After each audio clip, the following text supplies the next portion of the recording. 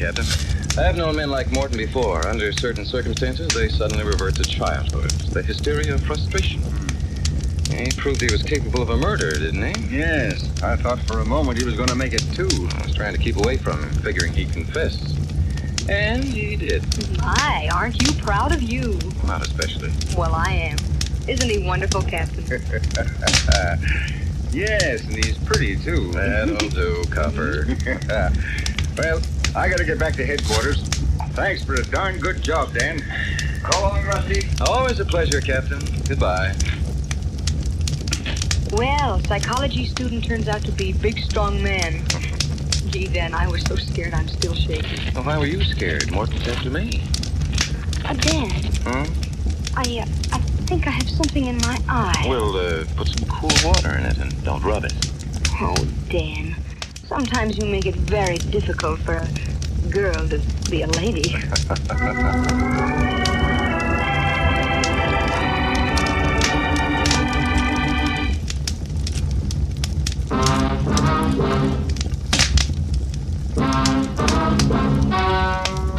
Ladies and gentlemen, the story you are about to hear is true. Only the names have been changed to protect the innocent. NBC brings you Dragnet.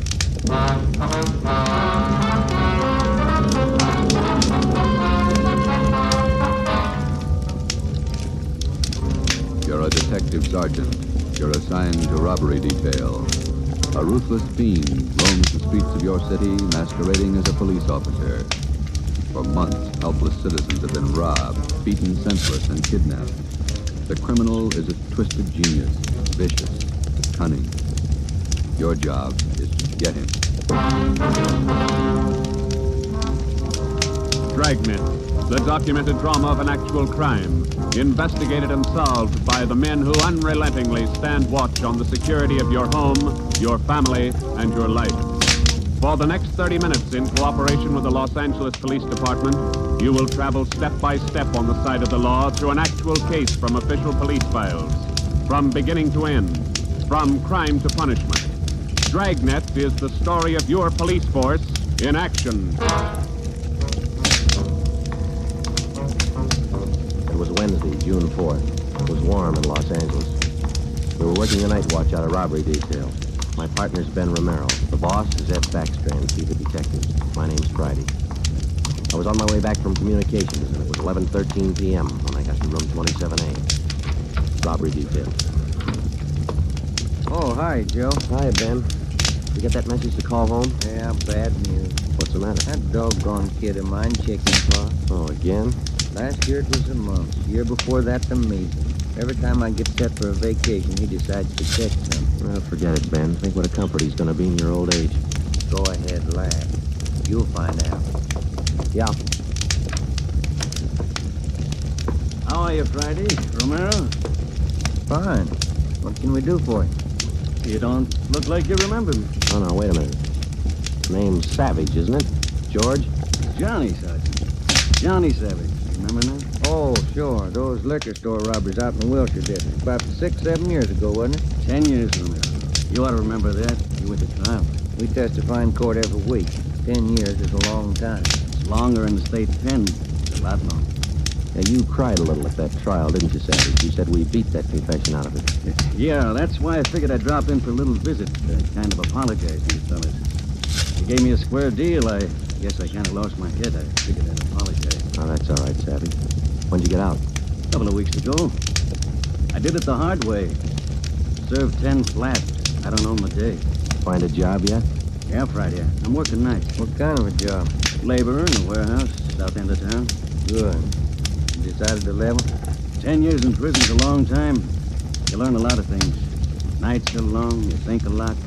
You get things straightened out. I hope you mean that. Sure I mean it, Friday. I've got everything straightened out. I know who my friends are, and I know who to watch out. You sound like maybe you're on the right track. I got it figured, Romero.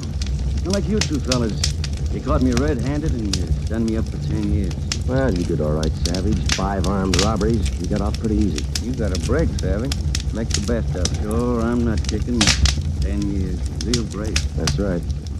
Well, I just dropped in for a little visit. Maybe I'll see you fellas sometime. All right, Savage? Keep your nose clean? Sure. No hard feelings. No. You just took 10 years of my life, that's all. There's no such thing as a man going through prison without changing. And Ben and I have seen him switch in both directions. Some men learn their lesson after they land behind bars, and when they're released, they turn into good citizens. Johnny Savage was sour. We made a mental note to check him out later on, and then we went down to the record bureau and pulled his coming out mug. That's about all we had time for, because about an hour later, we started to get busy. Hot shot, Joe. Grab it. On the corner of Selma and Naples, the drugstore, 211, and probable attack. On the corner of Selma and Naples, 211 and... What you got, Joe? Selma and Naples, 211 and attack. Come on.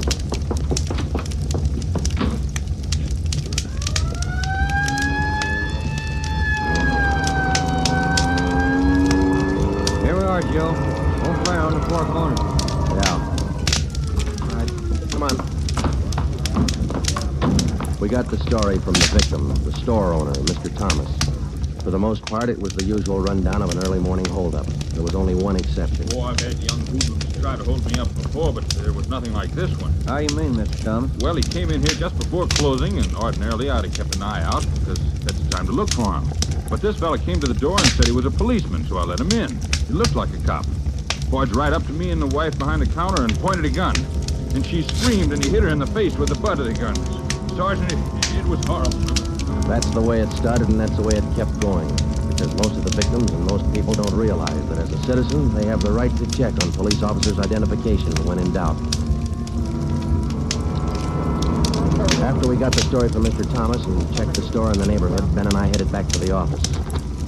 Attention, all units. At the end of North Baxter Road near Hillcrest, victim of 211 and slugging. Cars 71, 72, take the call. Code 3. Attention, all That's units. 4 blocks away from the last one. Let's roll on it, huh, Ben? Right, I'll hit the siren. You get the light.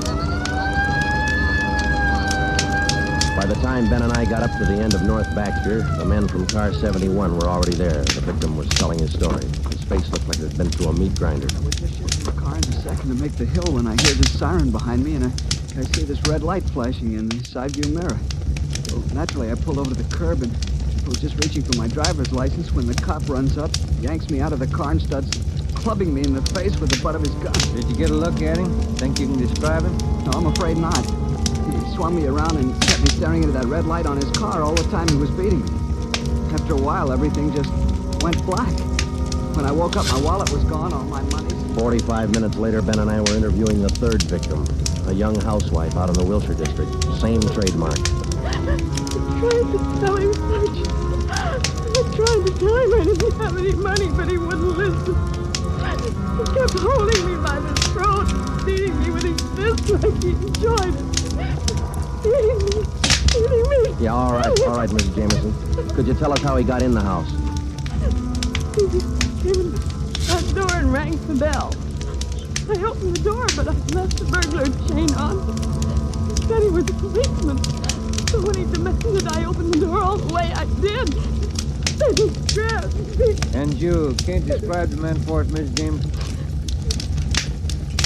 He was tall, and he had dark hair and big hands. Oh, it was like a nightmare. Oh, it was like...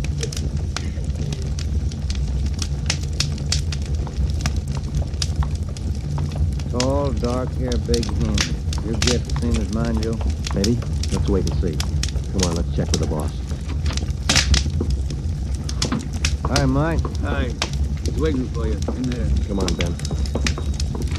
Leave the detective's office. Hannah. Sit down.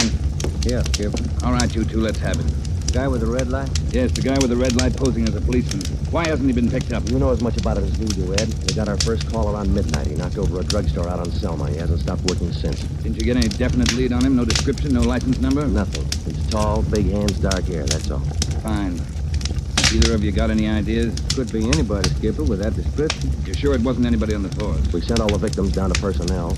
Lowry showed him the mug book of all police officers. Wasn't one of our men. Works fast. Drugstore, motorist, a pedestrian, the housewife out in the Wilshire district. Went right in the house after her. 4 of them, right in a row. 5.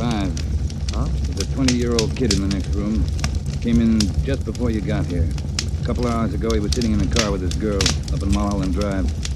This red light bandit comes along, slugs him, and kidnaps the girl. Kidnapped? You still miss? Not a trace. When did this happen? A couple of hours ago, they brought the kid over from Georgia Street Hospital. We can talk to him now. He's had a bad time. Right in here. Pete, we're going to have to ask you a few more questions. Oh, yeah. Okay. It feels a little better now. This is Sergeant Friday and Sergeant Romero. Hi, Pete. Hi. Can you tell us what time the trouble started? Oh, about 10:15, 10:30. Sally and I were sitting in the car talking about where we were going on our honeymoon. We're going to be married next month. And then this car pulls up behind us and starts flashing a red spotlight on us, and a guy runs over and pulls open the door. He said he was a cop. Did you get a good look at his car, Pete? I think it was a black sedan. Did you get a look at the man, Pete? No, I didn't. It was pretty dark, and he kept me staring into that red spotlight. It all happened so fast. Then he started slugging me, and I went down. What happened then? Well, the next thing I knew, Sally was screaming. He had one hand on her throat, and he had her backed up against the side of the car. He was beating her with the other hand. Some kind of a short billy club. Well, I got up and I started for him, and he slugged me again. When I came to, Sally was gone. Anybody check the area up there, Ed? Yeah, Davis and Griffin. Didn't find a thing. Oh, Sergeant, you gotta find her. You got to. I wouldn't know what to tell her folks. I wouldn't know what to say. That's all right, Pete. We'll find her. You take it easy. Got a hot shot, Ed, up in Summit Road near Westmore. A woman, unconscious. Ambulance follow-up. Possible dead body. All right, Hannon. Look after Pete here. Friday, Romero, let's go. Up ahead, Romero, to the right. Okay, Skip. Yeah, there's the ambulance and the cruiser car. You're a lonely looking spot. All right, come on. Hiya, Doc. What'd you find? Hiya, fellas. Right over here. Just gonna take her in. Where'd you find her? Over there, by the side of the road. Somebody driving by saw her. They called us. Any identification? This bracelet on her wrist. To my dearest Sally, Pete. December 25th, 1947. That's the girl, all right. What are the chances, girl? I wouldn't bet on him. Pretty bad shape. Well, have you seen her now? Yeah. Friday, Romero, call the crime lab and check the area for footprints and tire tracks. I'll ride back in the ambulance with the girl. If she regains consciousness, I want to talk to her. All right? Okay, Ed. I'll meet you in the office by 8:30. We're working straight through till we get this guy. See you at the office, Stephen.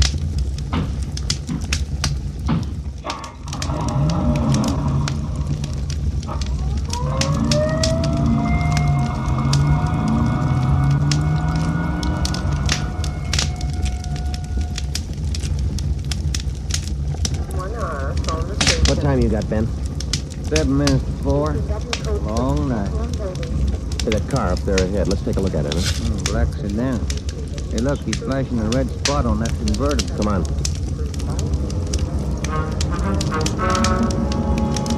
He sees us, Joe. He's pulling away. Get that gas pedal down to the floor. It's already there. He's turning off right. Hit the siren. I'll get the light. We're gaining a little, Ben. Next corner to the left. Joe, where'd he go? The fancy driver. Try the alley up ahead to the left here. Must have turned up that cross street. Get through the alley and double back on him. Right. There he is, Ben. Look out. Watch it, Joe. Watch it. He's gonna ram us.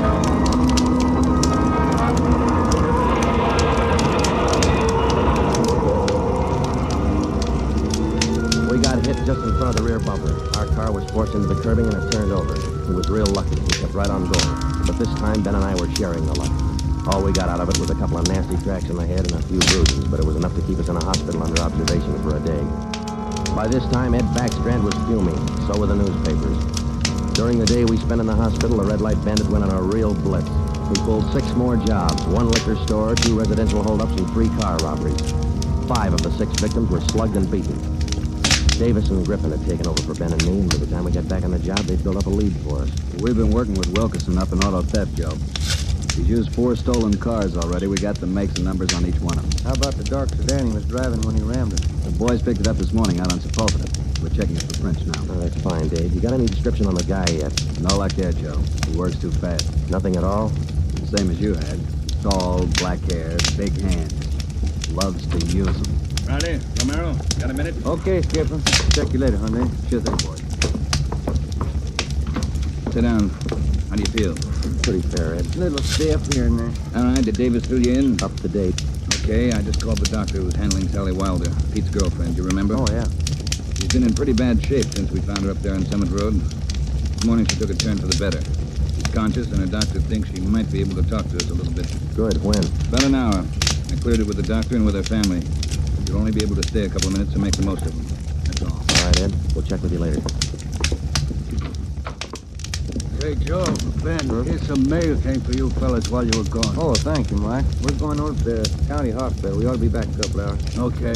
Say, there's been a couple of phone calls, too. Yeah, anything important? I don't think so. The guy just called to say hello. Said his name was Johnny Savage. Just called to say hello. I presume you men are aware of the girl's critical condition. Yeah, that's right, Dr. Froman. We saw her before she was taken here at the hospital. Ah, yes. You understand, of course, that you'll be able to see her for only a few minutes, and please try your best not to excite her, huh? Right, Doctor. Sally isn't able to talk. Bad mouth and face injuries. So your questions will have to be answered simply yes or no, and nod of the head. Yeah, we got you. We only have a few questions, and we want to know if she can identify the man who beat her from these pictures we got here. All right, Sergeant. This way. Thank you.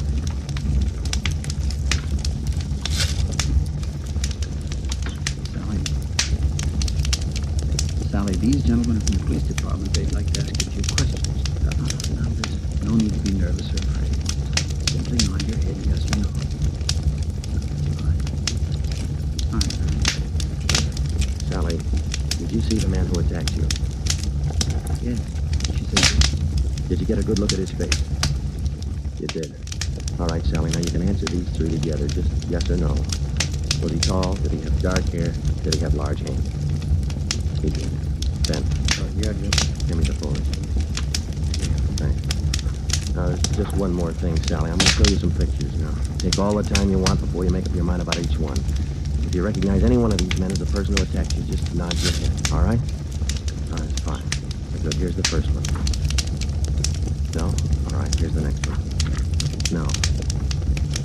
How about this one? No? All right, here's another. You recognize him? This was the man? Are you sure, Sally? Thank you. That's all. Let's go. Did you find what you wanted, Sergeant? Yes, Doctor, we did. Here, it's this one. Nice-looking chap. Who is he, Sergeant? His name's Savage, Dr. Froman. Johnny Savage. When we got back to the office, we checked in with Ed Backstrand.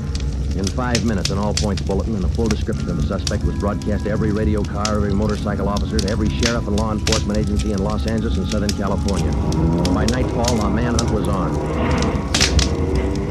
More than a dozen extra patrol units were called in for duty that night, and when they pulled out of the police garage, the name, the picture, and the full description of Johnny Savage was in the possession of every officer. The same for the patrolmen, whether they walked a beat downtown or out in the residential areas. The picture of Johnny Savage went with them. Everything was done that could be done. On the second night of the manhunt, far out on the edge of town, Johnny Savage, the red light bandit, got his 12th victim, a 63-year-old storekeeper.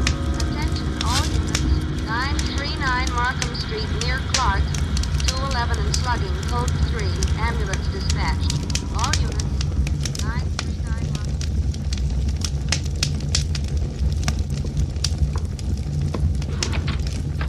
Here it is, Skipper. Tie in. What'd you get? Wilkerson lifted the prints off that black sedan that rammed Joe and me. Yeah? They belong to Johnny Savage. Yeah, good. That storekeeper last night. It's a Savage, all right. Victim identified him from his mug. All right. Got enough in this Savage guy to put him on ice for life.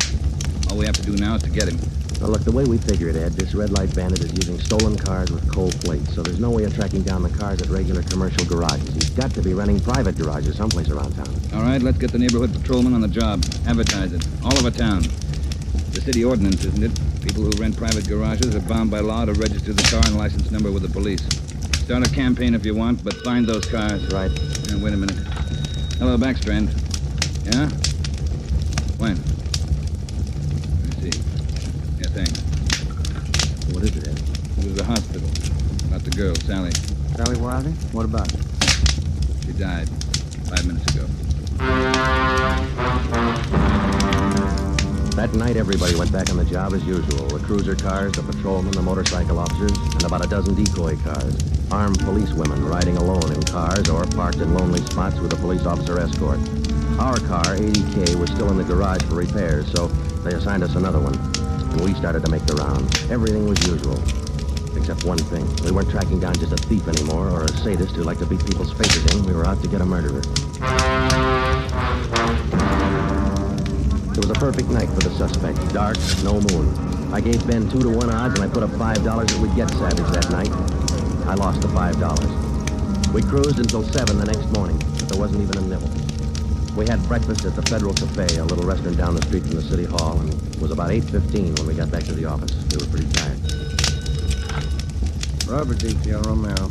I would like to speak to Sergeant Friday. Just a minute. For you, Jim. Okay, thanks. Friday talking. Sergeant Friday, I want to talk to you. Well, I'm listening. Go ahead. I want to talk to you in person as soon as possible. Can't you tell me over the phone? What is it? I cannot tell you over the phone. It's very important. Can you come now? Well, now, look, mister, I'm awful sorry, but we're very busy down 554 Ramona Ave. Can you come now? Well, what's this all about? Who is this speaking? My name is Carl Savage. My son's name is John.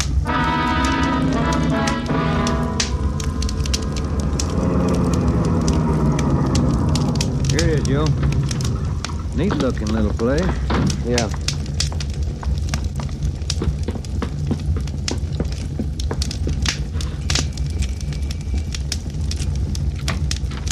Yeah? I'm Sergeant Friday. You Mr. Savage? Yeah, come in. Okay. This is my partner, Sergeant Romero. How do you do? I will be brief, gentlemen. I am the father of John Savage. I wish for you to catch him. I will help you. I noticed the name on the mailbox outside, Mr. Savage. Changed your name lately? I changed my name 10 years ago when John first got into trouble. My own name I had to change to Shane. Always from him, my son, Shane. Mr. Savage, has your son been home since he got out of prison? Yeah, many times, to ask for money. I would not give him any, so he struck me. Last night I read in the newspaper, the little girl he beat up. She is dead. Then I make up my mind. Do you know where your son is now, Mr. Savage? Not now, no. But our garage has a car in there. It's not his, I know. Also in the garage, I find many license plates. I find spotlights with red glass lens. But you don't have any idea where we could find him. No, but he will come back. He always comes back for money. We're going to station an officer here in the house, Mr. Savage. Anything you want, if it will catch him. He's bad, Sergeant. Like something poison all through his back. See a sewing basket over, Mr. Savage. The wife live here with you? 10 days ago, before this starts, I buried Gertrude, my wife, his mother. Sergeant, for 10 years she's sick, but for 10 years she stayed alive to see him from prison. 10 days ago, she died. He did not even come to the funeral. Does your son have any idea that you might call us? No, I don't think so. But when you catch him, give me a gun. With my own 2 hands, I will kill him. Johnny Savage. Before we left, we called Ed Backstrand and we brought him up to date. He sent 3 detectives out to relieve us, Davis, Griffin, and Marsh. We told them to keep an eye on the house and the stolen car in the garage. That night after dinner, Ed Backstrand, Ben and I went out and relieved them. We parked the cruiser car in the garage next door, and then we took up our post. Carl Savage had a light supper, and then he went to bed about 9. The 3 of us sat at the front windows in the darkened house, and we waited. Ben kept his eye on the garage. Outside, across the city, the manhunt continued as usual. 3 hours went by. The waiting got monotonous. Brandy, Romero, look alive, will you? Oh, yeah, Skipper, we're sorry. The clock's enough to put anybody to sleep. What time you got? 12:23 a.m. Thanks. The clock kept ticking. We were tired. We took turns keeping each other awake.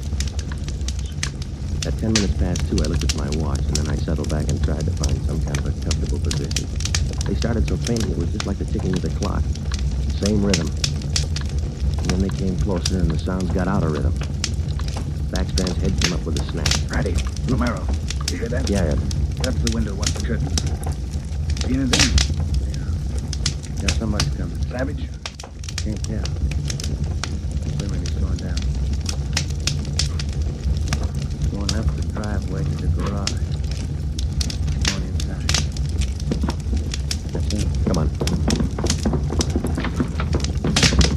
Watch it, he spotted us. He went over that fence into the yard. There he is, Friday. You hit him, Joe. Maybe. He's going for the street. He's headed for that car, Ed, that sedan up on the corner there. Yeah, Romero, go back and get the car. Right, Skipper.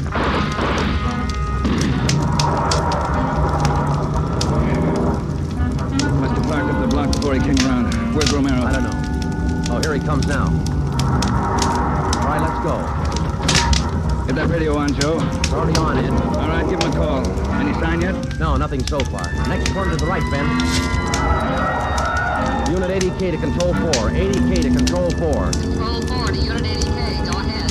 Clear and keep frequency 4 open. This is an emergency. 80K, roger. Frequency 4, open and clear.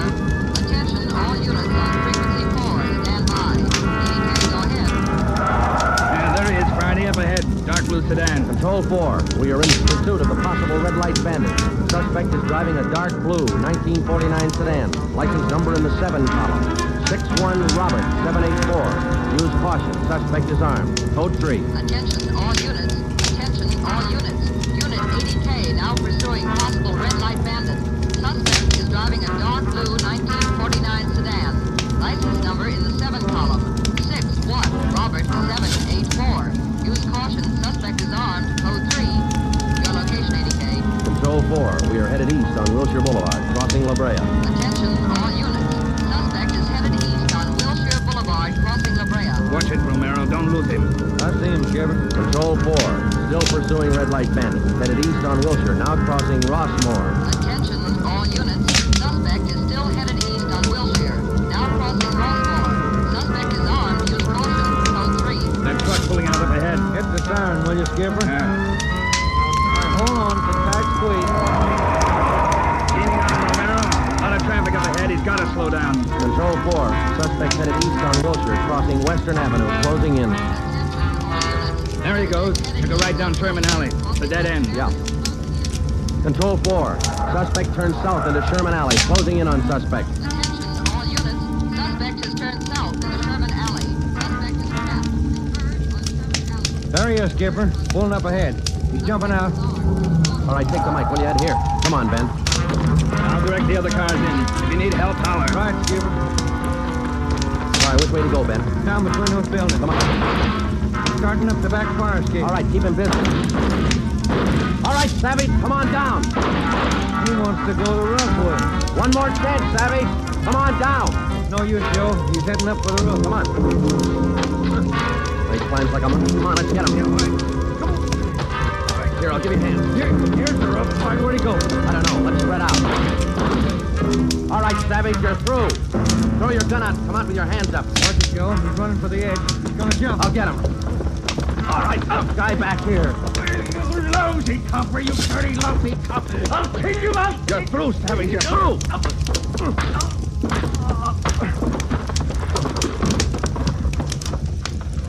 Good, Joe. Yeah. Throw the cups on, will you? Get back.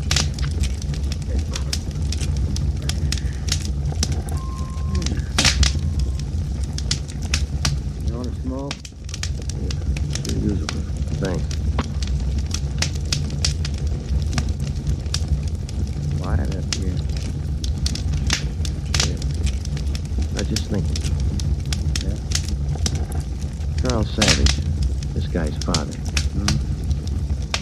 What about him? Nothing. What would you do, Ben, if your son was a murderer?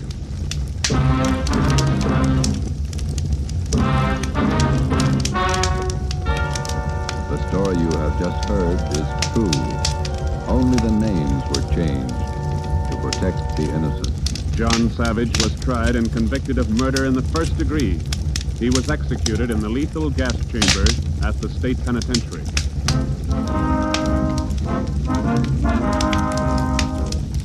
You have just heard the sixth in a new series of authentic cases from official files.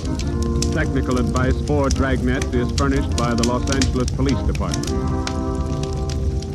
Tonight's program is dedicated to Patrol Officer Robert Steele of the Montana State Highway Patrol, who on the morning of November 2nd, 1947, gave his life so that yours might be more secure.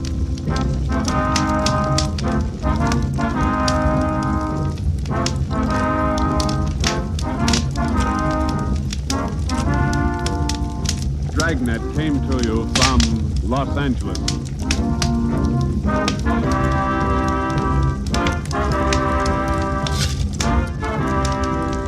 This is NBC, the national broadcasting company.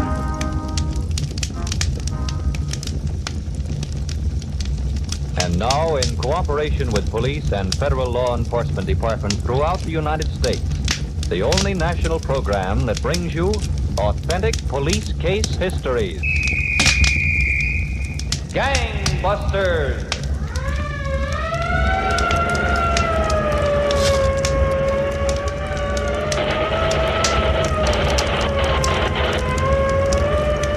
Special attention. Tonight, Saturday, December 22nd, 1945, a crime wave of the most serious proportions is spreading throughout the United States.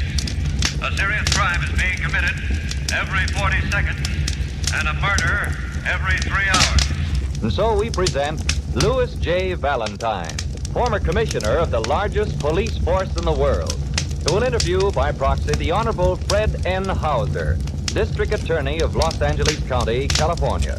Commissioner Valentine. Mr. Hauser, I know that tonight's case is about one of the cruelest killers of the last decade. Commissioner Valentine, the facts of tonight's case are almost unbelievable. During January of last year, such police flashes as the following were cracking out over the California airwaves.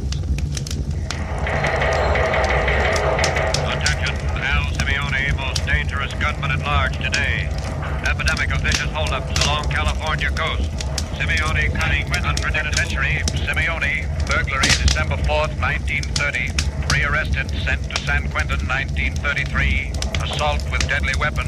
Attempt to commit murder, 1933. Killer, age 32, 6 feet, 150 pounds, slender build, dark complexion, piercing eyes. This man is fanatically cunning. Approach with caution.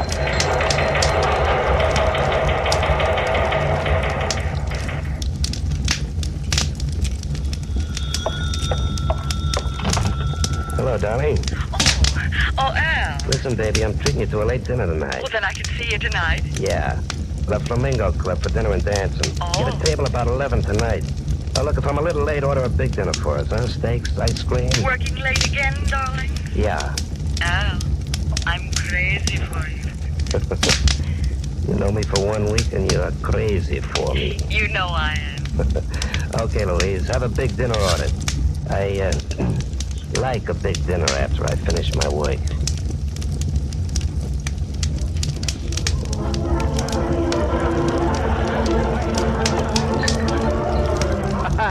Hey, this is a nice place you got here. Well, we like all people to be happy and gay at Ash's Cafe.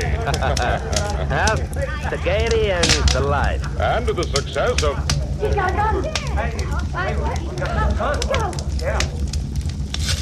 Stranger, put away that gun. All of you stay right where you are. Hold up. You're the owner. Open a cash register. You're joking. Open the cash register. But you've been sitting at the bar drinking for an hour. You're a friend. You're joking. I'm late for an appointment. Open that cash register.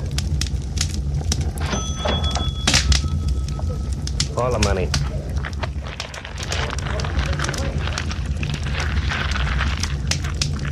This is all of it. Turn your back and close the register. Why should I close it? Turn your back and close the register.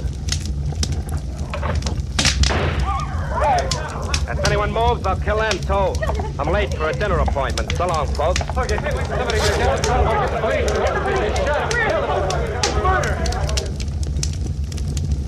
Emergency, killing at Ash's Bar, wanton murder of proprietor, killer, slight of build, black hair, dressed as fashion plate, has nervous habit of clearing throat.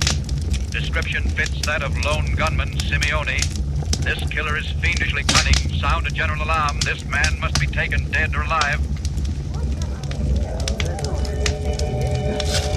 Oh, darling, I've ordered the most wonderful dinner for us. La Flamingo is best.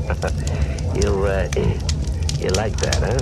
Steak, French fries, broccoli with hollandaise. Only a brunette would know what a man loves to eat. You really like brunettes better than blondes, Al? I never looked twice except at a brunette. Wow, you're terrific. I've only known you a week, but I'd die for you. What a charming way to make love. Al, why were you so late coming tonight? What business are you in? Well, you laughed. Why? I'm a toy salesman. I sell children's toys. No, why would I laugh at that? That was why I was late tonight. I had to meet a man at the cafe. I could make more money, but the pleasure of knowing when you sell toys, little children will play with them and be happy. Oh, Al, you're so sweet. I didn't know there were men like you. Didn't you? No. But you do make money at it, Al. You always seem to have so much money. And the way I got things planned, baby, I'm gonna have lots more.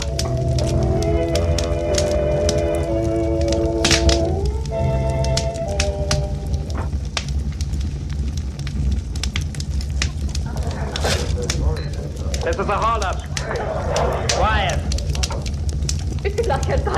You've all been hearing of police flashes recently. You know I shoot quick if anyone moves. Now, that's strange, a woman tending bar. I am Mrs. Ortega. My husband owns this tavern. I only do it sometimes to help him.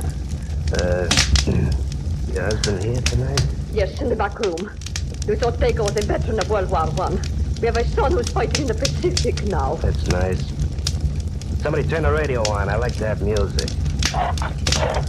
Thanks, that's the idea. Now, Mrs. Ortega, open the cash register. I will not do it. My husband and I work hard for our money. The music sounds pretty. Now let's have the music of the cash register opening. No.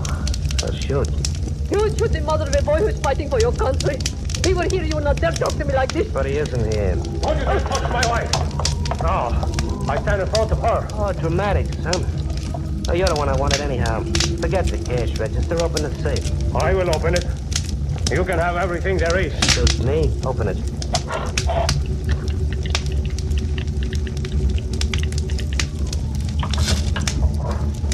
There. Take it. Scoop it up and give it to me.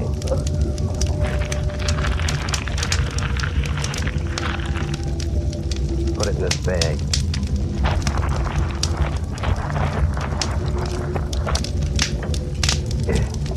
Now you'll turn your back and close the safe. You have everything. Now go and leave I said to close the safe. All right. My husband! My husband! You got my husband!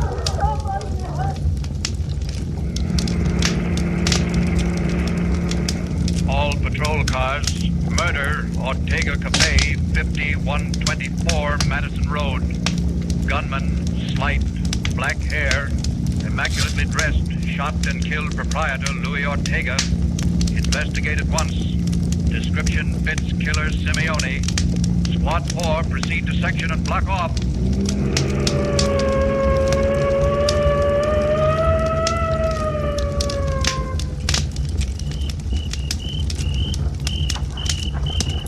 Oh, Al. I'm here, on the bench. Oh, so dark I didn't see you, Alan. Gee, I've been so scared waiting for you. Yeah. Come on, sit down. What's the matter, honey? No cute little blonde ever ought to be scared. Well, the park's so dark. You're late. Then all of a sudden I heard the sirens of police cars. Oh, yeah. Some unscrupulous person probably pulled a holdup. Oh, I was foolish. Now you're here, I'm not afraid. I love blonde. No brunette. I hate brunettes. I'm afraid you wet me off my feet, Al. 5 days and you're it. Good. I had a little work to do, but I've looked forward all evening to meeting you out here on the park bench. Al, what do you do for a living? Oh, you'll laugh if I tell you. No, I won't. I'm a salesman for artificial limbs. Limbs? Artificial limbs, legs, arms. I don't know, it gives me a feeling of worthwhileness, bringing happiness to people who are unfortunate. Oh, Al, you do. I could make more money other ways, but what's money besides the finer things in life? Al, You're wonderful.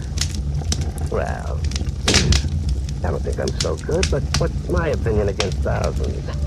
Here goes the police siren again. Are you nervous? Of course not. Not with you here. It's just a police car, probably hunting down some gunman. I hope they get him, too. Sure. They're probably after that gunman who's been doing a lot of killing in cafes. Oh, but don't worry, honey. You got me right here to look after you. I got a lot of plans, baby. And you're in it. Mr. Hauser, I certainly agree with you that Al Simeone was one of the cruelest killers of the past decade. I know you have many more interesting facts to tell us. But first... Now back to Gangbusters and Commissioner Valentine. With killer Al Simeone loose, Mr. Hauser, I know the district attorney's office as well as the police were faced with quite a problem. We certainly were, Commissioner, because Simone combined the worst features of a master criminal. He was vicious, tricky, unpredictable. One particular instance should be noted.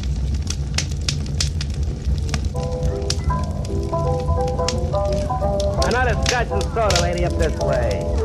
Attention, please. All cafes and restaurants. Quiet, everyone, please.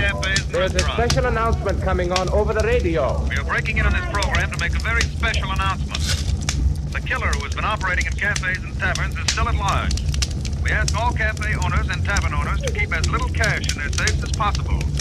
Special plainclothes detectives are covering many California cafes. This killer who has been causing a reign of terror is vicious. Now we will continue with our program. Turn off the radio. It is too depressing. There's some music, please. You know, if that killer came in here, I'd give him a clip on the jaw and knock him flat. Oh, don't talk that way. No, I would. He's probably yellow through and through. It is the man who talks too loud who is the most frightening. Yeah, well, I still say I'd hit him with my fists and knock him out. Yeah. Do not talk so loud, please. The people are laughing at you and they...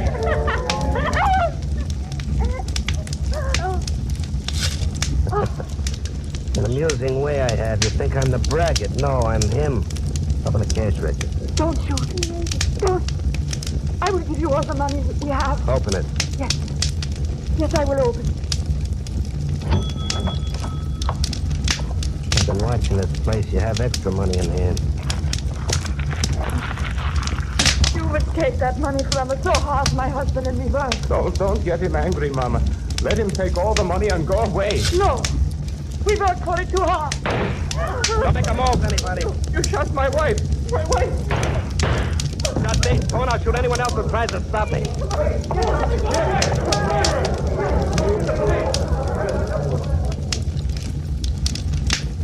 Emergency, double shooting, Southgate Cafe. Mrs. Gertrude Nelson in serious condition. Mr. Frank Nelson, her husband, has died. Killer, slight of build, black hair, immaculately dressed, fiendishly cunning. This killer must be caught dead or alive. Special officers are being assigned to all cafe districts. Simeone! You look strange, Fingers. The last time I saw you, there were bars in front of you. The same to you. See, you're hot, Simeone. The cops send out flashes about you every night. But I'm like the ghost who disappears. I can use you, Fingers. How'd you get in my room here? How'd you know where I was? I have ways. Mind if I put this bag of eggs down here on the bed? Eggs? Yeah, I was on my way home. I get hungry sometimes after jobs, so I buy a few eggs and carry them around in this little paper bag. You go nuts? Don't move quick in the bed and break them, Fingers. Maybe if I put them under the covers with you, you might hatch them, huh? Am I awake or are you a nightmare? Thing is, I've thought up a new racket, and I can use you. Yeah? Yeah, I pulled my last holdup of taverns and cafes.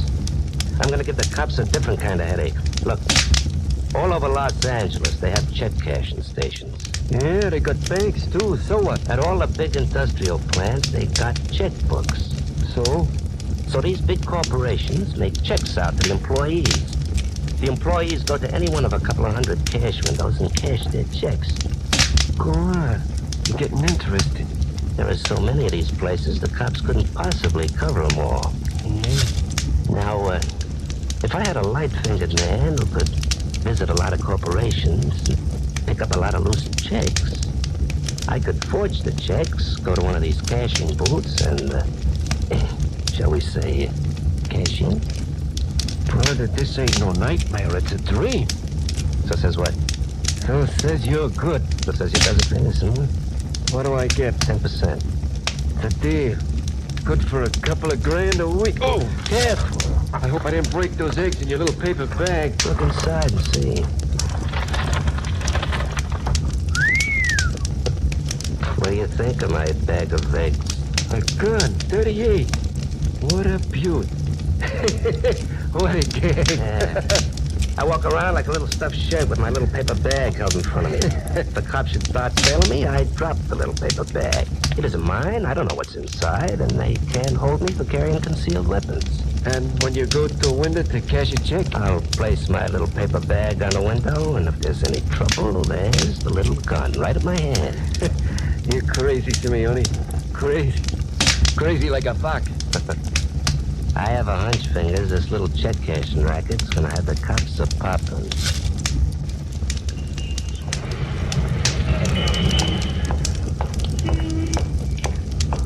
Pardon me. Pretend you know me. I'll scream. I'll shout for an officer. I'm an officer. Here's my badge. Oh, This is very confidential. I know who you are. A cashier at the Acme Check Cashing Service. but yeah. We're contacting you this way so as not to place you in any danger. Shake hands with me. Yeah. That's a picture I'm putting in your hand. A picture of a criminal we're after. If he stops at your cash window, tell him you can't cash his check, but to go to the check cashing window in the terminal building. You understand? Yes, sir. That's all you need to know. We didn't want to contact you at your home. Thank you, that's all.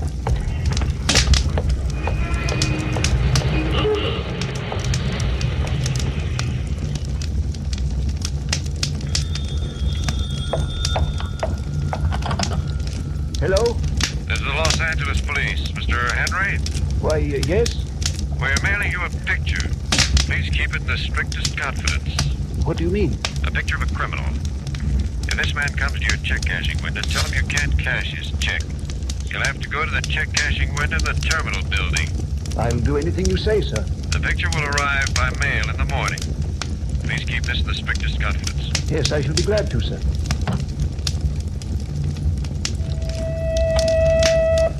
Headquarters. Captain, this is Inspector Harwood. Yes, Inspector. There are scores of check cashing windows in Los Angeles.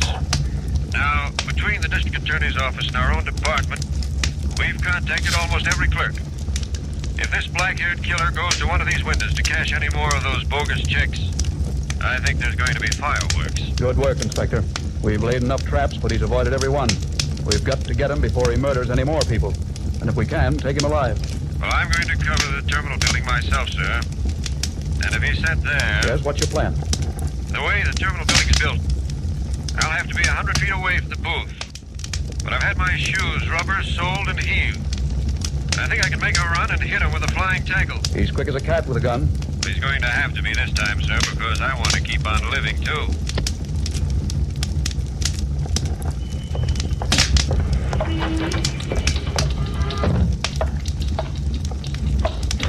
Well, hello. Good morning. I want to cash a check, and don't knock this paper bag of eggs off your window ledge. I didn't know eggs were so scarce. You men had to carry them around with you. Fresh ones are. I have a wage check I want to cash.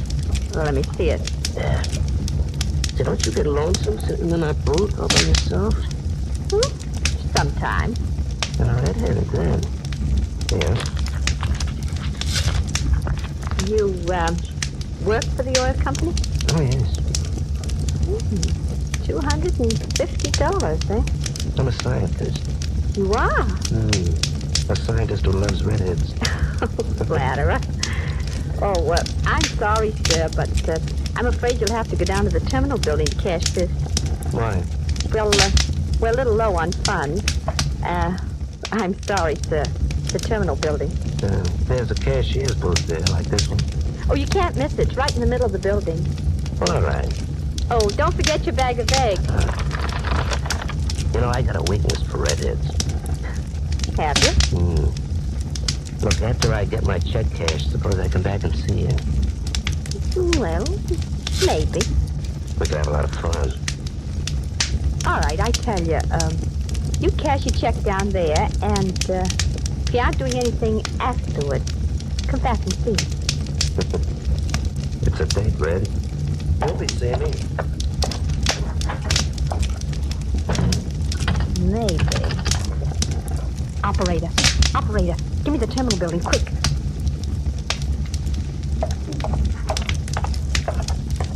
Is this the terminal check cashing window? Yes. I've got a check I want to have cashed. Certainly. I'll just put this bag of eggs up on the shelf here. Oh, don't drop them now. I don't want any scrambled eggs at this window. Now, this is a paycheck of $250. Oh, yes. Yeah, right here. This is your signature? It is. That's nice. You worked there long? Oh, about 5 years. I'm in the research department. You must like that work. Yeah, it's fascinating. Can you cash the check? Oh, yes. Let me see now. Let's get my money out. What identification do you have? Well, I have my cards, and I can show you some of my papers. Oh! Good work, Inspector. Feet out cold, Captain. What a football tackle. He's a slippery article, Inspector. He had his gun in his bag. I'll get these cuffs on him. Inspector, you tackled the cruelest killer on the West Coast, and he still doesn't know what struck him. He will, though, by the time the courts get through with him. That's why I wanted him alive, so they could give him what he's got coming to him. What hit me? What hit me? The law, Simeone. The law.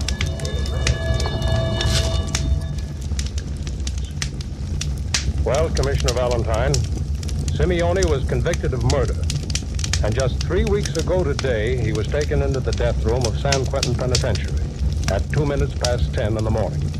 8.5 minutes later, Simeone was pronounced dead.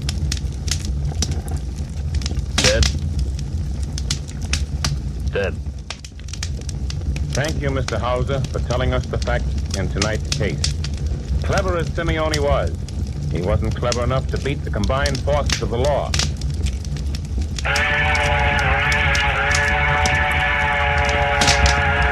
I Love a Mystery. A Carlton E. Morse audio novel featuring Jack, Doc, and Reggie, specialists in crime and adventure.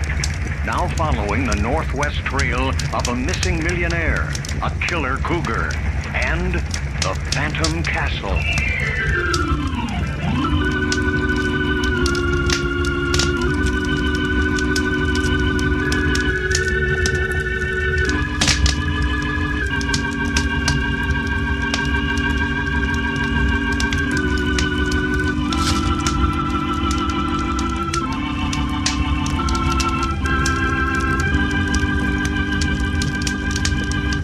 This is Fred Foy introducing Jim Harmon's presentation of Les Tremaine and Tony Clay in an original Carlton Morse thriller, The Fear That Creeps Like a Cat.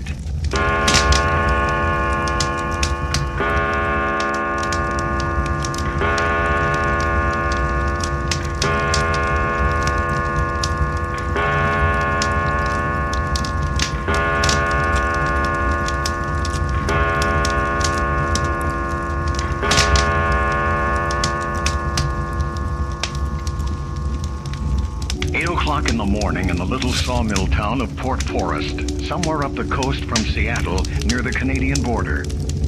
Their manhunt has taken them to the edge of the great Northwest wilderness, the last outpost of which is the little logging town of Port Forest. They have had to fight the Cooper Gang, an organization determined to keep them from finding Archer every step of the way. The gang's newest atrocity was the murder of Jake Sims, a native of Port Forest, whom the three comrades believed was Archer's contact with the outside world. At the moment, the trio are in the dead man's cabin. Well, there ain't anybody ever going to be deader than Jake Sims is right now. You know, it's interesting, too. He hasn't been dead over 15 or 20 minutes. I say. Yeah, looky. That window's open over yonder. The killer might have climbed out the window and beat it for the woods and back as we was a-coming up the path from town. He was the man who bought supplies and delivered them to wherever Alexander Archer is hiding. As long as he was alive, Archer was in danger of being exposed. Yeah, and Jake here was double dangerous after what Bull McGinnis told us down at the store. I say, you mean someone of Cooper's gang overheard? Yeah, ain't that the way you figure it, Jack? Yeah, I'm afraid so. But look here, that means that we're being watched. Not a doubt in the world of it. Well, we haven't been aware of it. Yeah, what about that, Jack? Usually one of us spots a tail 2 minutes after he's on us. Oh, we're out of our environment. Our senses are tuned to city life. They don't know how to react up here in the wide open spaces. You think that's it, sure enough? Well, we certainly missed fire this time. Something's the matter. Doggone. And just because we wasn't on our toes, Jake Sims is a dead Indian. There's no use staying here any longer. Yeah. Reckon we ought to go down and report this dead body? Wonder if they got a police department up here. We've got something more important to do than report dead men. Huh? Such as what? Didn't Bull McGinnis say Cooper and his gang were staying at the King Charles Hotel? Yeah, passing themselves off as a troupe of actors. Well, then the King Charles Hotel is our next stop. But aren't we going to report the body? What's the hurry? But look, you fella, if somebody else discovers Jake here and reports it, and then Bull McGinnis remembers we was on our way up here the last he saw of us, ain't that gonna put us in one sweet spot?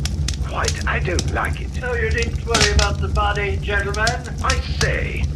Hey, Jack, it's Cooper. Don't move, gentlemen, or one of you may find yourselves in the same unfortunate state as Jake Sims. Pointing a gun at us through the window. Is that any way for a nice old man to act? Now, I ask you, fella. I hope you'll all use good judgment, because my age hasn't anything to do with my shooting ability. All right, Cooper. What do you want? Just stand quietly as you are, while Frankie takes care of you. What you mean, takes care of us? Frankie, show them what I mean. Yeah, you want me to go in through the window? Now, you might get into my range of fire. Go around by the door. Yeah, sure. Now, ain't this a nice mess of potatoes? This is all pretty silly, Cooper. Oh, you think so? Certainly. We're within 100 yards of the main street of Port Forest. It's broad daylight. What do you think you're going to gain by this sort of gunplay? All right, Frankie. Go to work. Yeah, you bet. If any fuss starts, drop to the floor, so I won't hit you when I open fire. Sure. All right, you.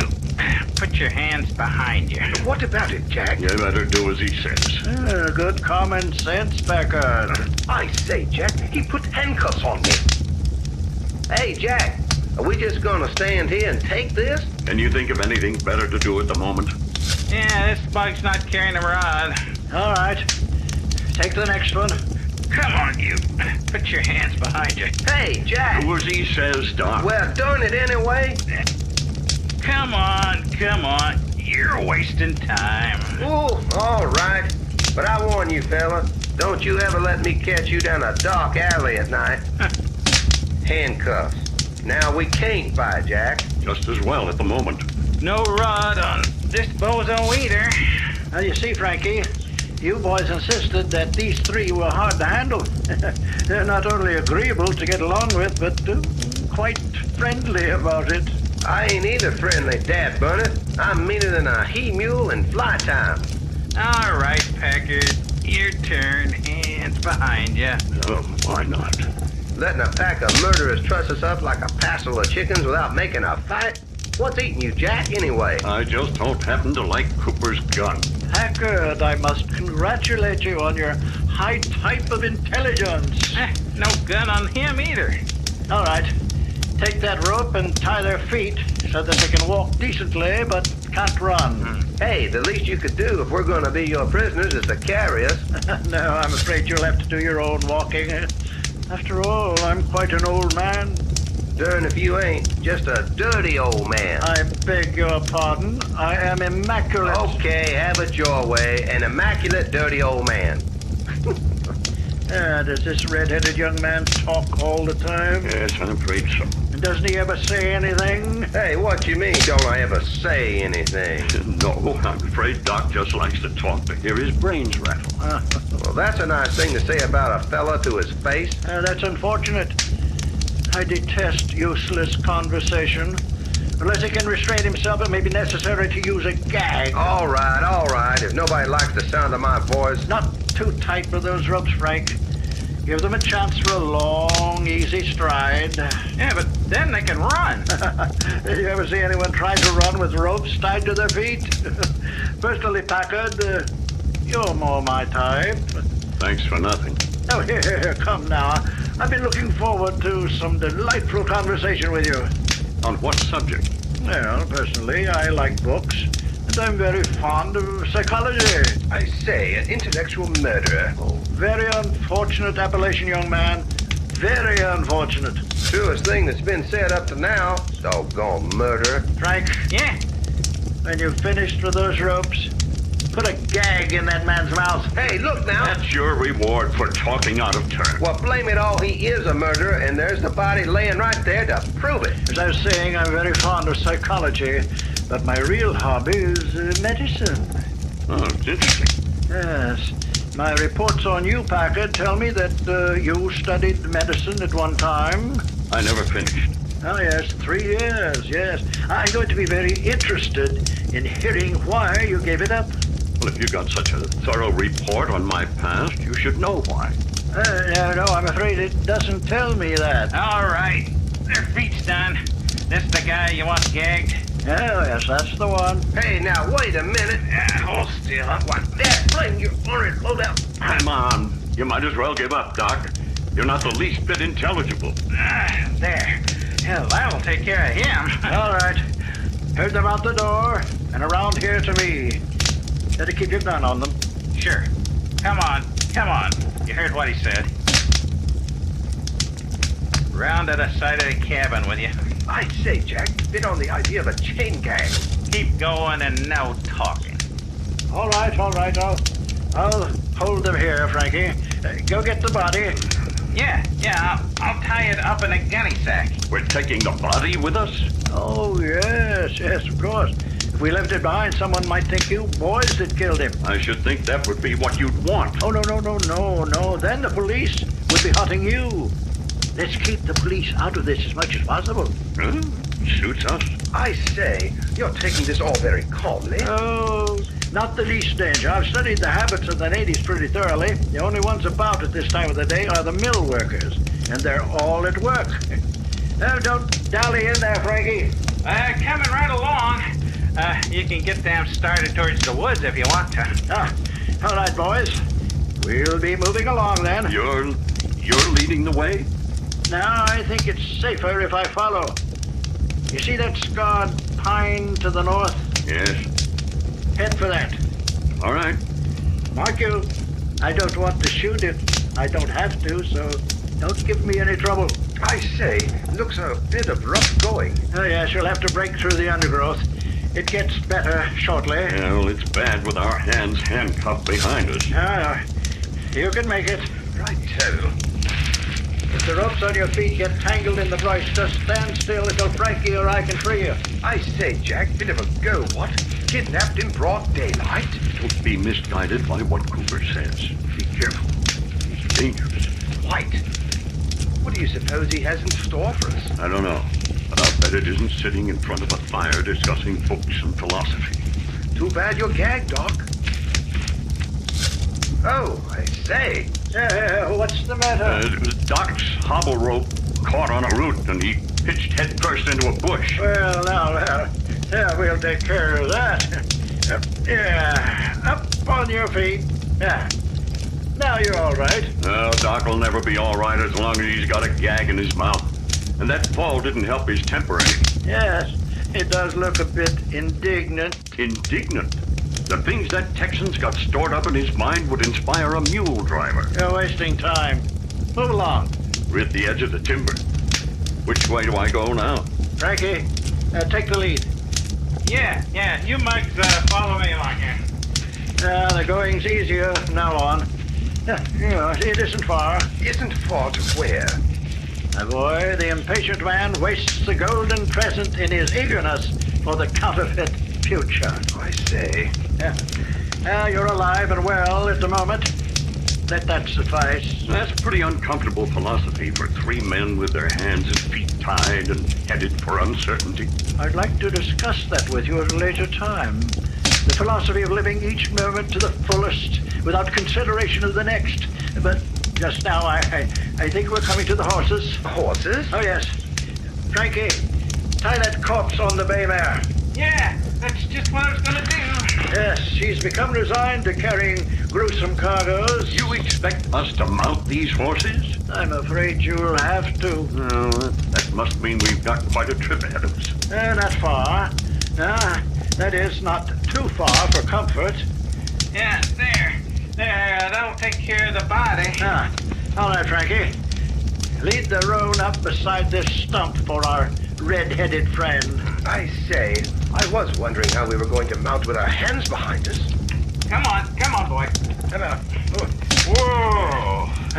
Up on the stump with you, you young man who talks too much. I say, that's rubbing it in. Frankie, untie the rope on his feet and then retie it under the horse's belly when he's on. Yeah. All right, Texas, hop on. Cooper, you don't really expect to get away with this, do you? Oh, that isn't a very intelligent question, Packard. I'm surprised at you. Look, we were sent up here on a mission. The minute we disappear, the people who are backing us will have the state police and federal department down on you like a ton of bricks. You talk in a way that makes me realize you don't know all the facts in this case. Your turn up on the stump, Packard. There you go. There. I'm certainly not dressed for horseback riding. Oh, you'll do. What do you mean, I don't know all the facts in the case? Untie his feet, Frankie. Yeah. You came up here into these woods to find Alexander Archer. That's right. Hired by an insurance company. Yes? Yeah, get on the horse. I made it. Go on, Cooper. We were hired by an insurance company. Did the insurance company tell you they'd sent other men out to find Alexander Archer?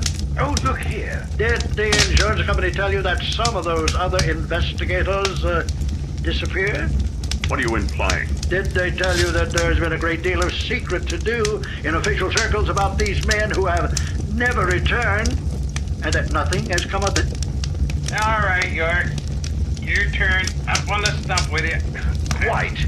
I say, Cooper, are you telling us that we're about to disappear, never to be heard of again? Oh, there's that possibility, of course. You must be crazy. We've left a trail behind us broad enough for a village constable to follow. Yes, officials have followed all those who have come before you as far as Port Forest. But then somehow the trail comes to an end. Oh, I say. Yes. At this point, the men sent out by the insurance company seem to vanish in thin air. Oh, beautiful thought. Are we ready, Frankie? Yeah, all set. Up on your horse, then. We'll take the underground passage.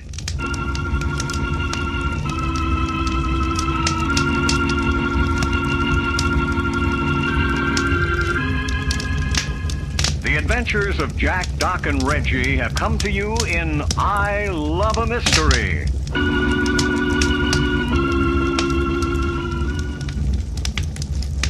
My name's Jeff Regan. I get 10 a day in expenses from a detective bureau run by a guy named Anthony J. Lyon. They call me the Lion's Eye.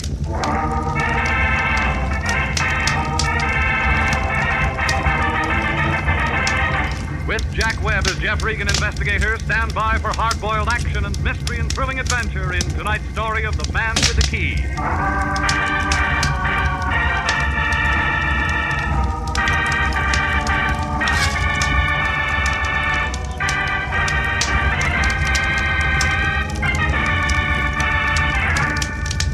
A block above Wilton on Hollywood Boulevard, there's a street they call Taft. It isn't very long. About 48 palm trees and a couple of bad sewers. It figures that the guy who laid it was nearsighted. He didn't see the hill 3 blocks away. Got kind of a tired look, like an old lady who's been moving furniture. There's a dirty gray apartment house on the right-hand side of the street. That's my place. 308. A low ceiling and a leaky faucet. A telephone that rings at the wrong time. It was last Monday night, about 11 o'clock. I was in bed listening to the party next door when it rang. It was the Lion. Regan, get your clothes on. That the way you sleep? You're gonna be busy. We got a new client. Oh, tell me all about it in the morning. Special messenger came to my place 15 minutes ago with a C note. Any good? It was from somebody named Dora King. Who's that? That's what you're gonna find out. I can see better in the daytime. She's waiting for you right now. Oh, yeah. At a place on La Brea called the Southern. Should I take my banjo? Don't be funny. She wants to talk to you, so get over there. What does she want to talk about? How would I know? Well, don't you ever check into things? That's what I pay you for. All right, where's last week's salary? You get it. When? As soon as I find out if your expenses were legit. Now get busy. That all? No, call me right after you've seen her. Why? I want to know what's what. You mean you want to know if she can afford more than a C note? You're getting out of line. That's what they told Gypsy Rose Lee.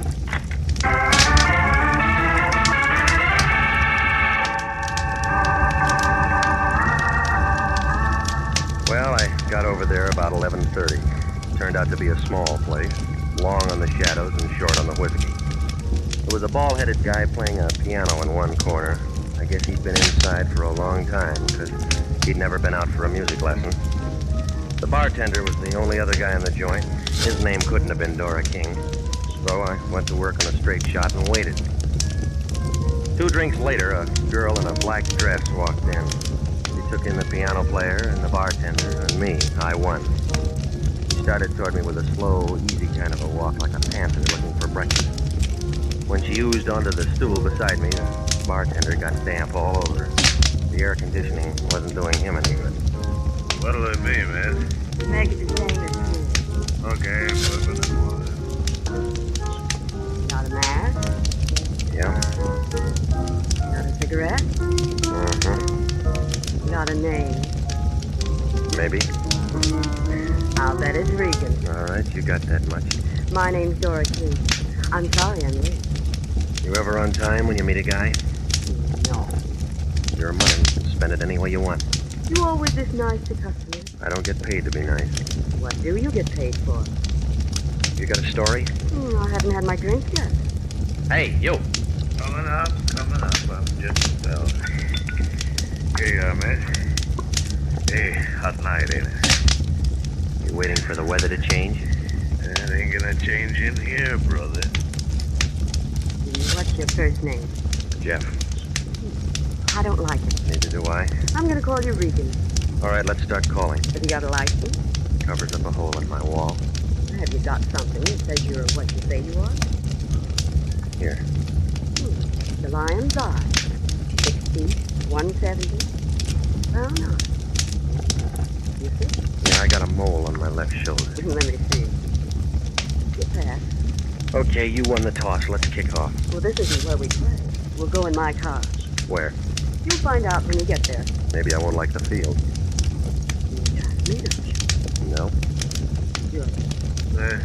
Fill her up again. We're just leaving. Floor show starts in a couple of minutes.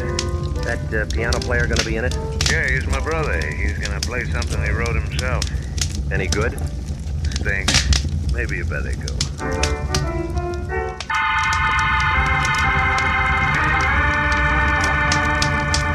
Well, the bartender was pouring himself 4 fingers of rye and about a fingernail of water when we walked out of there. We climbed into a big Nash convertible, parked in front of the place, and headed for Santa Monica Boulevard. Then we turned east, past Western, down to Vermont, and south to Marathon. All at once, we were climbing a hill on a dark street. That gave us a view of the city. 20 years ago, a real estate broker might have had something, but now it was just an old neighborhood with a sad look, like a toad engine with a short leg.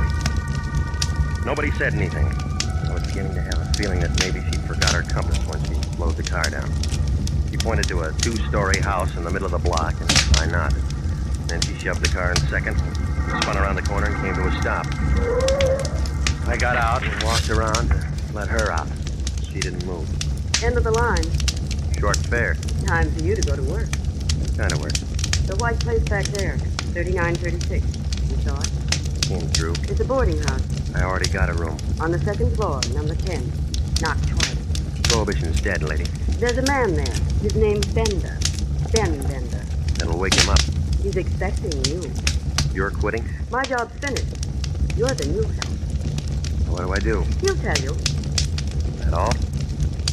One thing more. Yes. Part of my fee? That's extra. I don't generally get tipped. Just a lot. You act like I'm gonna need lots of it. You are? When do I see you again? You don't. Goodbye, gorgeous.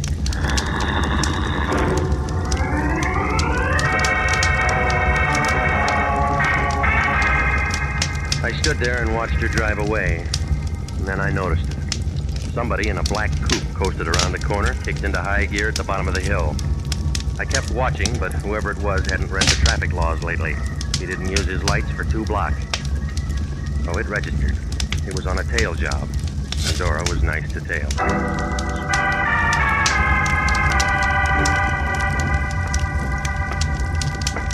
.39-36 Marathon. Inside, it smelled like stale beer and rotting wood. Room number 10 was at the top of the stairs. The door was already open. A thin guy with a hungry look was sitting on the edge of the bed. He was all bone. He didn't get up when I came in. He just kind of looked at me, and his eyes were full of water. All of a sudden, he pulled a bandana out of his pocket and began coughing. You're sitting in a draft. All my life. You Regan? The girl with warm lips said I'd find you here. Thanks for coming. Sit down. Hey, just got back from a trip. Up north? Yeah. Sanitarium? State said I needed a cure. Did it take? What do you think? You're still coughing. The doctor said I could go. He can give me a going away price. $10 and a suit of clothes. With a bum wrap. That's what they all say. Who I am? Ben Bender. Big Ben Bender. Does that mean anything to you, Pilgrim? Must have been before my time. So what do you think I am? I'm out of practice. I'm up to 60. Then 45. It's what 7 years in the sanitarium will do. You ought to get a specialist.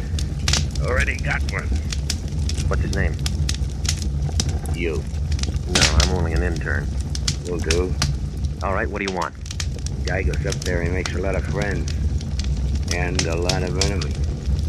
Sometimes you can't tell one from the other. Does it make any difference? Big Ben don't trust nobody. Now, what about that girl? Dora? Forget her. Her job's done. That's what she said. See this key? Yep. I wear it around my neck. I worn it for 7 years. You'll wear it for the next 7 hours. Why? Them friends and enemies I was telling you about. What does the key fit? My safety deposit box at the American Security Bank. You meet me there. Tomorrow, 10. What if I oversleep? Stay up all night. I'll pay for the no-dose. Just be there. After that? And your job's finished. It's off this door you ever made. Look, now you kept this key 7 years. Why can't you keep it for 7 more hours? My business. What's in the box?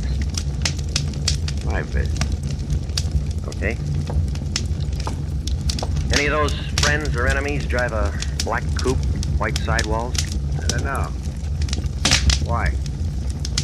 My business.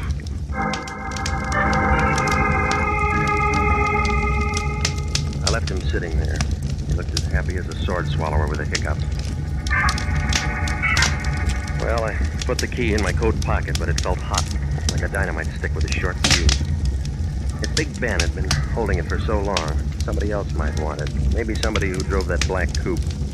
Well, I went out the back entrance, walked down an alley, and doubled over 5 blocks to Vermont. I stopped a cab, and I had him take me over to the Lyons place. It was 2:30 in the morning when he opened the front door. He was wrapped in a bathrobe big enough to keep all the silkworms working overtime. What do you want, Regan? Information. You've been drinking? I've been working. What kind of work? Oh, I got a key. That all? That's what they say. Who's they? A con named Bender. Ben Bender? That's right. I thought he was doing a long run up in Quentin. Well, he's out now. Where does Dora King fit? Taxi service. She took me to Bender. He gave me the keys. Let me see it. Right here. Safety deposit box. That's right. Nursemaid to a hunk of metal until tomorrow at 10. What then?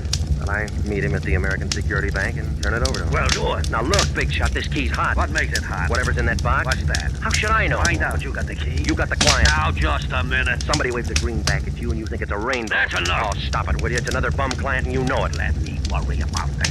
If Ben held that key for 7 years and won't hold it now, he's scared. What's he gonna be scared of? Somebody else who wants in on the play. So what? I'm holding the key. That makes me the clay pigeon. You're getting paid for it. Just be there tomorrow at 10. Alive.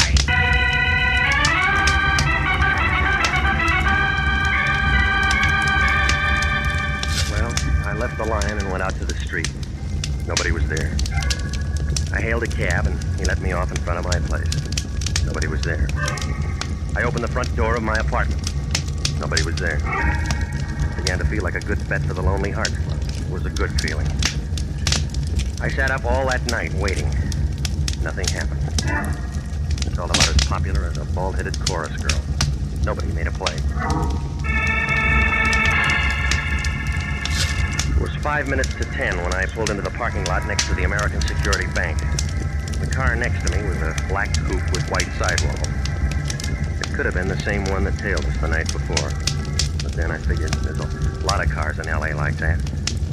But I leaned in and I looked at the registration. This one belonged to a guy named Al Spandy, who lived in Van Nuys. I wrote the address down and walked into the bank.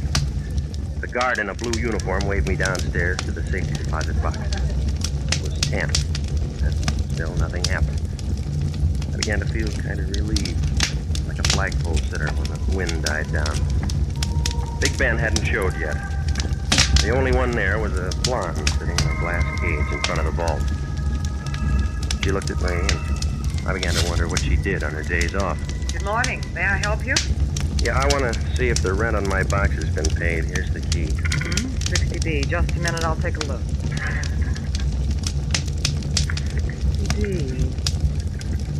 60B's all paid for. Well, I guess my partner must have taken care of it. This isn't a joint box. You're the only one who can get into it, Mr. Bender. Would you like to go in now? No, I'm waiting for somebody. We're all waiting for somebody. I'm waiting for a man. So am I. Been waiting long? Years. Here? Yes.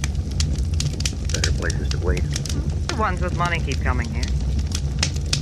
My name's Claire. I'll remember that. Will you remember this? Ran at 3408. I'll try it on my phone. When? As soon as I get a spare nickel. I'll give you one. You'll run out of them that way. That's why I work in a bank. Kind of hard on the depositors. Your, friend's late, isn't he? I can wait. Maybe he forgot. You should have tied a string around his finger. No, lady. He already had one around his neck.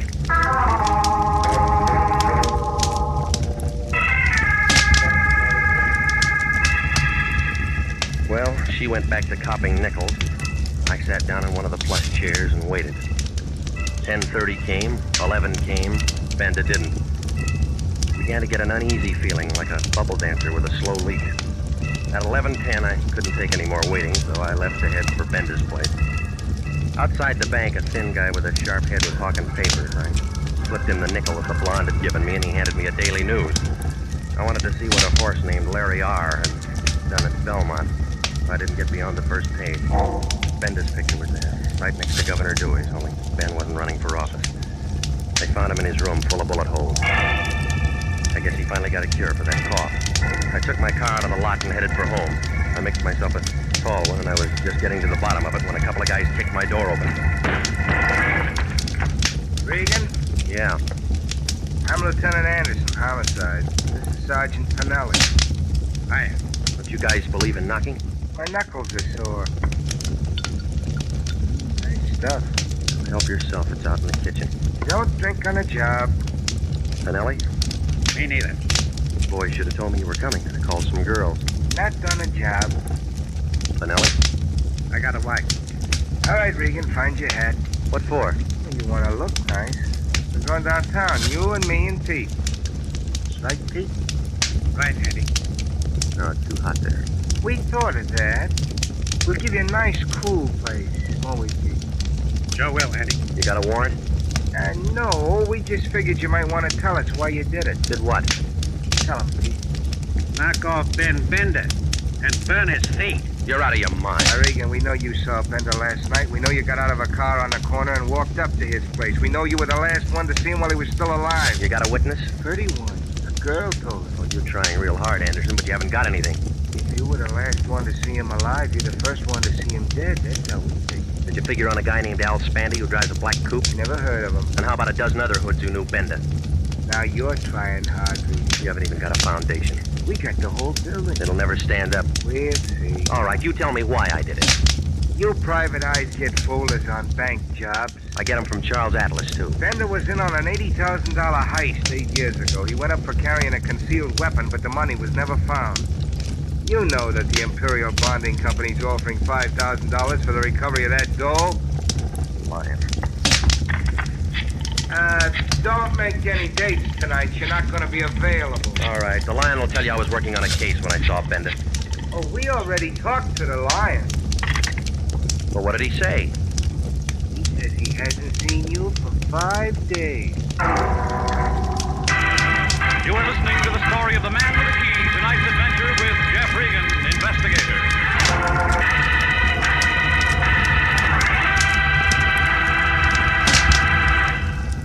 Commissions are still available in the Army Nurse Corps Reserve.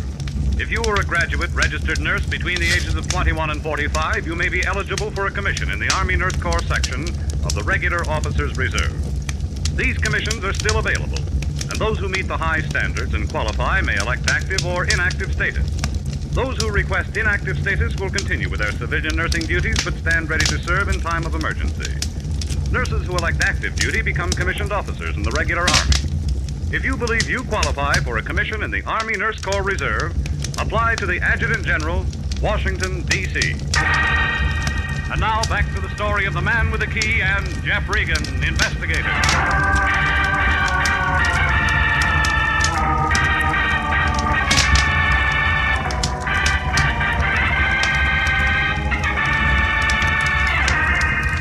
Well, I had about as much chance as a violin player with no chin. Anderson and Pinelli took me down and locked me in one of the rooms upstairs. They didn't ask any questions. I guess they figured they had enough answers. Oh, it was a real nice fix. A dame named Dora King takes me to a con named Ben Bender. He slips me a hot tea and says, meet him in a bank at 10. I'm there on time, getting the phone number of a blonde named Claire, only Ben doesn't show. Somebody burns his feet and fogs him before he can keep the date. And then there's that black coupe registered to a question mark named Al Spandy. And then the Lion deals one from the bottom. Oh, it was a screwy picture, and I was right in the middle of the frame. Well, I spent the next 4 hours taking in some free entertainment from the drunk in the next cell.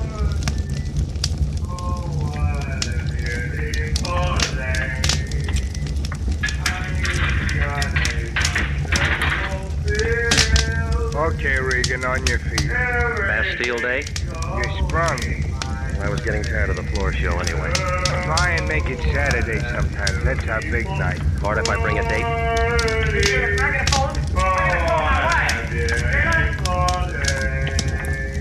That guy ought to be at Ciro's. Where do you think we picked him up? Regan, I'm running out of patience with you.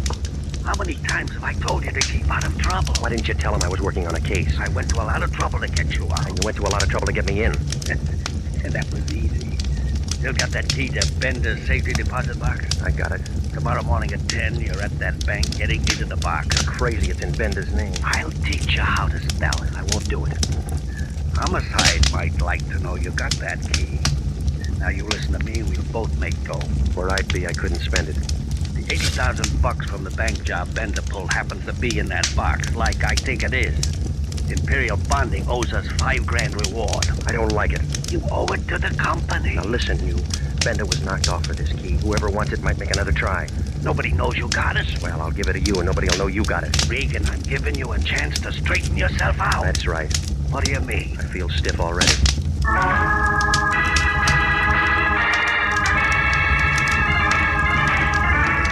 Well, it was a triple play. Homicide to the Lion to the black coupe. I went home to wash off some of the jailhouse Lysol. When I walked in the front door, I had company. A gray flannel suit with a yellow tie was sitting on the edge of my bed.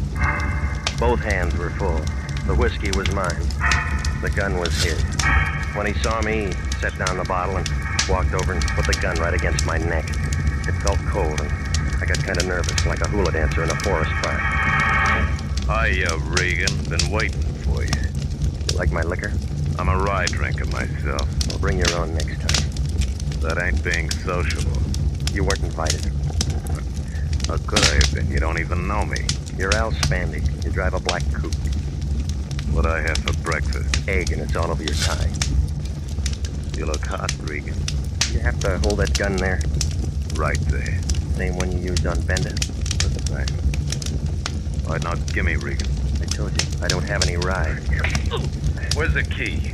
I don't use one. My door's always open. I'm talking about that key you got from Bender. I don't have it. Do you hear any music?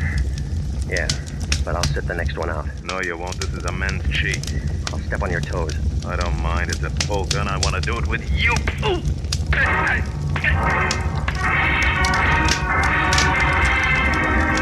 Oh, it was a long dance, but Spandy didn't get tired. I knew I wasn't going to last the evening out. And then I saw Dora King standing in the doorway back to Spandy. She was taking everything in like a Hoover vacuum cleaner on a dirty rug. She had a .25 in her hand and she knew how to use it.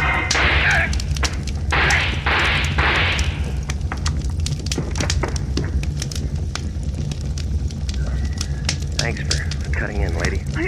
I had to do it. He was killing you. I'll take the gun, huh? You know I had to do it. Yeah. Here. Go on, drink it.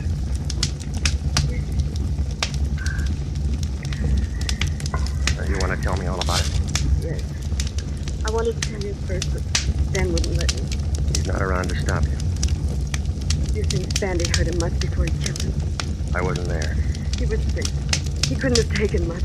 Why'd you tip the cops on me? I thought you might have done it. Now I know just. Tell that to homicide. I will. You better. Spandy can't.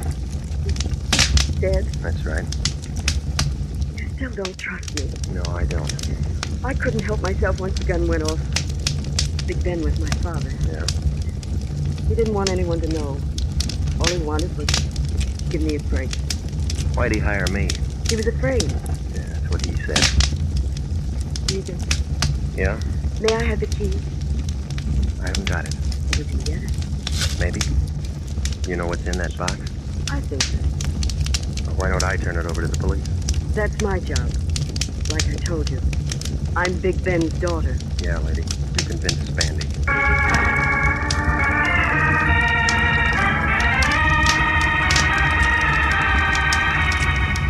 Well, I called homicide, and Anderson and Finelli handled it. We all wound up downtown. It didn't take them long to find out that the gun Spandy used on me was the same one that killed Big Ben. Dora gave Anderson her story. He said it would take some fixing, but he could keep her out of the papers. It was justifiable homicide. She wouldn't even be indicted, but they had to hold her overnight. Well, it was almost daylight when I pulled to a stop in front of my apartment. I was beginning to feel a little better, but it didn't last long. When I walked into my place, it looked like the L.A. Dons had been having a scrimmage. Every corner had been gone over. Oh, it didn't make sense. Bender was dead, Spandy was dead, Dora King was downtown, but somebody still wanted that key. Well, I crawled into what was left of my bed and set the alarm for 9:30. I didn't sleep much. Kept seeing keys and faces and $80,000 bills.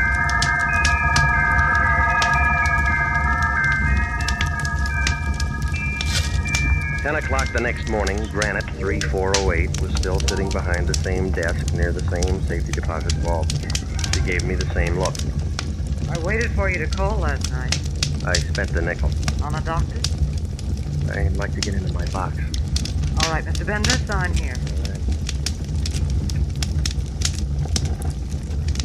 Part of the new freeway. One thing about a vault. Why? Those are two. Yeah. Sunshine, open your eyes. My box number is 60B. That can wait. I can't. Easy, baby. You'll set off the alarm. You and I can make a great team, Bender. You know my name's not Bender. What is it? Regan. You and I can make a great team. That what you told Al Spandy? Why bring up a dead issue? What's your deal? You got Bender's key, I got the bank's key. You need both of them to open up the box. It's good so far. Go on. There's $80,000 there. Let's not let it go to waste. Big Ben waited 7 years to open that box. Look what happened to him. I waited just as long as Ben. 7 years is harder on a girl. How'd you work it? Ben and I had a great plan. I was the cashier Ben heisted. Only I just gave him a bag full of paper. The real dough's in his box. Safest way, keep your money in a bank. Yeah. When it cooled off, both of you go in and pick up the dough together. That's the way it was supposed to work, only Ben was dumb enough to get himself picked up and tucked away for 7 years. You made real good partners. Nobody trusted anybody. I trust you. That why you went through my place looking for the key last night? Girls gotta use their heads. Besides, you might have been home. Ben and Spandy are dead. We don't have to worry about either of them. The money's still here. We got the keys that'll open the box. Can you add that? Yeah. What's the answer? About 20 years. What do you mean? That bonding company will see that you get the full load for grand larceny. You wouldn't turn me in. Don't make book on that. You and I'd make a great team, Regan. We can't lose. That's what USC thought.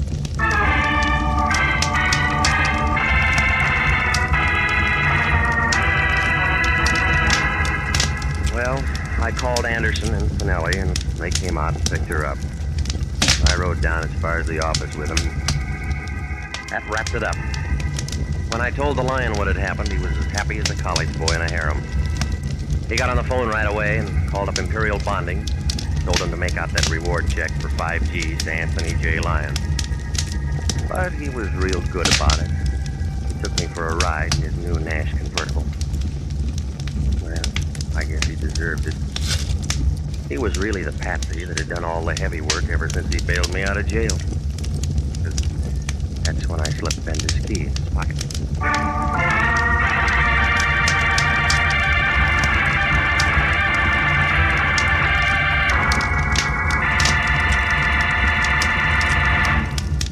Jack Webb is featured as Jeff Regan with Herb Butterfield as Anthony J. Lyon.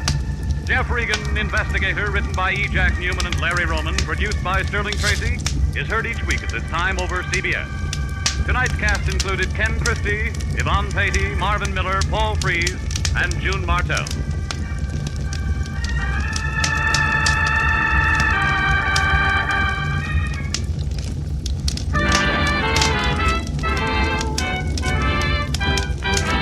Standard of California, on behalf of Standard stations and independent Chevron gas stations throughout the West, invite you to Let George Do It.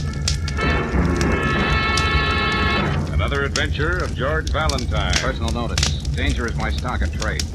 If you have something that must be handled with complete confidence, then you need me, George Valentine. Write full details.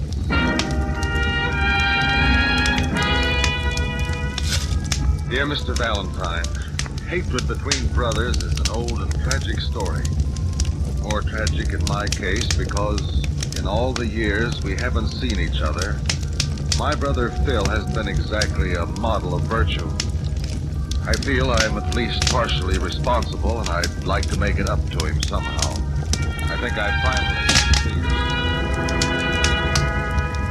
finally succeeded in locating him, but at this point I need your help. You can reach me at the Hotel Stapleton. It's signed Sincerely Yours, Martin Bettner. Gosh, I think in a way this is, well, touching. One brother realizing his error and trying to... Brooksy, you're a dyed-in-the-wool sentimentalist. I bet you still have your first doll and your first dance program stashed away somewhere. Yeah, along with some other sentimental relics I've collected since I met you. Oh. A blackjack, an old and faded poison pen letter, one sawed-off shotgun. Touche, Angel, touche. Now, what do you say we call this Mr. Bettner at the Stapleton and see just what he has on his mind?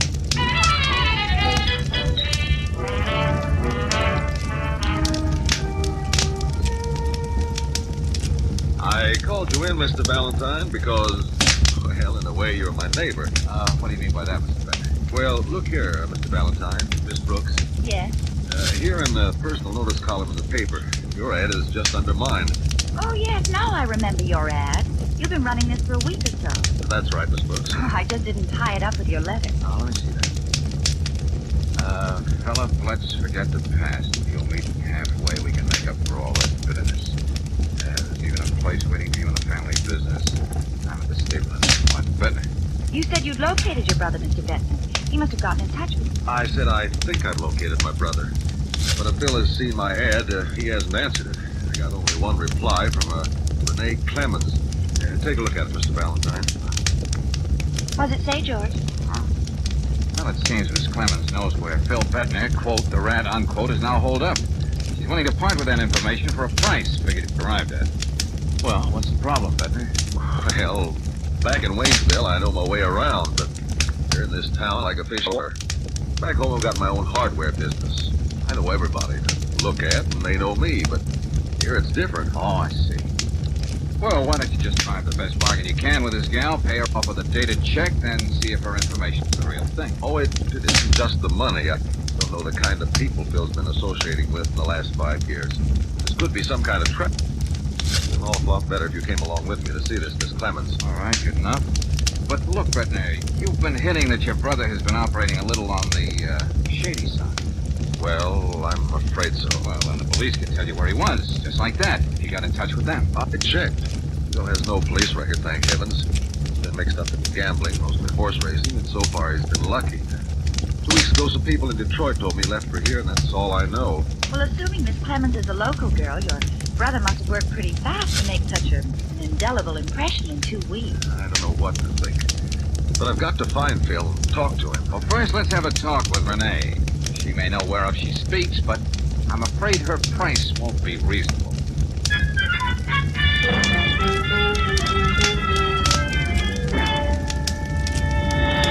It'll cost you $500. Now, wait a minute, sister. The name is Miss Clemens. And I should up the price, seeing that all of a sudden I'm dealing with 3 people. Please, Miss Clemens, I asked Miss Brooks, Mr. Valentine, to come along with me. $500. But Mr. Bettner only wants his brother's address. He doesn't want to make a down payment on the house. Oh, I see we've got a fancy girl here. All right, ladies, enough of this banter. The price is too high, Miss Clemens. Sorry. Come on, Bettner. Yes, let's get going. Wait a minute. What kind of a deal would you go for? Well, I'll tell you, I'll be lavish with Mr. Bettner's money. $250 cash. I have that much right here with me. What do you say? Well, Miss Brooks still doesn't seem to approve of the price. All I can say is you're lucky you're dealing with men. Yeah, some girls are lucky to have what it takes to get what they want. All you've got is an address, and it's not even your own. Listen here, you Break little... clean, girls. $250, Miss Clemens. All right. Have it. Certainly. Here you are. Now, where can I find my brother? It's 356 Moreno Street.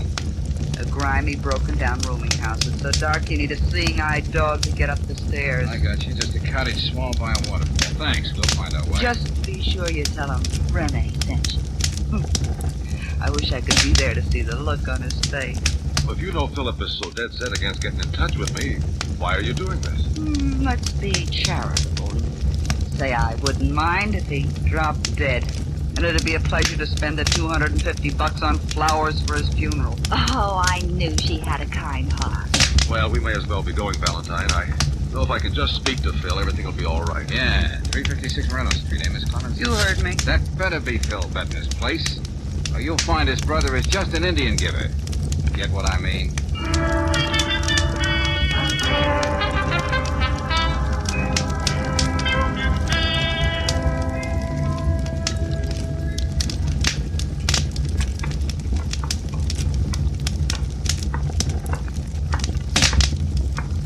Well, this is it. Number 7. He's got his card tacked up on the door. Philip Bettner, investments. Huh. Who's kidding whom? Well, this is worse than I thought. Looks like nobody's home. We'll wait right here till he comes back. I don't think that'll be very comfortable. Do you mind paying for a lot, Bettner? What? What do you mean, George? Just this. Please sit down. Phew.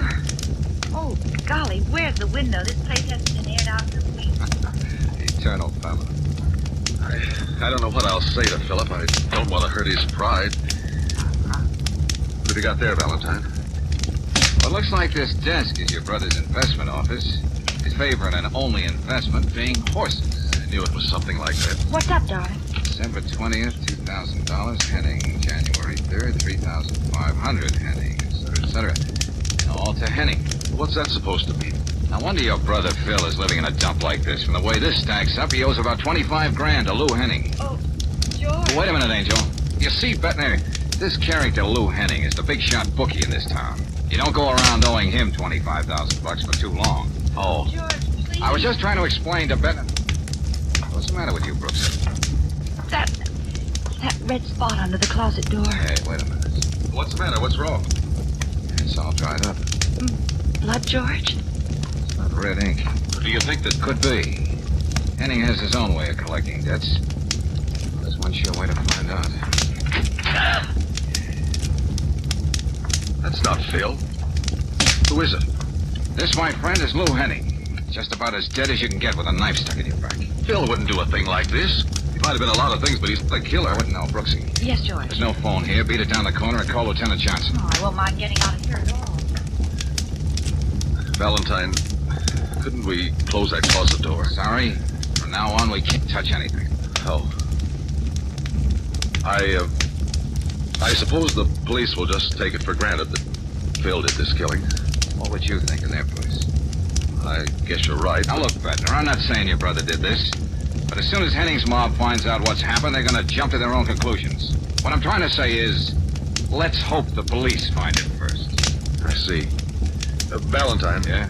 You're still working for me, aren't you? I was, but things are a little different now. No, they aren't. You still have to find my brother. Hold on, wait a minute. Find him before he's shot down in cold blood. With the police, at least he'll have a chance to explain all this, if there is an explanation. You're putting me on a tight rope, Bettner. The police on one side, Henning's boys on the other. If it's a question of money, whatever you say... Looks like Henning's been in that closet a couple of days. It's not going to be easy picking up your brother's trail. I'm not asking you to promise me anything, but try, will you? Okay, it's a deal. But if Henning's mob gets to Phil first, that Clemens dame will be spending that $250 on flowers for your brother's funeral.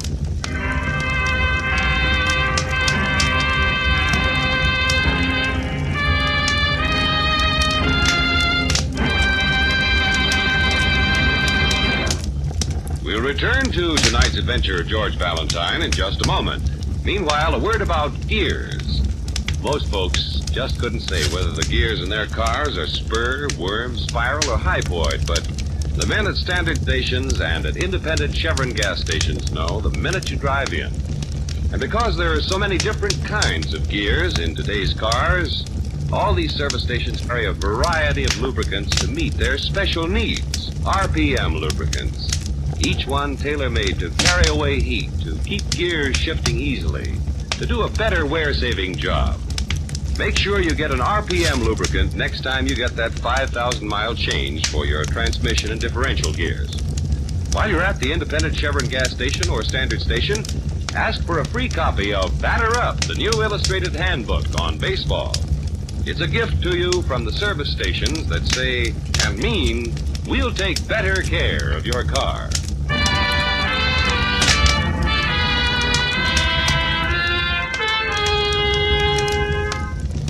And now back to tonight's adventure of George Valentine.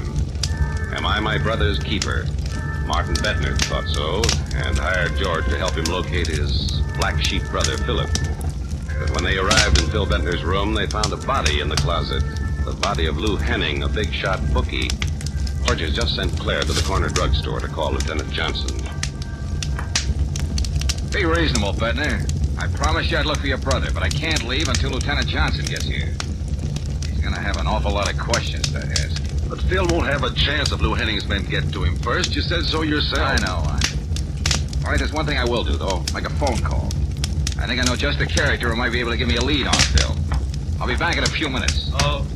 Say, I just remembered. I think I saw a phone down in the hall when we came in. You could have thought of that before.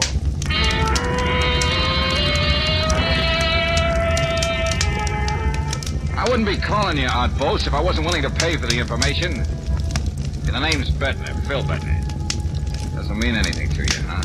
Now look, outpost, you're my favorite pawnbroker. You know everything that goes on in this part of town. He's probably hiding out.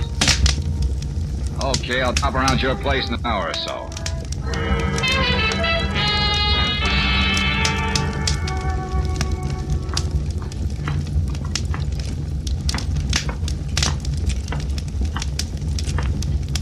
Now that's funny, that hall light's on.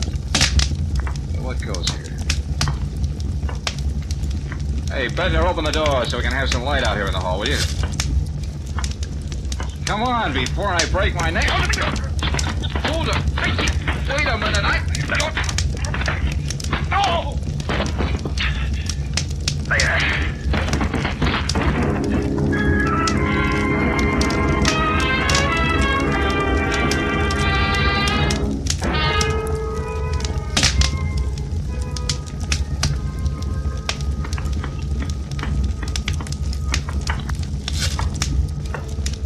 Now you stay right there by the head of the stairs, George, until I put on this light. Never mind that, Angel. Open the door. George! Mr. Bednar, he... Yeah. Looks like he got the same treatment I did. Hey, see how he is, will you, Brooksy? I couldn't bend down now to pick up a $1,000 bill. Mr. Bednar! Mr. Bednar, are you all right? Oh, good. At least he's making a noise. George, he was knocked out, too. It was Phil. I was standing there, and he came in the door, and then... Let me help you get up, Mr. Bednar. Yeah. Wait a minute. Are you sure it was Phil? I tried to talk to him, but he picked up that desk lamp and hit me with it. You better sit down. Thank you. Your brother. So that's the one who threw me down the stairs. Why did he come back? What was he looking for? Valentine, at least we know that Phil can't be very far from here. That should help you find him. You mean you're still interested in finding that brother of yours? He didn't know what he was doing. He didn't even give me a chance to talk to him. You stay here in the hall, Hennessy. Hey, what is this? The St. James Infirmary? Oh, Lieutenant Johnson. Yeah, I get your point, Lieutenant. Bednar here and I took a little worse for the wear. But we managed to outlive the corpse. Where is it, Valentine? Over there. Yeah, what do you know? It is Henny. Let you in on a little secret, Miss Brooks. I didn't believe you when you called me. Why do you think I kept screaming at you over the phone? Oh, Hennessy. Yeah, Lieutenant? Get the fingerprint boys and the photographer and we'll go to work. Yes, sir. Still can't believe it. Believe what? Lou Henning with his $25 silk shirts, and look at him. Folded up like a jackknife in the bottom of a closet in a crummy rooming house and killed by a cheap little gambler. Oh, Lieutenant, I don't think you heard. This is Philip Bednar's brother, Martin. Oh, I'm sorry. Well, that's all right. Lieutenant, I know there's only one thing you can think, but I still insist my brother didn't kill this man. Look, I may as well tell you, Mr. Bednar, we've got a general alarm out for your brother. Yes? I suppose, as usual, Mr. Valentine, you got an altogether different theory about this thing. On the contrary, Lieutenant, I'm in complete agreement with you for once.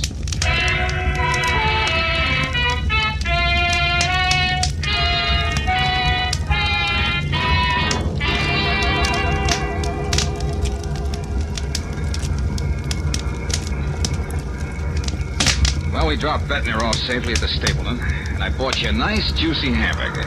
So now, out you go, Brooksy.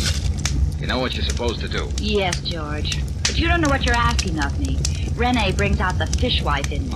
The Black Mariah will be taking us both away. Go on now, Angel. That gal in there didn't tell us half what she really knows. Maybe because you do rub her the wrong way, we can find out some more. Well, okay. And when you're through, wait for me in the lobby of the Stapleton. Mm-hmm. If I don't get there, I'll give you a call.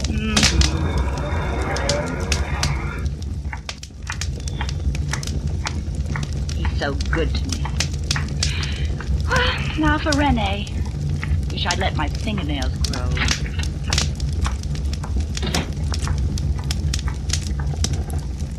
Yes, miss? What? Well.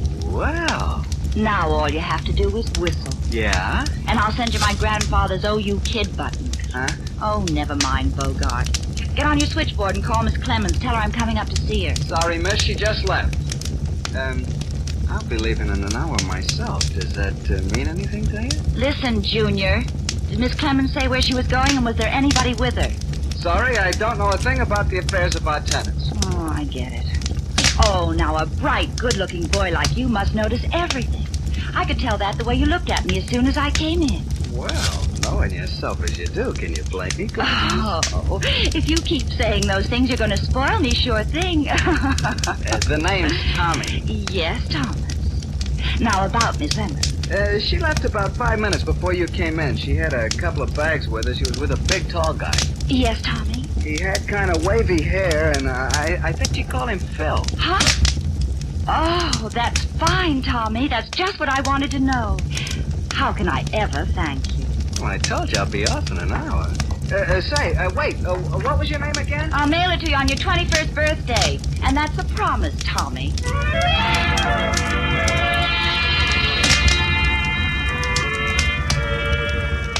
Now look, Outpost, why are you making like a clam all of a sudden? Is that what I was doing? Oh, don't give me that. You've been selling information about people for years. Why the sudden... Oh, I get it. You already know about Lou Henning. Who doesn't? Now, look, Valentine. Why don't you forget you ever heard of Phil Bettner? If I'm afraid to talk to you, who will?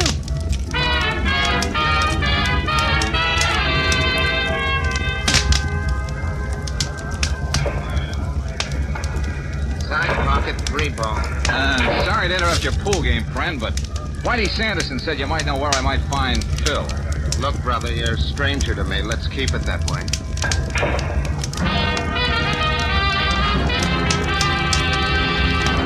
Okay, boys, here's the last race, Hialeah.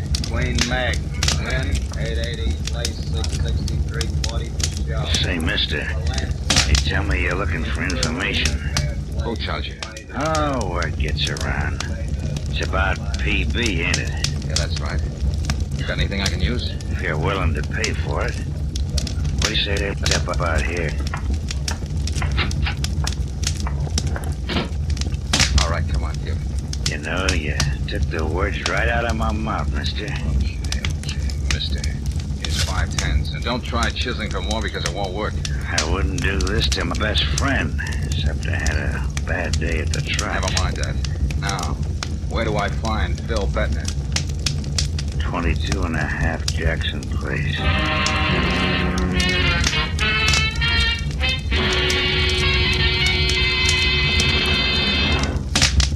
Okay, Valentine. I got your call. Where's Phil Bettner? Yeah, Lieutenant, that's your boy. What's left of him. So Henning's mob did catch up with him first. It's about as neat a job as I've ever seen. Yeah. It's been right cozy sitting here waiting for you. I know. You lead an awful tough life, Valentine. Look, we're going to get him down to the morgue. You get his brother down there to identify him. Yeah, I'll do that. You don't mind if I make a telephone call first? What for? I promised Brooksy faithfully I wouldn't leave her sitting in that lobby all night.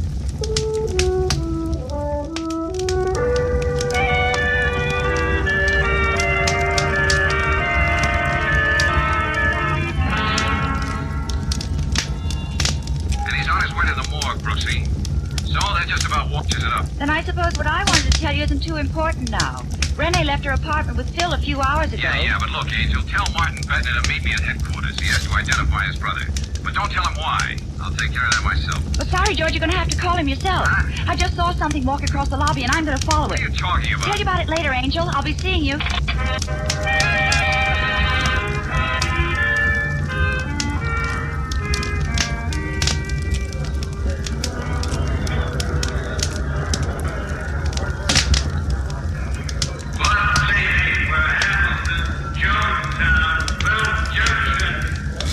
Going somewhere, Miss Clemens?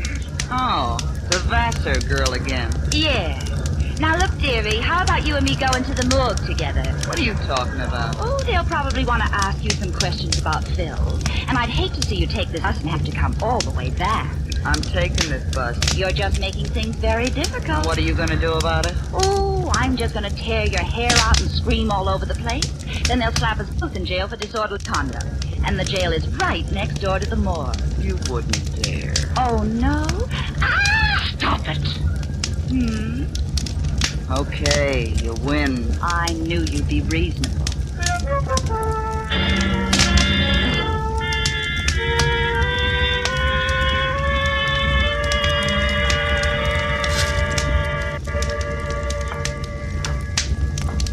Where's that client of yours anyway, Valentine? Please, Lieutenant, be compassionate.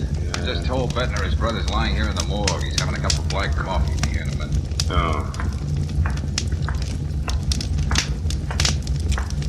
Swanson. Yes, Lieutenant. Got the tag on Bettner all filled out? Just got through making it out. Bettner Philip, age 36, Caucasian, height 6'2", weight 190. Identifying marks, if any. Right arm withered, appendicitis scar, port wine mark of the left knee. Okay, I'll take your word for it. Where have you got him? Down the aisle there, number 302. When you get through identifying him, let me know and I'll put him away. Come on, Valentine. Oh, sure. Now, don't tell me this place is getting you down. A tough-minded character like you. Oh, no, I was just thinking. Let's see, 302. Right down there, sir. I think they're waiting for you now. Thank you. Oh, there's Bettner now. Are you okay now? Yes, I think so.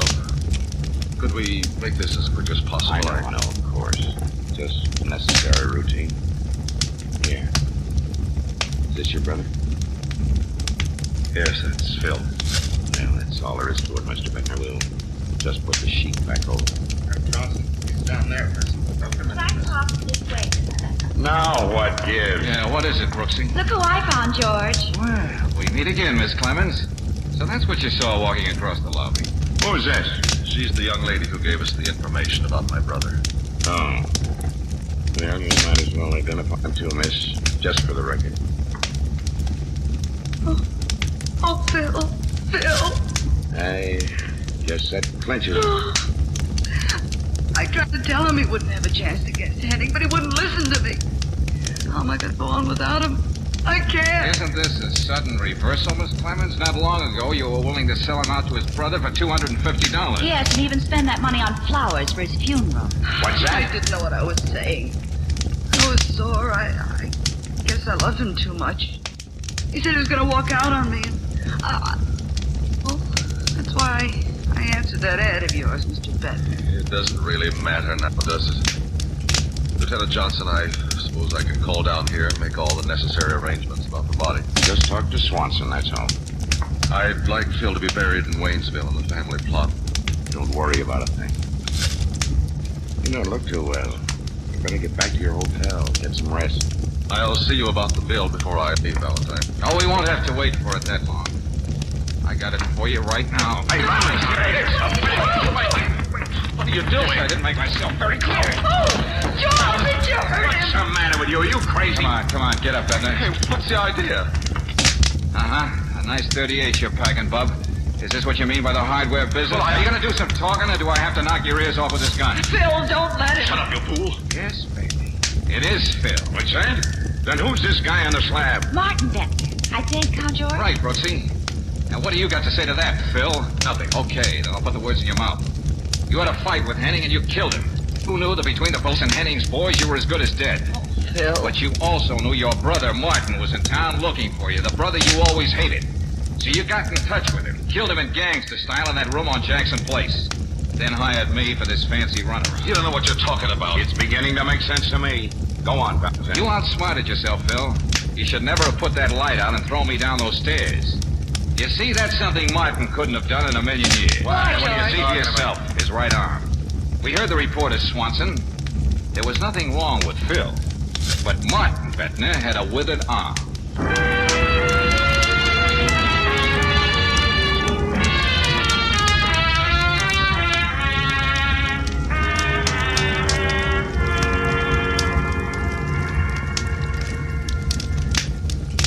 Now, I wonder, Brooksy, why is it that when brothers hate each other, it's worse than all the Hatfields and the McCoys locked in one closet? Did you suspect anything about Phil before Swanson read that tag at the morgue? Well, when that character in the bookie joint sidled up volunteering information, it was a little too good to be true. You mean Phil planted him there? But, Sweetface, blood is thicker than water. Brothers should love each other. Well, I thought it was pretty unfeminine for Renee to rat on Phil one moment, then leave with him the way Tommy told me she did. You didn't even listen to me, did you, when I was telling you about that on the phone? Well, maybe with one ear. Then when I saw her in the lobby of the same hotel where Martin was staying, well, I had a hunch, too. Oh, of course, it wasn't one of those scientific hunches you get. Yeah. But about brothers, Brooksy, do you think it's familiarity that sometimes breeds such man? Oh, not necessarily. Now look at husbands and wives. Huh? They go on for years and years living together. Well, they never think of murdering each other. Brooksy, you just haven't lived.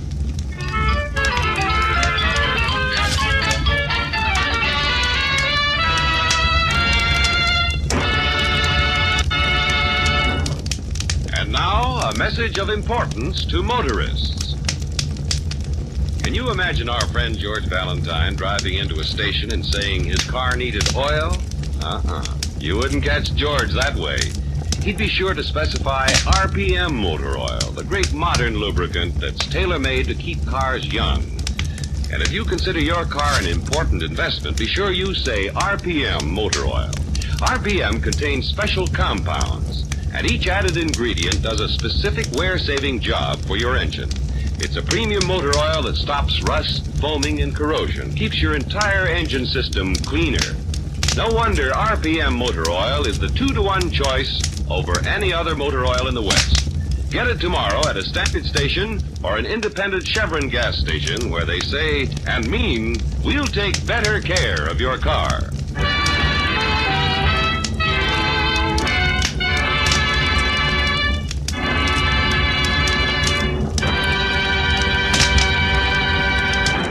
Next week, when you tune our way for another adventure of George Valentine, you'll hear... George, do you think if Dr. Wormsley is right and he did see a man pushed off the roof, he'd be... Nothing like checking, Brooksy. Oh, wait a minute. The river's behind that high board fence, and only windows from the elevator shafts on the side of the building. That would mean that... Wait a minute. George, that's a man. I mean, it was. Yeah. Past tense is putting it mildly. Well, Brooksy, it wasn't just Dr. Wormsley's imagination. And the odds are this is the body of our Mr. Dunlap.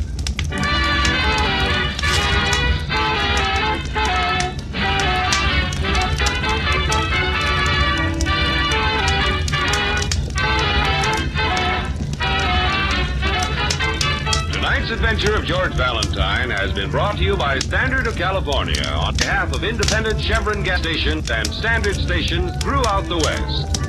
Let George Do It stars Robert Bailey as George with Frances Robinson as Claire. Ken Christie appears as Lieutenant Johnson. Tonight's story was written by David Victor and Herbert Little Jr. and directed by Don Clark. Also heard in the cast were Gloria Blondell, Carlton Cadell, Tyler McVeigh, Harry Bartell, Bill Bissell, and Stanley Waxman. The music is composed and conducted by Eddie Dunstetter. Your announcer, John Heaston. Listen again next week, same time, same station, to Let George Do It. This is the Mutual Don Lee Broadcasting System.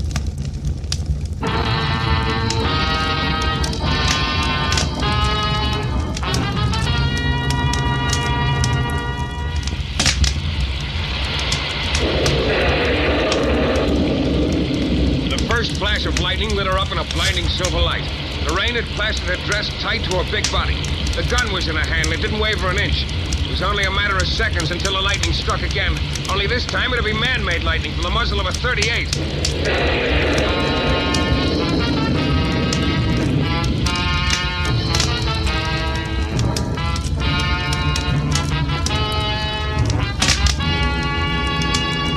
The New Adventures of Michael Shane, Private Detective. Michael Shane, reckless red-headed Irishman, is back again in his old haunts in New Orleans. This is your director, Bill Russo, inviting you to listen to another transcribed episode, which we call A Problem in Murder.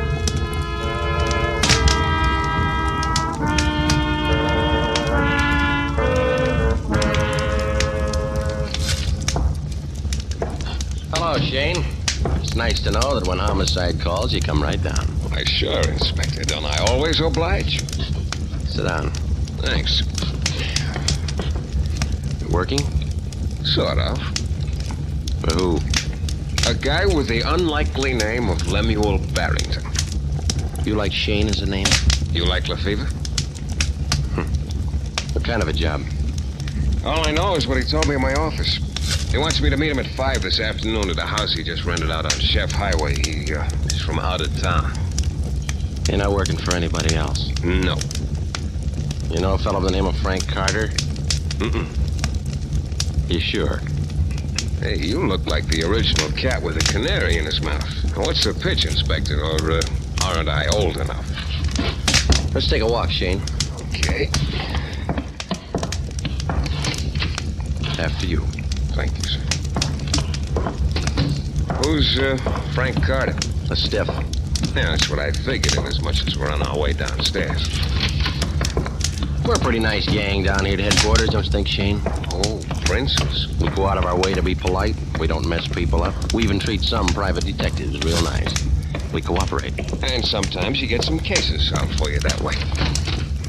Now along comes a thing and we gotta go to work. You know, when somebody gets himself killed, then we gotta find out who did the killing. It's our job. Now, this thing now, we like to feel that the people we cooperate with us. I can go along with the cooperation, Inspector. Sure, Shane. I knew you would. Right under that sheet. That's Frank Carter. Yeah. It's not very pretty. Nobody's pretty when they stop a .38 slug with their head. Still dressed and everything. You want to know if I ever saw him before, Well, now, you see, it's easy when you know what we want. I never saw him before. Now, Shane. A very dull type. Where'd you find him? In an alley down by the waterfront. Well, then what are those grass stains doing on the knees of his trousers? It's raining outside. I get it. He walks on his knees, huh? Could have slipped. Oh, it looks more like he was doing something on his knees, Inspector. Those aren't skid marks. The grass stains are rubbed right into the cloth. It's the face I want you to remember. No can do. Try. Not again. Harder. All right, you've been playing 20 questions with me since I came in. I give up. What's the answer? Stick your hand in his coat pocket. Oh, no. Go on, Inspector. You pull out the surprise. All right. Take a look. Yeah. Michael Shane, private detective in I know it was a good idea to have those cards printed. It's good advertising. Yeah, well, you might have advertised yourself right out of business, Shane. It's funny how a guy you never saw in your life turns up dead with your card in his pocket.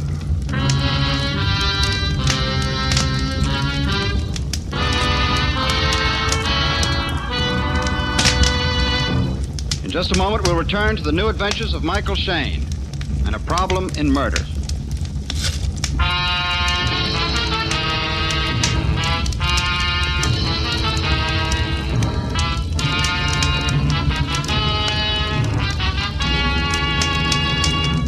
The day started out wet, promised to get a good deal wet. New Orleans rain has a habit of overdoing things. A character from out of town, Lemuel Barrington, stepped into my office to make a date for me to meet him later in the day. And then I got a phone call from Inspector LeBeaver at Homicide. He wanted a date too, but right away. So I swam over to police headquarters and he took me downstairs to the morgue for a look at a stiff named Frank Carter with a .38 slug in his head. The inspector thought I ought to know the dead man because he happened to have one of my business cards in his pocket. I didn't, so he let me leave for my appointment at Barrington's house way out on Chef Highway. The water had reached hubcap level by the time I got there. It was a lonely spot, lonely and soaked. I splashed my way across the road, dashed under the portico. It was pretty dark. There weren't any lights on in the house. I pushed a button. I never did like rain. It's swell for farmers and crops and irrigation, but like I always said, why does it have to rain on the sidewalk? Maybe he wasn't home yet. Well, at least it was dry under the portico, and he should be along soon. Oh. Why don't you turn on the lights, Mr. Barrington? I felt like the back of my neck had been smacked with a sledgehammer, and I'd never be able to straighten it again. I opened my eyes and saw I was nose to nose with a figured pattern on the rug. For a big boy, you do a slow dive. Maybe it was my position, but she sure looked big. Big and massive, but beautifully proportioned. A sort of Lana Turner, king size. Don't you know better than walking in without an invitation? You mind if I get up? After all, there's a lady in the room. Sure. I'll give you a hand. Thanks. Oh, easy. My neck. It was a pretty fair rabbit punch. I learned it from my kid brother. Oh, is he as big as you? I'm not so big. You'll do until another 170-pounder comes along. No fat. I should say not. You bet there's no fat. Oh, all muscle. Who are you? I was just gonna ask you that. I'm Mike Shane. I'm Diana. Good. Well, let's start our friendship all over again in a different kind of spirit. You haven't got a gun, Mike. Do I need one? I have. What do you want here? I got an invitation from Mr. Barrington. I thought this was his house. I'm looking for him myself. Now, if you'll just beat it. Stop waving that gun. Some other time, Redhead, I might have a different idea about you, but right now I'm busy. Oh, I bet you tell that to all the boys, you slug. All right, let's cut the lovemaking. I'll see you sometime. You're gonna send me out into the rain, Diana? That's the way you came, isn't it? Yeah, but I didn't have a stiff neck then. How about massaging it for me? I told you some other time, Mike. Okay. I sure wish I'd brought my life raft. You know, you're kind of cute. I'll look you up. Give me a ring first, Diana. I might have another date. No, I won't late date anybody. I splashed back to my car, drove it up the road about 20 yards, and hid it behind a large and stately oak, just in case she was watching. Then I got out and doubled back toward the house. About 6 feet to the right of the front door was a porch swing. This one had a canvas top to keep off the sun, but it was just fine to keep off the rain, too. I crawled in and waited. Barrington was due pretty soon. I wanted to see what Diana was up to.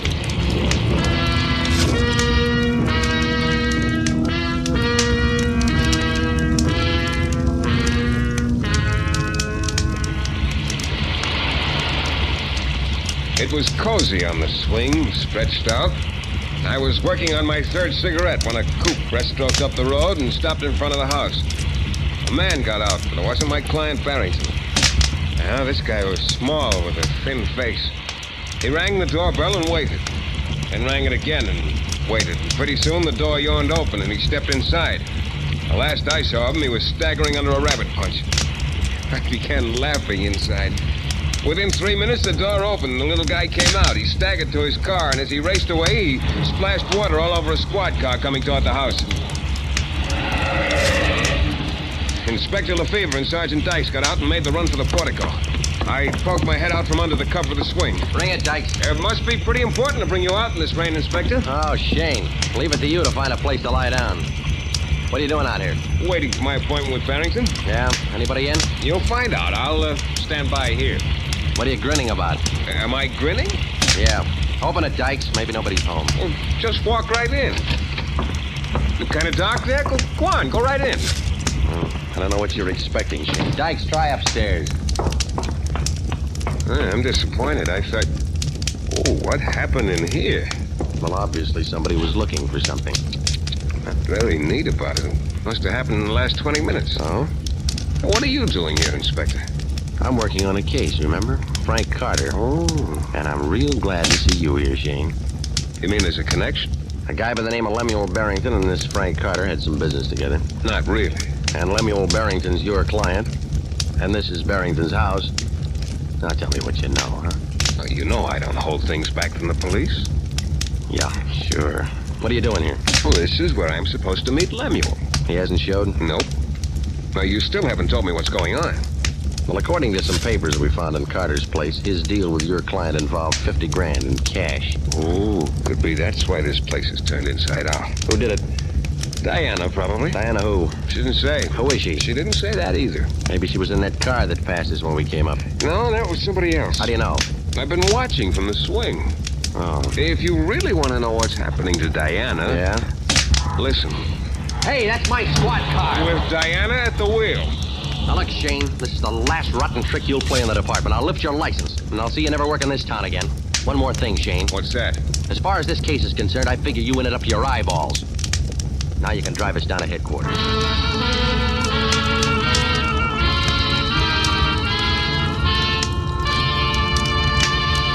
In just a moment, we'll return to the new adventures of Michael Shane and a problem in murder.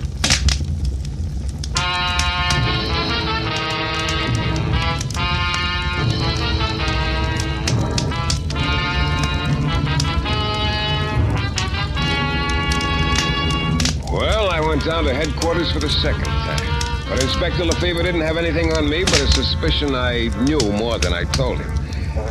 Frank Carter had wound up in the morgue with grass stains on his trousers and my business card in his pocket. I'd never seen him before, but Lemuel Barrington, a client of mine, seemed to be mixed up in the Frank Carter thing. I'd gone out to Barrington's rented house on Chef Highway, but he didn't show up. An Amazon named Diana was there. After clipping me and another guy, she methodically tore the place apart, looking for $50,000. Since she'd made off with the inspector's car, I obliged him by driving down to headquarters. being very careful not to embarrass him more than I thought he could take. Then I went back to my office to pick up my phone messages.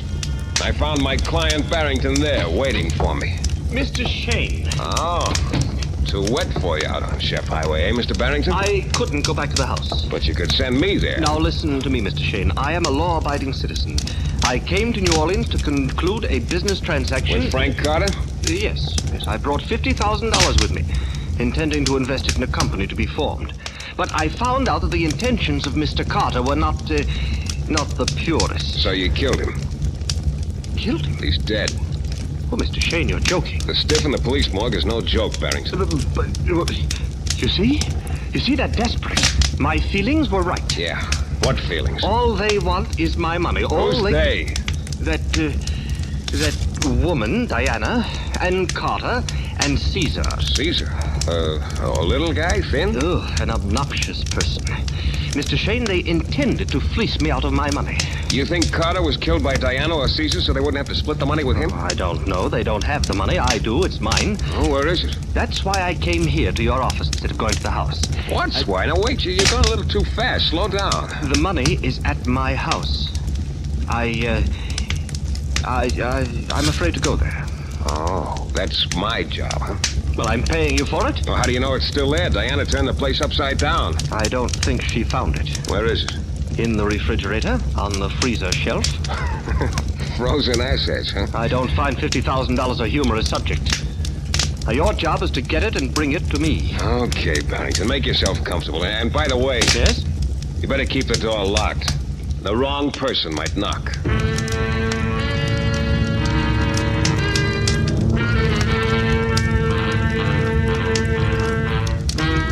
I drove out Gentilly Boulevard and onto Chef Highway, the water 4 inches deep and rising steadily. It was a good day to curl up with a book if you happen to be literary-minded. When I swung off the highway and started toward the house, I almost missed seeing the car parked in the exact spot I'd hidden a few hours before. It was a little character's car, Caesar. He wasn't in it. I pulled up in front of the house and dashed under the portico. I rang the bell. No answer. I splashed around to the back. The kitchen door was locked, and I was already soaked to the skin. The third window I tried groaned a little, but slowly it went up, and I went in. It was dark, and rain was blowing in. I shut the window, looked around. I was in the dining room. I started toward the hall, but suddenly I felt something cold and hard nestle up against my 14th vertebra. 1 second, bud. That gun, move it a little to the left, will ya? I got an itch. Yeah, very funny. Come on, into the living room. Where's Diana? You talk too much. Okay, it's far enough. You noticed the condition of the room? I saw it before. Diana was looking for something. Maybe she didn't find it. Maybe I'll find it. Maybe. Maybe you'll help me. I wouldn't bet on it. I would. What are you doing here? I'm waiting for Lemuel Barrington. Yes, so am I. But in the meantime, I might find what I'm looking for before he comes. What? Never mind. What are you waiting for Barrington for? I don't know. I asked a question. Stop waving the gun. I asked a question, Bud. Where's Diana? How do you know her? I fell for her right after she clipped me behind the ear. Yeah. You're here after that dough. I told you why I'm here. Barrington sent you over for it. Maybe Frank Carter sent me. Come again. I said maybe Frank Carter sent me. Yeah, I guess you know too much, Bud. No, I don't know enough. I wouldn't send anybody out into that rain, Bud. That's real neighborly. At the same time, I don't want you around. Then you got a problem. Yeah, but it's easy to figure out. What do you think? That's what you ought to do more of, Caesar. Think. Where did you come? Drop the gun, Caesar. Now look, Diana, this guy walked in. Drop it. Okay. Mike, don't bend down. You might get a permanent crick in your back. I'm just gonna let the water out of my neck. Yeah. Trying to cut me out, huh, Caesar? Ain't that what you tried to do to me before? My privilege, I'm bigger than you. Beat it. Oh, into that rain again? Let me stick around a while, Diana. Maybe the rain will let up. Can't you see we want to be alone? You Caesar? shut up, you. I'm getting tired waiting, Caesar. Okay. Okay. See, Mike? He's a good boy. He's learned a good lesson one time or another. You didn't find the 50 grand yet. You know about that? I'm working for Barrington, remember? And Inspector Lefevre's gonna hate you for borrowing his squad car. I'm more interested in the money. Barrington's money. He welched on a business deal. With Frank Carter and you and Caesar. Yeah, But Carter's dead. that's a shame. Why was he killed, Diana? I don't know. No, it doesn't make sense. Frank Carter didn't have the money. Why was he killed? You got me. Maybe you killed him. Maybe. Maybe Caesar killed him. Maybe. How about Lemuel Barrington? Yeah, maybe he did too, but I don't think it matters much what you think, Shane. Too bad, too. You've got such nice shoulders. Now let's get down to business. Before we do, just one thing, Diana. Sure. What? The grass stains on Frank Carter's trousers. Any idea how they got there? No idea. Let's get back to the money. I haven't got it. But you know where it is. I figure you were sent here to bring it to Barrington. You figure wrong. I don't think so. Nice perfume. I never made love to a girl before while she held a gun on. Mike, the dough. Where's the dough? All right, Diana. But let's talk this over. Hey, you're straining my chivalry. The dough, Mike. I can use this gun another way, too. Don't force me. Now, where's the money? It's in the kitchen. Then let's go see. You understand I don't have any grudge against you, Mike. It's just the money I want. Under different circumstances, I think we could make beautiful music together. Yeah, right now, we don't even seem to be playing in the same key. Maybe you just have a bad ear for music. Okay, where is it? In the refrigerator. Why didn't I look there? I don't see it. Under the cold cuts on the freezer shelf. Oh.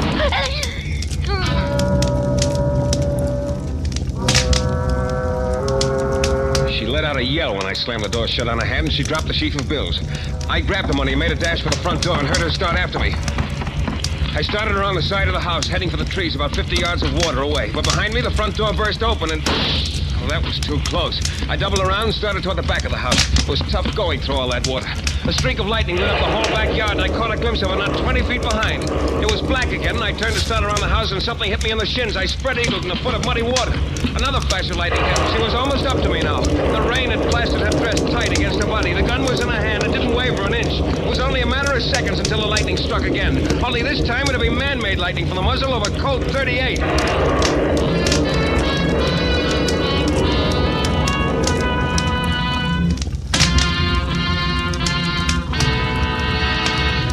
In a moment, we'll be back with a thrilling climax to tonight's Michael Shayne adventure.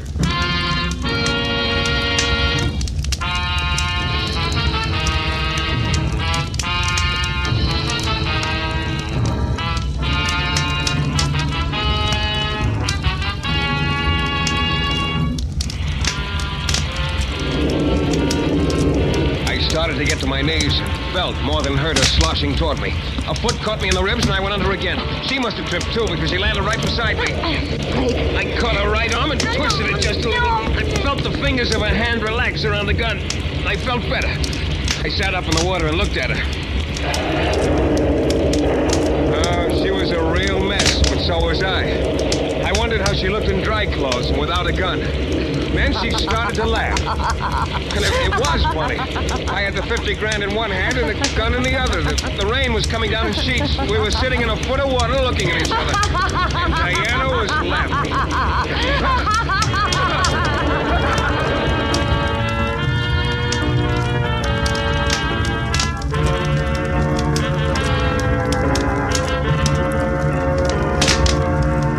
I guess maybe the laughing jack did it. There'd been a few ideas swirling around my head all along, but I've been too busy dodging raindrops and Diana's rabbit punches to give them much time. The only possible solution to the whole mess took shape in my mind as I watched Diana standing in front of a mirror in Barrington's living room, brushing her hair dry. She looked real cute, all of her, in a loud pair of Barrington's pajamas and his robe. I'd changed to a smart Glen plaid suit, I'd found. It was good to be dry for a change. The telephone operator got me through to police headquarters, and I asked for Inspector Lefevre. Lefevre. Mike Shayne, Inspector. What do you want? I want to give you Frank Carter's murderer. Thanks. Oh, you want me to forget it? I'm listening. Go ahead, Sherlock. Who killed Frank Carter? Frank Carter? Very funny, you and your sense of humor. I'm not kidding. If you want to pick him up, send a couple of men down to my office. They'll have to bust the door down to get in, but I'm sure the police department will make restitution. You better be sure you know what you're talking about. Never surer. You pick up Carter, and I'll be down to headquarters a little later with the details. What do you mean, Carter? Who's down in the morgue? That's Barrington. The real Carter is waiting at my office. Do I have to draw a blueprint? You sure this theory of yours holds water, Sheen? What doesn't today, Inspector? So long. Hey, wait a minute. How about that girl who stole my squad car? The squad car? Well, I'll be working on that, Inspector. What's he beefing about, Mike? I left it on Lafayette around the corner from the city hall. Oh, maybe he doesn't like the idea of it, Diana. You figured it out all pretty cute. Mm-hmm. What are you going to do with me? Well, now that you're demobilized, I think I can handle you. Mike, how did you figure Carter killed Barrington and changed clothes with him? Well, first of all, he shot Barrington through the head so there'd be no bullet holes in the clothes. Probably did it right here in the backyard of the house. But why? Well, the wet grass stains on the knees of the trousers on the dead man. They make sense if you figure Carter had to kneel in the grass beside the real Barrington to take his clothes off after he shot him. Then he drove Barrington's body over to the docks to get as far from this place as possible. Only there's not much grass growing on the docks. Real sharp, Mike. And the card I gave Carter when he was posing as Barrington in my office. Tripped himself up when he forgot and left my card in his pocket when he switched the rest of the identification. Then Barrington must have told Carter the money was hidden in the icebox before Carter killed him. Logical. That rat. Trying to pull a double cross. Just like you tried to do to Caesar. But after all, I'm a woman. Yeah, I haven't forgotten that. Well, what now? Wouldn't you like to try to talk me out of turning you in for stealing the inspector's car? Can I? I doubt it. Why don't you try anyway? I'll bet you can be real persuasive.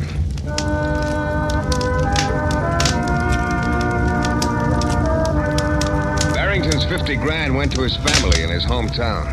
That is 50 grand minus my fee. I eventually got my clothes dried out, but the back of my neck will never be the same. Inspector Lefevre agreed there were extenuating circumstances. The rain and Diana's borrowing his squad car. He was, in his way, grateful for me handing over the murderer complete with details. He'd neglected to report the car stolen anyway. He was a little embarrassed about it. And maybe that crick in my neck will serve a good purpose. I've got a date with Diana. She's going to see if she can't make it feel better.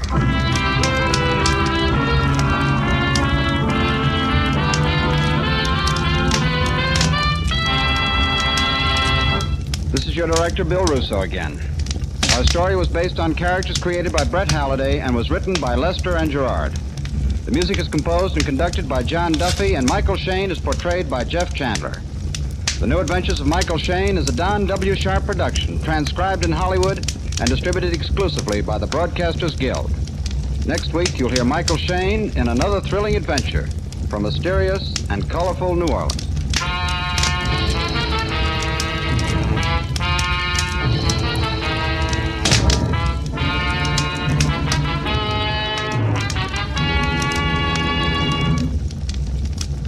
The Adventures of Mr. and Mrs. North, starring Alice Frost and Joseph Curtis, and brought to you by Woodbury, Woodbury, Woodbury, for the skin you love to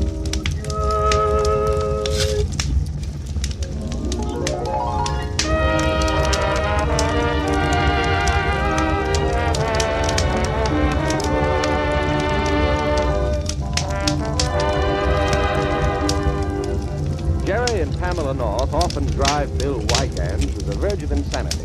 However, for all their bewildering antics, they often help him, too. At times, he even goes so far as to ask them for advice. Tonight is such a time, because he's faced with a dizzy situation. Now, as Bill seats himself in the North living room, Jerry says to him, All right, Bill. Now, what's this great problem that's puzzling you? It's a case that I'm working on. I know. Somebody crept to the window and shot him in the middle of his dinner. What? Yes, I read about it in the paper. He was dining alone. Who was? Walter Middleton, of course, dear.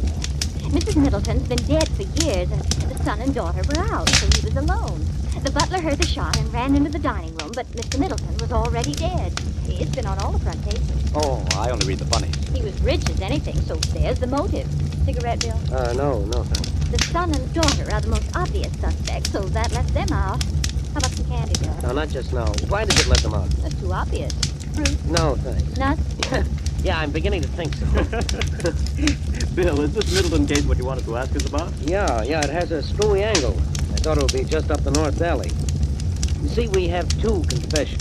You mean two people have confessed to the same murder? That's right, and each claims he worked alone. Well, that doesn't make sense. Yeah, that's what I said. Since sense doesn't work in this case, I thought intuition might. How about it, Pam? Have to have something to go on. Who are these people who confessed, Bill? Not the son and daughter? No, they're a couple of friends of the Middleton. Larry Chapman and George Warwick. Oh, can I meet them? Sure, we're holding them at headquarters. Well, let's go. All right. I wonder what's in back of it, Jerry. I know. They heard confessions good for the soul.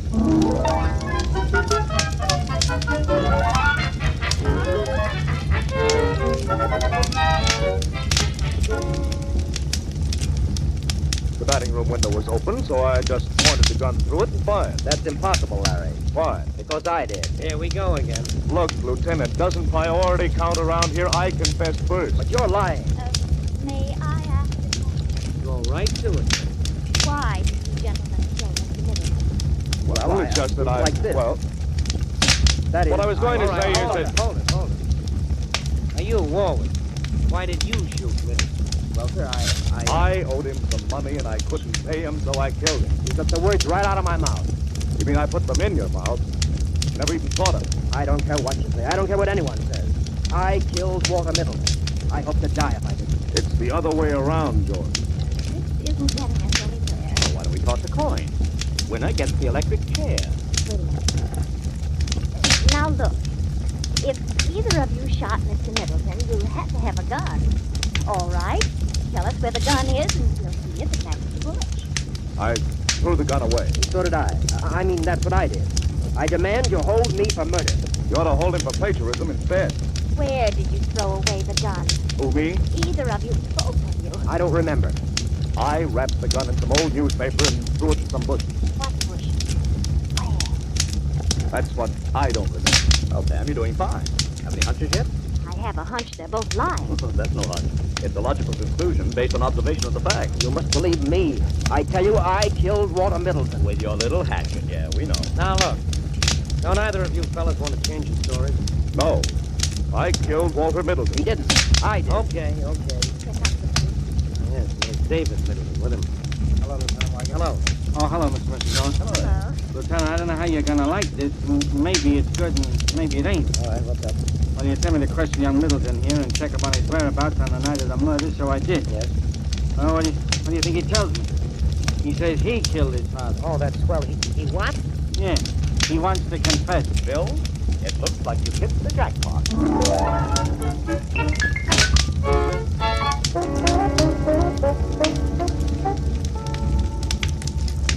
Well, I took your advice, Pam, and released our three murderers. But what if it turns out that one of them's telling the truth? Well, we can always pick them up again. We certainly have nothing on either one of them as yet. Besides, if one of them is guilty, this is a better way to trap him. Give him enough rope. But, darling, you know what some people do with rope. What? Skip. We'll have to work fast before he has a chance. Do you have any plans? I'd like to talk to Helen Middleton. Maybe she can tell us something. Okay. But if she tells us that she's the one who killed her father, there'll be a second murder. And I'll commit it.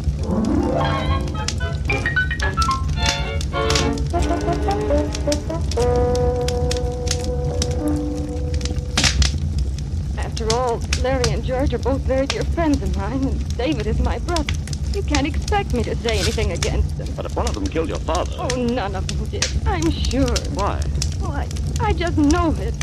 Well, then, perhaps you can tell us something to help clear them. They're all under suspicion. But I don't know what to say. I told the police all I know, and I've tried to answer your questions. But, unfortunately, it hasn't helped us much. Oh, I'm sorry. You can't think of any reason why they should all confess? No. All right.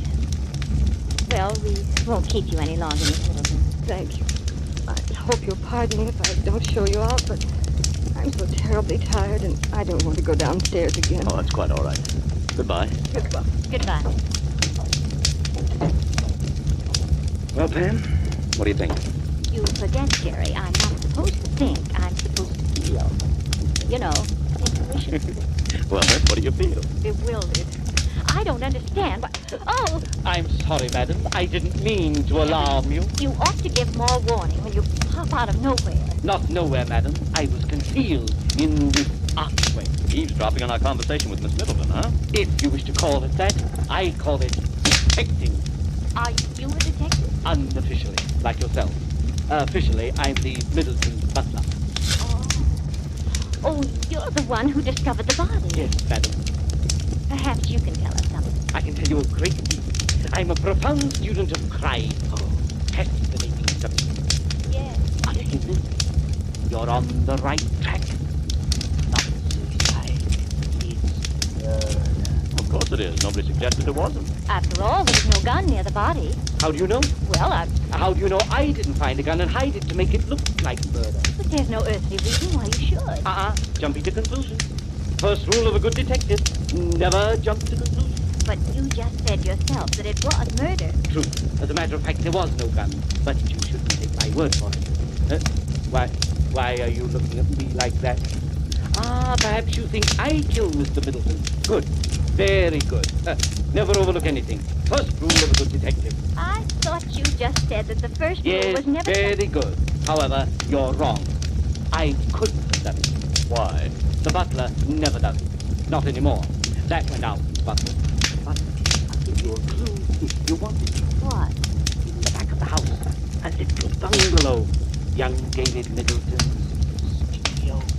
What about it? No one is allowed in it but the young master himself. The windows are all blacked out. My wife does the cleaning here in the main house, but even she's not allowed in there. Nobody is. Doesn't that strike you as significant? It does. What mysteries does that studio contain? One time I tried to find out, but young David caught me. He was very angry. Haven't you any idea what he keeps there? No, but I'm sure it must be important. If you want the key to the mystery, find out the secret of the studio. Okay, thanks for telling us. Come on, then. All right. Goodbye, Mr. Butler. Goodbye. Well, Jerry, let's go and see if we can get in the studio. Oh, don't be silly, Beth. That butler's slap happy. But there might be something to that story of the studio. Nonsense. But suppose there is, Jerry. We shouldn't overlook anything. First rule of good detective. I mean it. Well, we'll tell Bill if he wants to investigate, he can. I think we ought to. But, Pam... We're right here. I don't think we should. Oh, Jerry, please. No. No.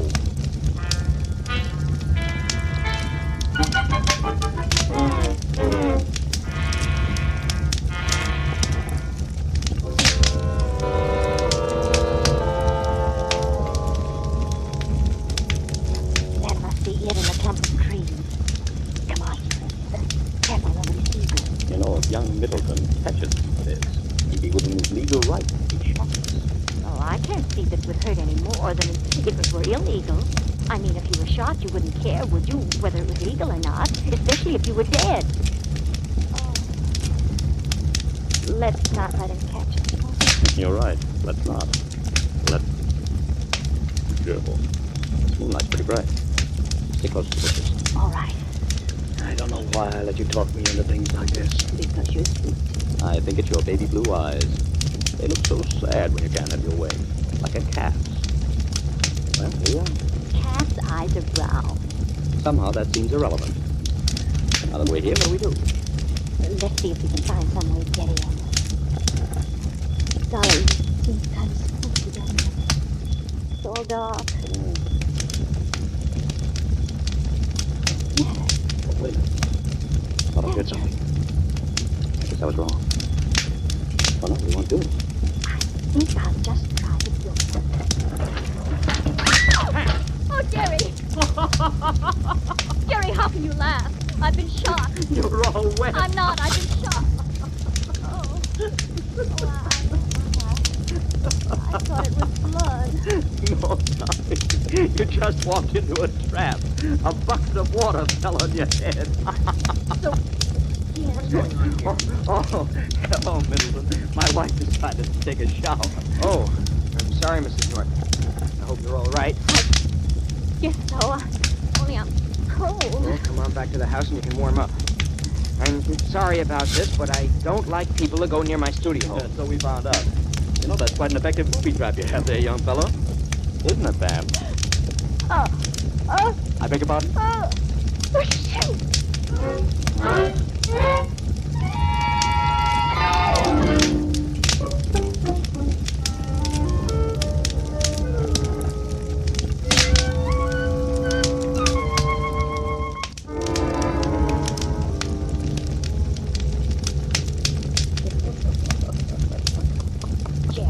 Stop laughing and come to care. I can't help it, Pam, when I think of the way you look. Like a drowned cat. Before I was a cat. Well, you will go snooping into other people's business. Well, still asking to help him. I'm afraid you weren't much help. I guess not. You know, Jerry, in spite of it all, I like that David Middleton. Yeah, he's a nice kid. I would like to know what he's got in that studio. Maybe he's hoarding sugar. Oh, now what? I'll answer, dear. Hello. Yes? This is George Warwick. Oh, yes. I've been trying to get hold of Lieutenant Wagons. You know where he is? No, but I think I can find him for you. Good. If you and he come out to my house right away, I'll show you something very important. What is it? I just discovered a very important clue. Now I know who killed Mr. Middleton. Oh, I thought you said you killed him. I'll explain everything. How soon can you get here? I don't know. As soon as I find Bill. All right, I'll be waiting. Bye. Goodbye. George Warwick, you better put your clothes on again, darling. One of our murderers has something to tell us. And this time, it's not a confession.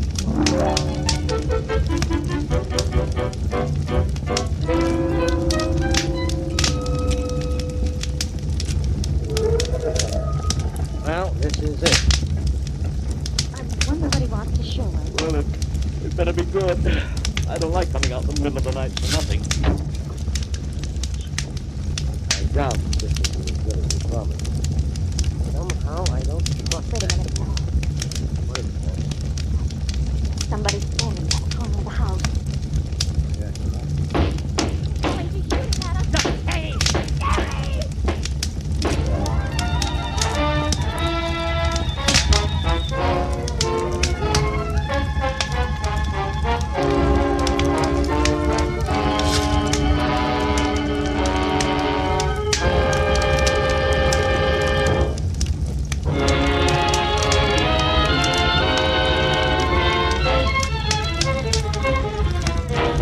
And now back to Mr. and Mrs. North. The Norths and Wygand were approaching George Warwick's house when someone began shooting at them. Golly, he's shooting at us. Jerry! There he goes. He's running back of the house. You got your gun, Jerry? Yeah. Good. Go around the other side. I'll go this. Okay. See anything, Jerry? Pam, you shouldn't have followed me. I wasn't going to stay back there alone. Well, all right. Yeah, back, Pam. Who's there? Hello, that's you, Jerry. Bill. Yeah. Anyone, Jerry? No. No, neither did I. What do we do now? Well, I guess we'd better go the up. What's that? Someone's calling for help. It's coming from inside the house. Come on. Here's the door. It's locked. I have to break the glass. Then I can reach in and turn the knob. Look out. Okay. There we are. The call's coming from upstairs. Right, let's go. I can't see anything. Now, wait, I'm feeling for the light switch. Oh, here it is. Oh, that's better. Now, come on. Hello, where are you? In here. Sounded like that room there. Right. Hello in there. The door's locked. Break it in. Okay, I'll shoot off the lock. Stand back, Jerry. There we are. Hey, where are you? Over here, behind the bed. What's Warwick? His hands and feet tied. What happened, fella? Larry knocked me down, tied my hands and feet and ran out. Larry Chapman, eh? Yes. He wore a mask, but I recognized him anyway. He must be the one who shot at us. Probably. I heard the shot. I wondered what was happening. Can you roll over a little so I can get to this other knot? Yeah. I'll have you loosen a second. What did Chapman want, Warwick? He must have been snooping around and heard me phone you. He's probably stolen the clue. What clue? The gun that killed Walter Middleton. You mean you found the gun? That's right. Well, there you are, all untied. Thanks. Now, what about this gun? I had it locked in my desk downstairs. Perhaps he didn't find it. Come on, we'll see. Okay. See, on the night of the murder, I saw Larry throw a package wrapped in newspaper into the bushes. I didn't think anything of it until today, when he mentioned wrapping the pistol in newspaper and throwing it in the bushes. And you went back to the same spot tonight and the gun was still there? Yes. I went back as soon as you released me. Then I went to see Helen. Why? I had to be sure she wasn't involved. As soon as I found out she had a perfect alibi, I phoned the North. Oh, then you confessed before just to shield Miss Middleton. That's right, Mrs. North. But it wasn't necessary. Chapman had already confessed. I know, but he was just making a play for her benefit. He's cut in enough already. Until he came along, I thought my chances with her were pretty good. Now I'm not so sure. Well, here we are. Just a second, I'll open the desk. Ah, it's still here. So it is. Let me see it. Here. Well, apparently that isn't what Chapman was after then. Maybe he just wanted a chance to shoot us. Why would he want to kill us, Jerry? I don't know. Well, I can't explain it. All I know is that he knocked me down, tied me up, and then I heard him run out the door. And the next thing I knew, there was shooting. Say, wait a minute. Let's see that. What, the gun? No, the paper it's wrapped in. What is it, Jerry? Warwick, you say you saw Chapman throw this package in the bushes on the night of the murder. That's right. That's very strange. Why? Well, the murder took place a couple of days ago. But this newspaper the gun's wrapped in is today's paper. What? Why, I don't understand. I think I'm beginning to. Well, there's some mistake. I'll say there is, and you've made it. Oh, no. You can't think that I... Oh, can't we, though? How about that other story of yours? Which story? About Chapman attacking you and tying you up. It's true, he did. Oh, he did, huh? And then he ran out the door. That's right. How do you explain the fact that when we reached the door to your room, it was locked from the inside? I don't know. According to your story, you couldn't have locked it because you were tied up. Chapman went out through it. Well, it must have... Oh, I don't know. I don't know. Jerry, look out. He's grabbing the gun. Stop him, Bill. No, you don't. I've got the gun now. Stand back, all of you. That's it. Now, look here, Warwick. You can't get away. I'm getting out of here. He's getting away. Yes, darling. I'm afraid he is.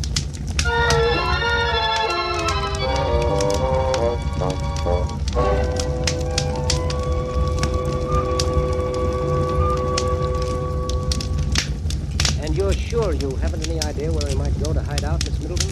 No, I haven't. All right, thank you. We'll run along. I'm sorry we had to disturb you in the middle of the night like this. That's all right. Good night. Good night. Well, no luck here. We'll have to try something else. You know, Bill, I can't help wondering. About what? If he really was guilty, why did he confess? Oh, that was clever. By seeming to protect Miss Middleton, he threw suspicion off himself. Cool, that's it.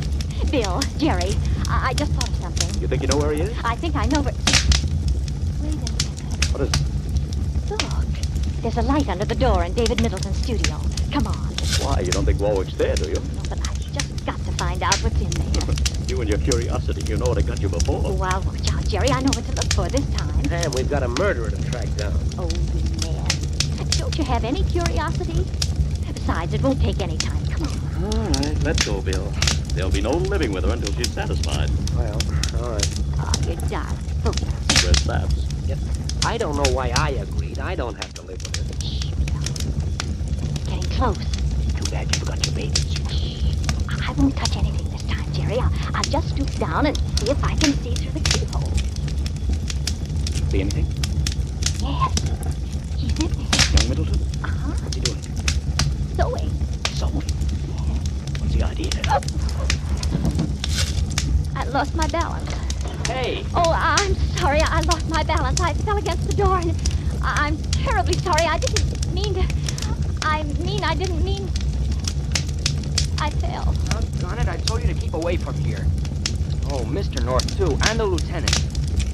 What do you want? I wanted to be able to live with my wife. Huh? Yes, she just had to see what you have in here. Well, now you see. I hope you're satisfied. No. Yes, I make them. Silly, isn't it? I don't think so. I just like to make dolls. Sort of a hobby. There's no law against it, is there? No, not that I've heard. I know. I ought to fool around with shortwave radio or electric motors or something. But I'd rather make dolls. Well, what are you waiting for? Why don't you laugh? I don't feel like it. Look, son. Is this where you were the night of the murder? Yes. That's why I confessed. So you'd all stop asking questions about where I was. Didn't want to have to tell about it. I was safe enough. Confessions before mine, and I could always tell the truth if I had to. But I hoped I wouldn't have to. You shouldn't feel so ashamed, David. These dolls are beautiful. Why, you're an artist. Look, Jerry, all kinds of characters. Yeah, they're absolutely perfect. Look, every little detail exact. Some of these dolls are so tiny, and others are almost life-size. Thanks, Mrs. Norris. You can have one if you like. Oh, thank you, I would. This one, this little old man with a pipe. Yeah, he's yours. Oh, thank you, David. Jerry, look at me cute, little wrinkled-up face. Jerry, dolls. What about them? They give me an idea.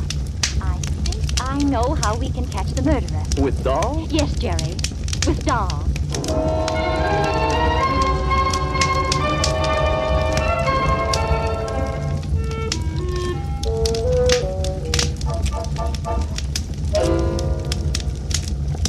You see, Miss Middleton, it was quite a scheme. By pretending to shield you, Warwick could throw suspicion off himself. The very confession of murder would suggest he was innocent. And then being found tied up right after we were shot at, it would again make him seem innocent of that, too. And the gun plant would throw the blame where he wanted it. Clever. It's too clever. Anybody who'd work out such an elaborate scheme wouldn't make such stupid mistakes as the date on the paper and the locked door. Besides, he's a slitherer. A what? A slitherer. There are two kinds of liars, twisters and slitherers. Twisters figure out 3 or 4 twists ahead and lie accordingly, while slitherers just slide into whatever lie seems to fit at the moment. Mr. Warwick is a slitherer. But how do you know? At the jail, Mr. Chapman was always way ahead of Mr. Warwick.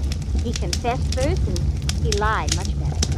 He's a twister. It was he who confessed to throw suspicion off himself.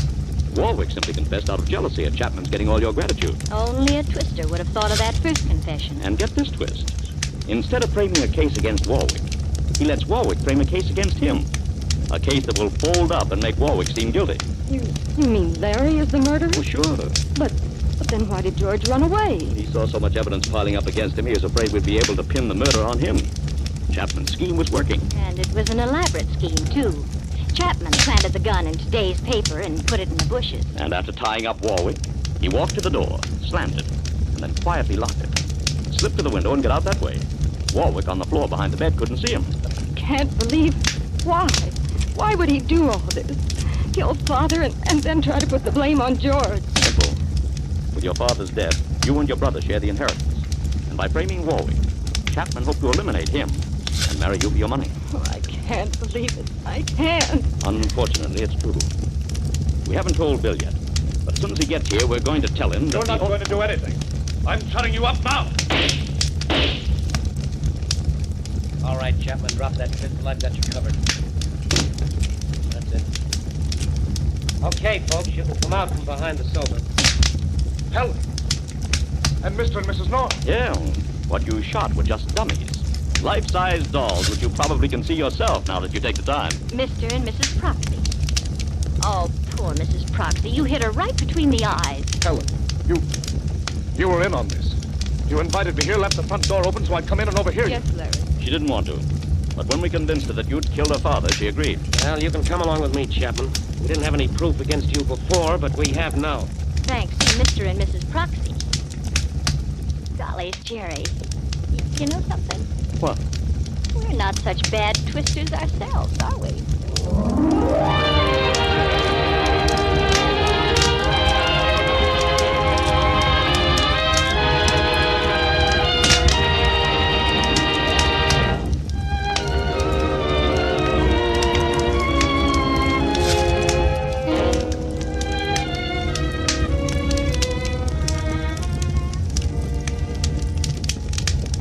You think a film star has an easy life? Well, she doesn't. Making a picture is unusually hard work. She has to be up at dawn, have her makeup on, and be ready in time. She works all day under blazing lights. Then there are personal appearances, for every star is busy with war work these days. And off the set as well as on, she has to look glamorous. Well, the beauty care that can keep her skin soft and radiant through all that has to be remarkably effective. And here's what Veronica Lake does, the Paramount star now appearing in So Proudly We Hail. She told us, I take the 3-minute Woodbury Beauty Nightcap every night with Woodbury Cold Cream. The beauty results are thrilling. well, girls, your skin may not have such hard treatment as a film star's, but if Woodbury Cold Cream can do so much for them, think what it can do for you. That's because Woodbury is much more than just cold cream. It's a complete beauty cream. Jars, 10 cents to $1.25. That's Woodbury, Woodbury, Woodbury Cold Cream. Get a jar tonight.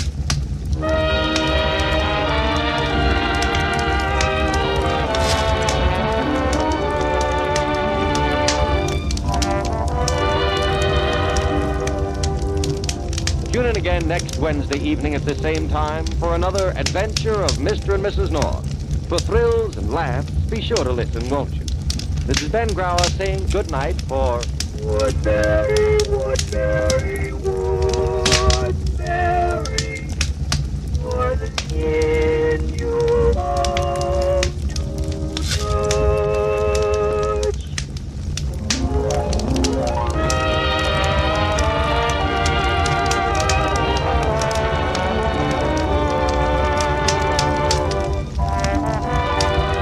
This program came to you from New York. This is the National Broadcasting Company.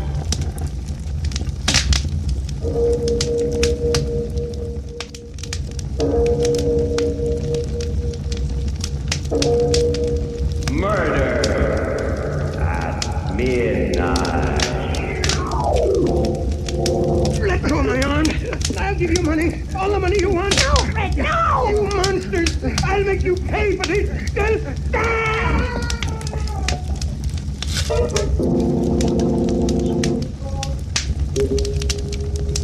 Midnight, the witching hour when the night is darkest, our fears the strongest, and our strength at its lowest ebb. Midnight, when the graves gape open and death strikes. How? You'll learn the answer in just a minute in Murder's a Lonely Business.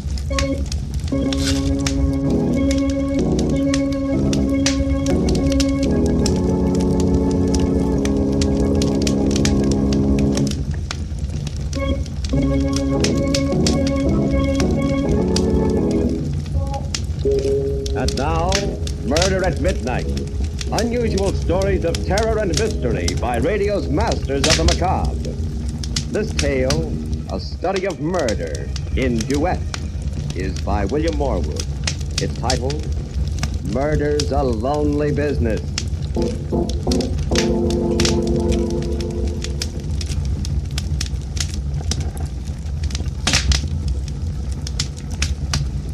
At a cemetery, a burial is taking place.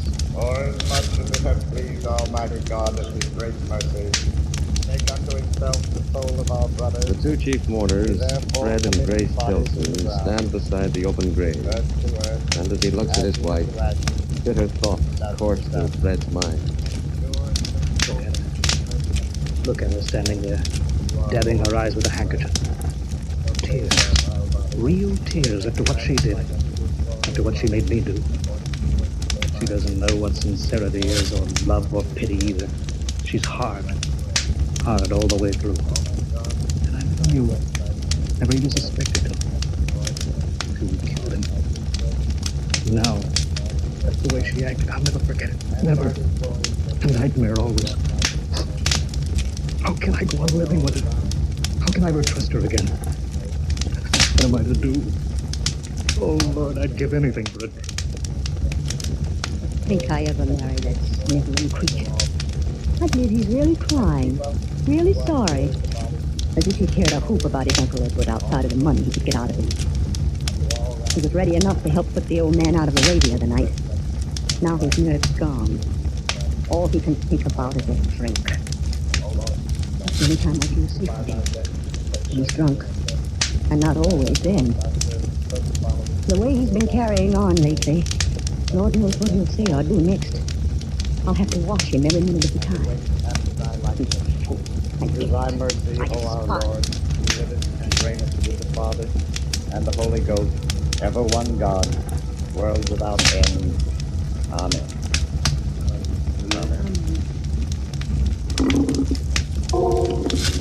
Goodbye, Uncle Edward. They're throwing dirt on your coffin now. But you won't mind. You're cold and silent now. Very different from the way you were 3 nights ago. 3 nights ago. Was that all it was? Another lifetime, but... Yes, that's right. Driving up to his house in the dark. Letting ourselves in. Uncle Edward! He must be up in his study. I guess so. Servant's not up. Uncle Edward? The door above opened, and Uncle Edward started down the marble staircase. In my mind's eye, instead of Uncle Edward, I could see my friend, the whole crowd filling the room, and myself in a gorgeous gown descending to greet them. A much more fitting picture than the stodgy form of Uncle Edward who came down toward us. Well, this is a surprise. I thought we'd drop in, Uncle Edward. It's been a long time. 6 weeks, to be exact, Fred. How are you, Grace? Wonderful, thanks, Uncle Edward. Well, I'm glad to hear it. You look a little off your feed. Come on into the library. You'll be more comfortable here.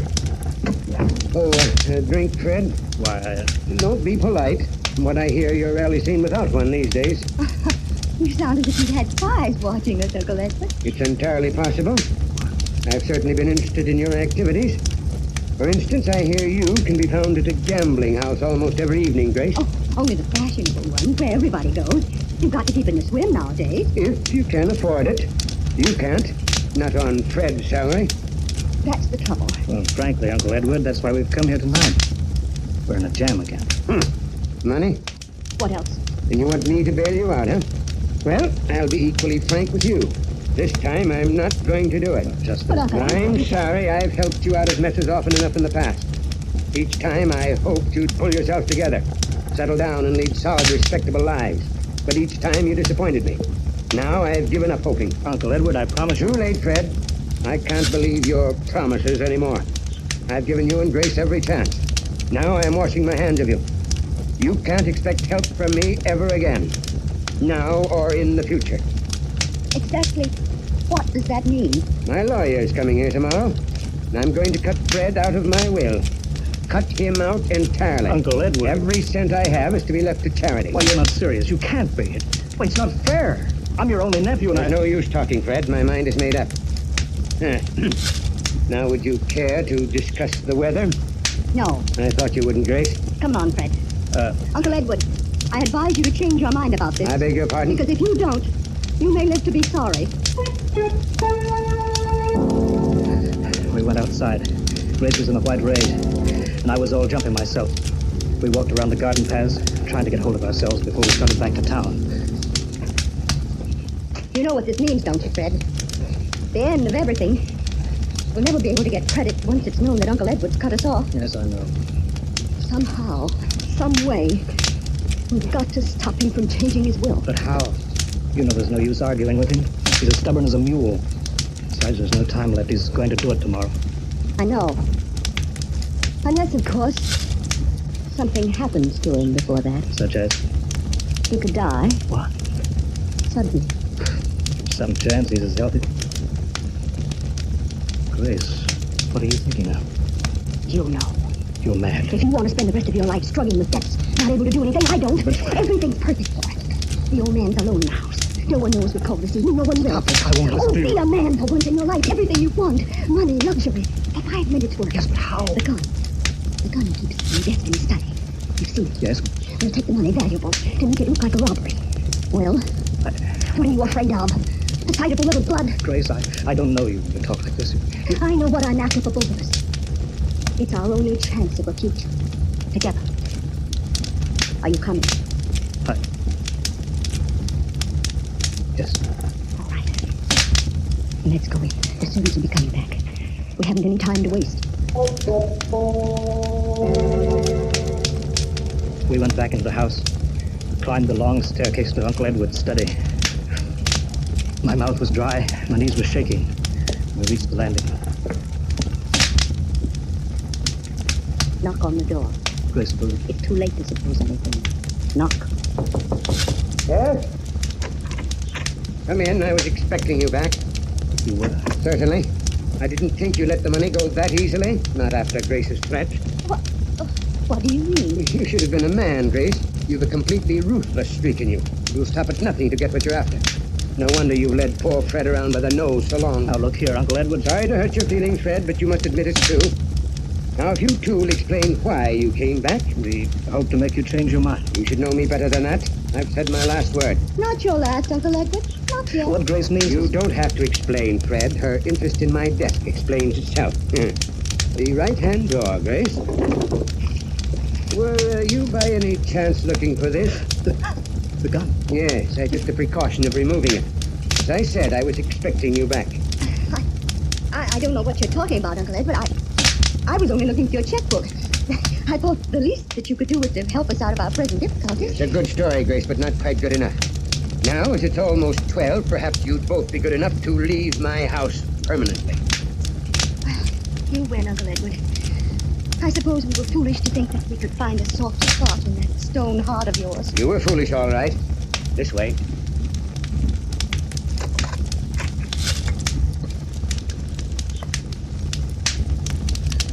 This reminds me of the old days, when Fred and I were first married, when we used to come and visit you. You used to see us to the head of the stairs when it came time to go. Just like this. That was a long time ago. I wish those days could come back. Impossible. Well, good night, Fred, and goodbye. Well, aren't you going to shake hands with your only nephew? Well, since it's for the last time, goodbye, Fred. Hold him, Fred. No, Fred. What? Let go of me, Grace. Fred, get a bus. No. I'll give you money. All the money you want. No, you monsters. I'll make you pay for this.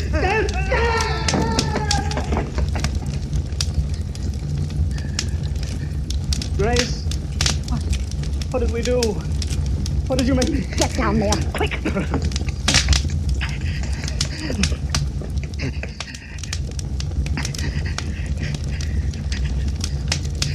There's no pulse.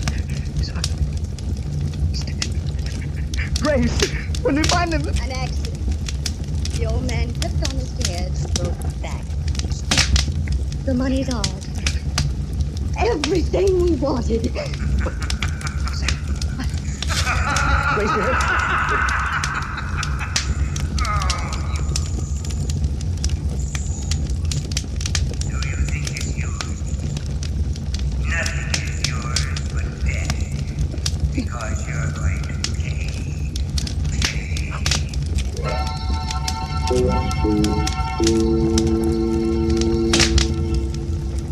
A dead man lying at the foot of the stairs, and a white-faced couple staring at each other. Did they hear a voice from beyond? Is it possible for the dead to make the living pay for Murder at midnight.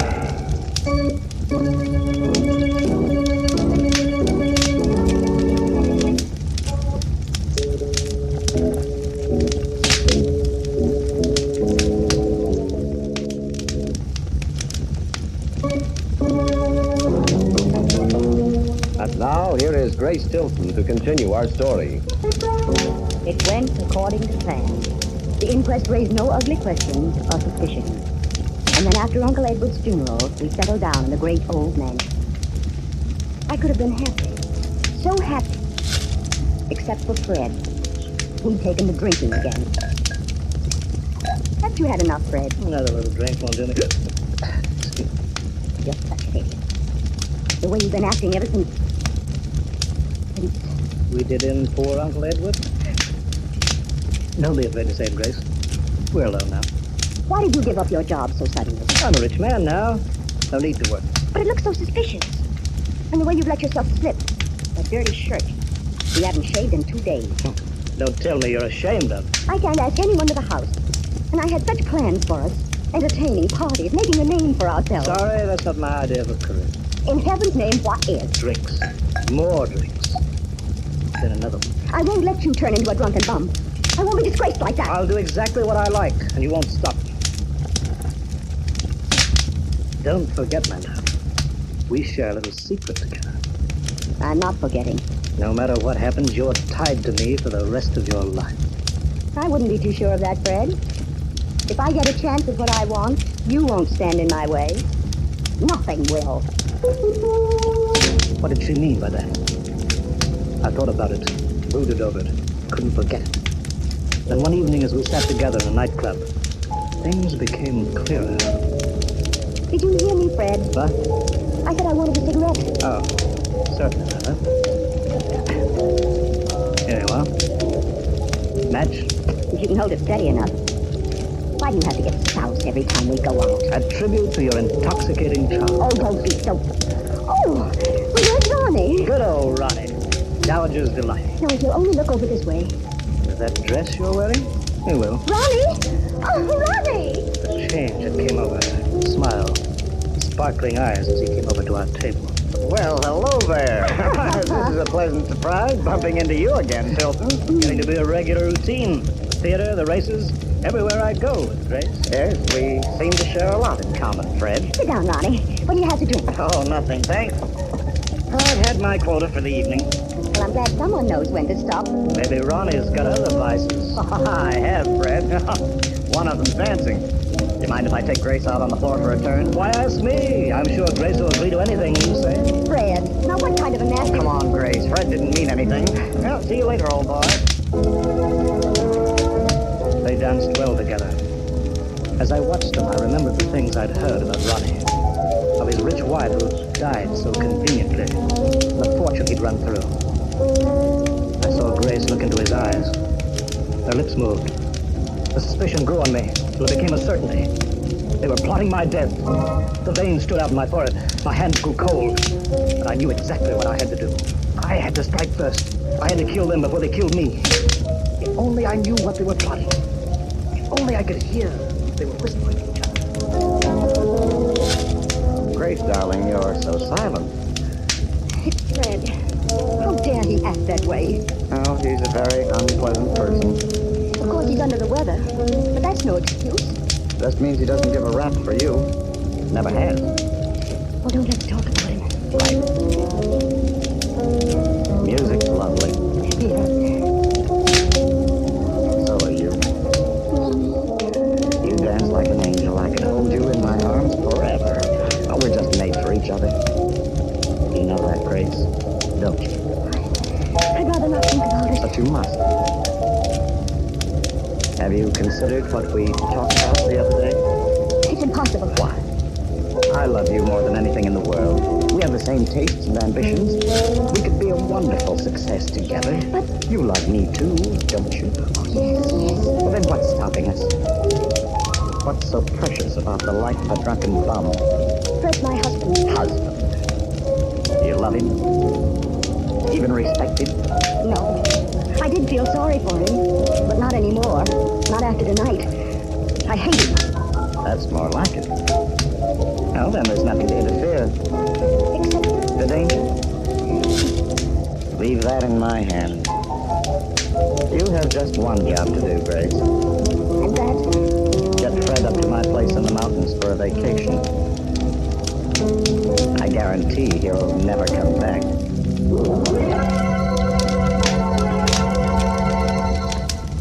I don't know if I should have been suspicious. Fred agreed to go up to Ronnie's place with surprising ease. It was almost as if he'd been expecting the invitation. The night we planned to do it, we sat in the living room, just the three of us. Ronnie was playing the piano.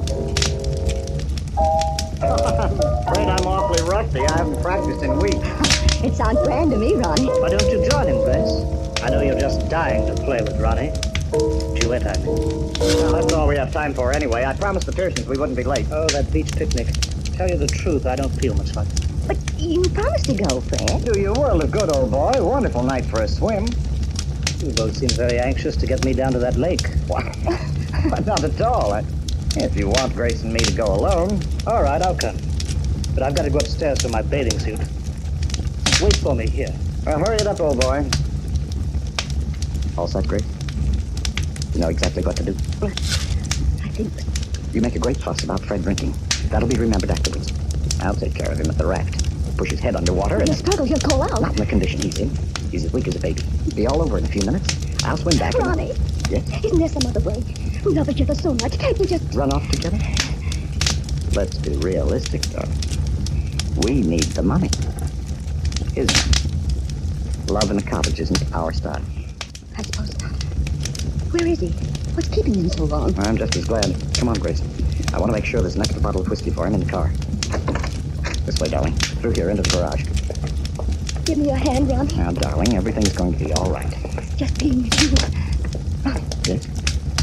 I saw something moving. Where? Over there. Behind the car. Oh, Fred. Hello. Thought I'd hurry things up by coming straight out to the garage. Well, you gave us quite a start. Why, Grace? Something on your conscience? Well, the Pearsons will be on our necks if we don't get started soon. Now, in you go. We're off to the races. But just try to pick the winner.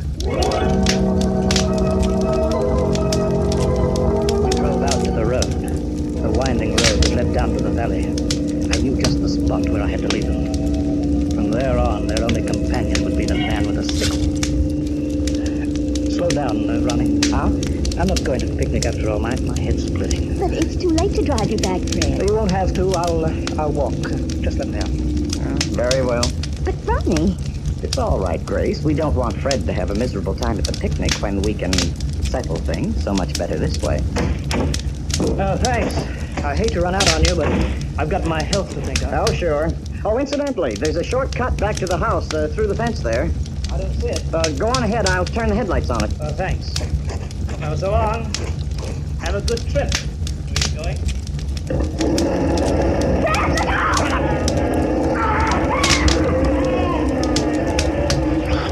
Ronnie, you ran him down. You killed him. That's what we wanted, isn't it? Not here. Not out here on the road. It'll look like a hit-and-run accident. We'll double back at the bottom of the hill, pretend we came from another direction. Oh, we won't get away with it, Ronnie. It's no use. They'll catch us this time. Snap out of it, Grace. Sorry, but you've got to get hold of yourself. I can't go to pieces. My hands are trembling. Where are you going? Take the wheel. You're going to drive. No, I can't. Now move over. Go on. No. Now drive. Your life depends on it. Both our lives.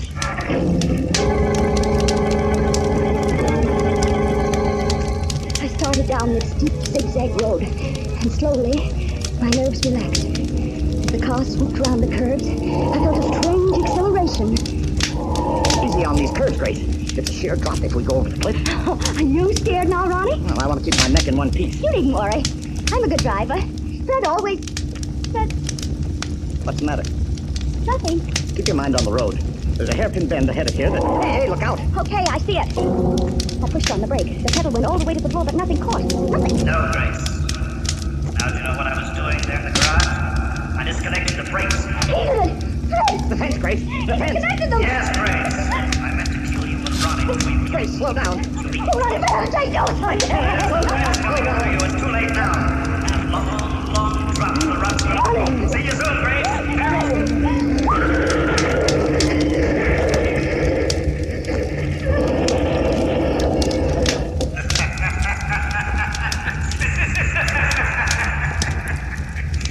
See how it works out, Fred. And you, Grace, you made one little mistake the night you killed me. You thought that company in crime made it easier, but it doesn't. Murder is a lonely business. A very lonely business.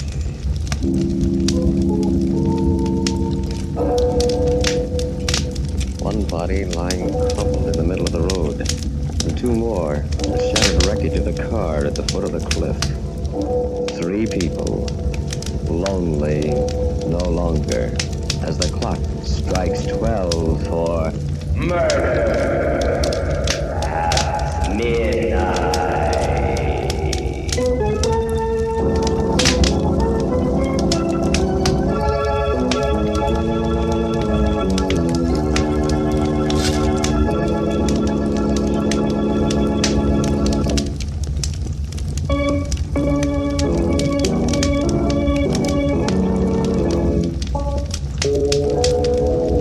Remember to be with us again when death plays host and the clocks Strike 12 for murder at midnight.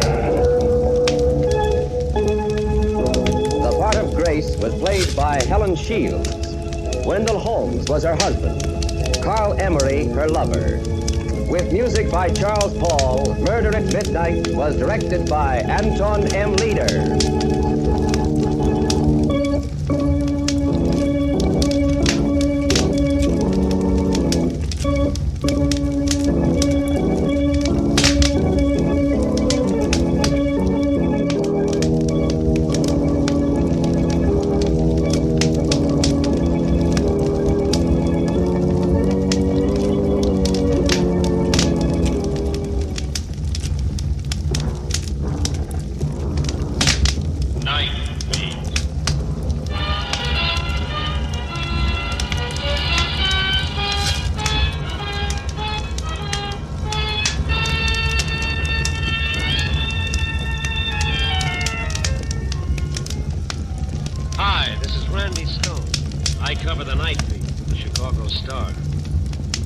Start in many different ways.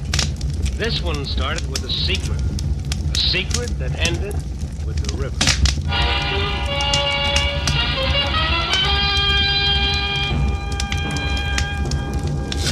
Night Beat, starring Frank Lovejoy as Randy Stone.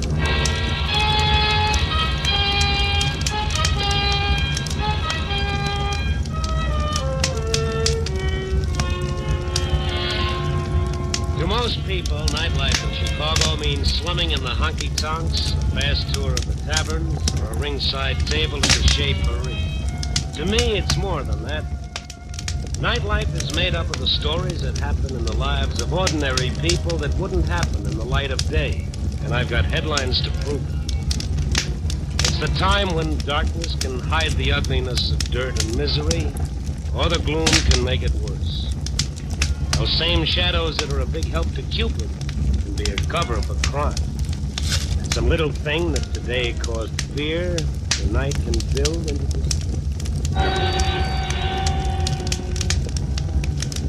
This was a night for driving, cool and clear with a suggestion of spring. It was dusk when I started what I intended to be a short drive, but it was late when I turned back to town.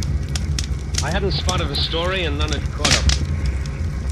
At Oak Street Beach, where Lakeshore Drive turns and Michigan Avenue begins, I quit kidding myself that I could find the story on wheels and headed for the paper to park my car. I was just approaching the bridge when I saw the girl, standing on the rail, her arms held rigid at the sides. I jammed the brakes and stopped within 20 feet of where she stood, and then, as I opened the door, she jumped. Hey! I ran to the rail and vaulted over into the icy river. The girl was nowhere in sight. Hello! And then she came up so close that her shoulder brushed against me. I grabbed her and started for the bank. Let me alone. Let me alone. Look, lady, let's get out of the water. Let me alone, please. Please let me alone. You know what they teach in life-saving? If the victim resists, I want it to get rougher. Come on. No. A little farther. A little more. There. Climb up. Oh. Climb up. There, that's better. Why did you do it? Why did you do it? They know. You know what? What are you talking about? They know my secret. They know my secret. You can tell me about it in the car. Just like I'm going your way. We stumbled up the bank and onto the bridge. People were starting to gather at the rail. I put the girl in the front seat of my car and I pulled away fast. I hated curiosity. The girl huddled over against the door, shivering. She didn't make a sound until we crossed the bridge. She began to cry.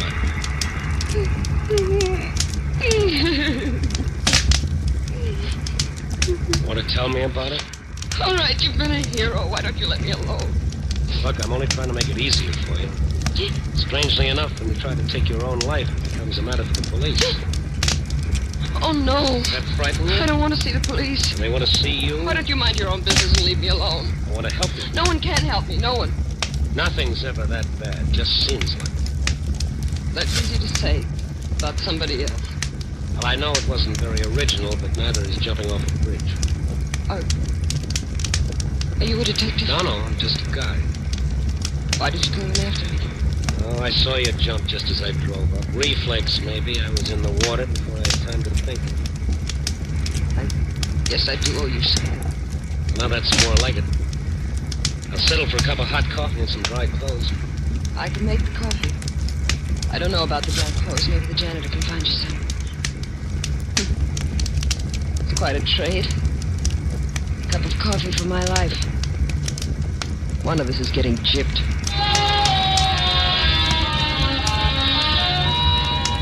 She talked after that, and I could tell it was to keep me from asking questions. I couldn't make her out. She was still angry she didn't show it. It was a reaction I'd never seen before. She wasn't happy or unhappy. It seemed more that... Well, did you ever see anyone who was resigned to living? I drove to the address she gave me on Walton Street. It was a better-than-average apartment house, a good district.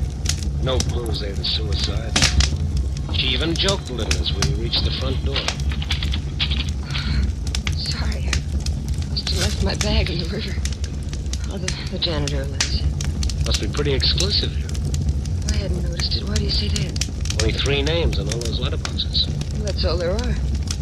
Wanda Rhodes, that's me, and Miss Henrietta Dietz. Etta lives across the hall. And Judson. He died 7 months ago. Then there are only 2 people living in this big building? Well, there's the manager, but he's hardly ever here, and the janitor. Why? Well, maybe you haven't heard there's a housing shortage in Chicago. Don't tell me the house is haunted. No. I don't get it. What do you want? Oh, let us in, Lucky. I lost my key. What happened to you, Miss Rhodes? You were all wet. Oh, she had an accident. She was walking on the pier and she slipped. Oh, this is... Randy Stone. Yes, he helped me out. Could you find Mr. Stone some other clothes? I need something dry to wear home. I'll bring them back. Well, anything will do as long as it's dry. Here's a deposit. When I return your clothes, you keep it as rent. Well, all right. Here's your back. Greenwood Street. Wow. Are you feeling better? I'm beginning to, Mr. Stone. Randy, All right, Randy. Let's get that coffee. All the comforts of home. What is it, Wanda? What is it? Look, in lipstick on the mirror. I know you're sick. Oh, it's there. All right, easy, baby, easy. Sit down here with your back to it. That's better. Now, what's it all about? I can't tell you everything. Well, tell me what you can. It'll do you good. All right, I'll try. And at first, it was typewritten notes. What do they say? That. I know your secret. Yes. Go on. First one was yesterday. No, the day before. It was slipped under the door. Wasn't signed. Oh, no, none of them were. How many notes have you had? I don't know. They were everywhere under the door in my mailbox. I even found one in the laundry. Say anything about it to anyone? Oh, no. Not to you. You don't understand. Yeah, I think I understand. Who else knows about this secret? No one. No one here in Chicago. What else happened other than the notes? There were the sounds. But I can't be sure about them. What sounds? I may have imagined it. The notes got on my nerves, I guess. I began to hear things, you know, boards creaking, footsteps. I'd hear something outside in the hall. When I'd open the door, there'd be nothing there.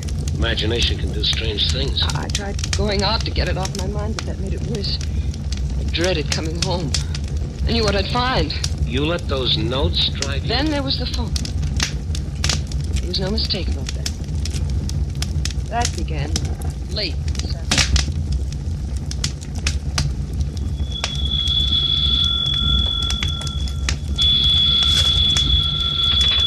Hello? Hello? Hello? Hello?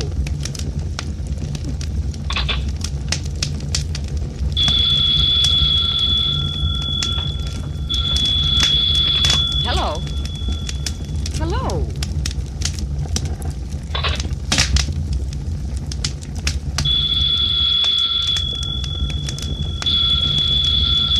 Hello, who is this?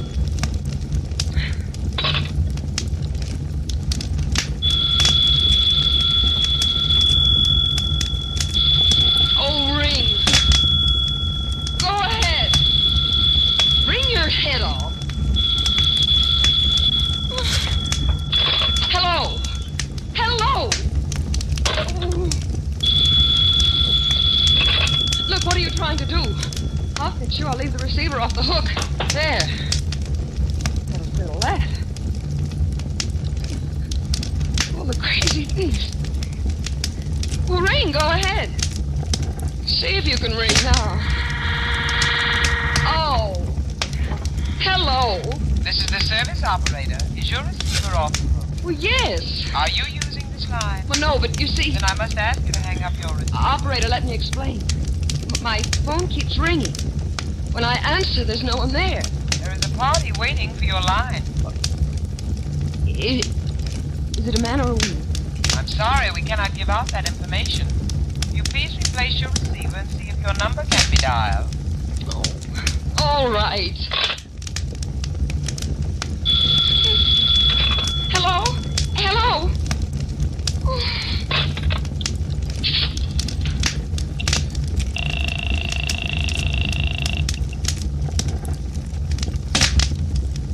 Number, please. Oh, I want the service operator, please. I will ring the service department.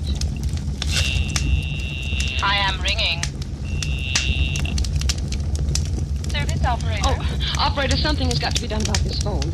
What is your trouble, madam? Well, I just talked to you. You made me hang up my receiver. Oh, that must have been another operator. If you'll tell me your trouble, I will have it checked. Look, my phone keeps ringing and ringing and ringing, and when I answer it, there's no one there. I can't stand it. My nerves are shot as it is. I can't stand it, I tell you. Well, the trouble may be in your phone. Well, of course it's in my phone. That's what I'm trying to tell you. If the trouble is in the instrument, it cannot be checked until morning. Morning? Well, what am I supposed to do until then? I can't stand here and listen to this thing ring all night. We will send a service man as soon as we can. Yes, you just do that. But until he gets here, this receiver stays off the hook. I'm sorry, madam, you cannot do that. Why not? You see if you can stop me. I'm sorry, madam, you cannot do that. Who does she think she is? Oh, hello. This is the service operator. What do you want now? Is your receiver off the hook? Yes, my receiver is off the hook. You know it is. I told you I was going to leave my receiver off, and that's what I'm going to do. I'm sorry, you cannot do that. Can I? Well, who's going to stop me, I'd like to know. Your number is on a 4-part line. When your receiver is up, it stops the service on all the lines. I must insist that you replace your receiver. And what will you do if I don't? It's my duty to see that the lines are open. I will have to keep ringing until you do. Oh!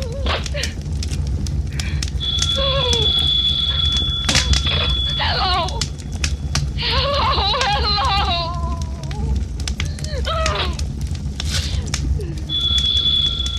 The phone kept ringing and ringing until I guess I went a little crazy. I grabbed my coat and ran down the hall. When I got to the front door, I found a note pasted on the glass. I know your secrets.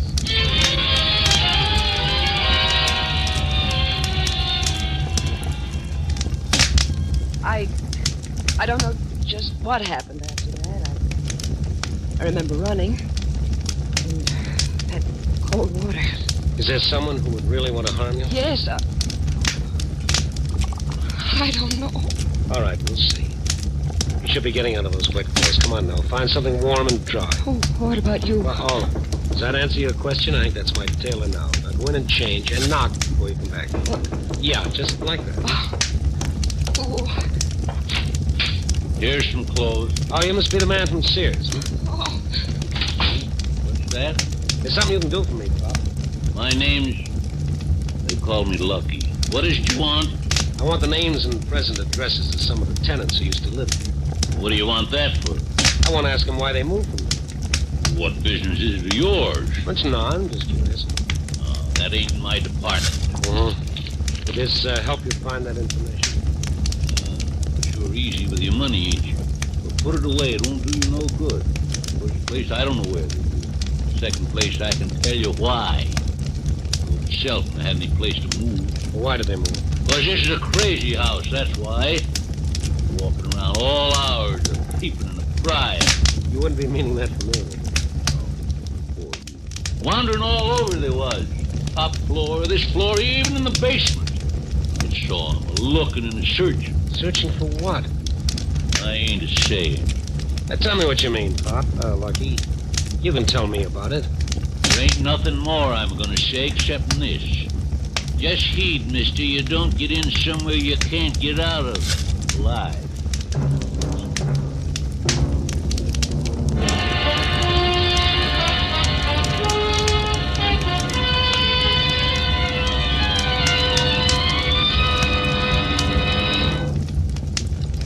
You are listening to Night Beat, starring Frank Lovejoy as Randy Stone.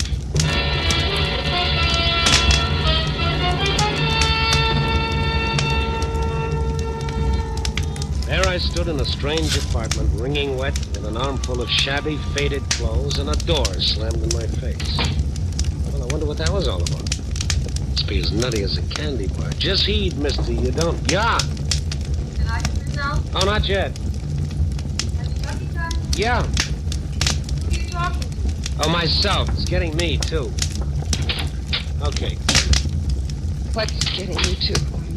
This house. Next, I'll be hearing things. You don't believe me? Oh, sure. I believe most of it happened. The rest was the product of fear and panic. What about this Henrietta, what's her name? Etta? What about her? Think she'd know anything? If she doesn't, it's not her fault. She tries to keep an eye on everything. Well, maybe I should get my stories from her. That's a gal I want to see. Not me. I wouldn't be caught dead. Yeah. All right, you make some coffee. I'll be back.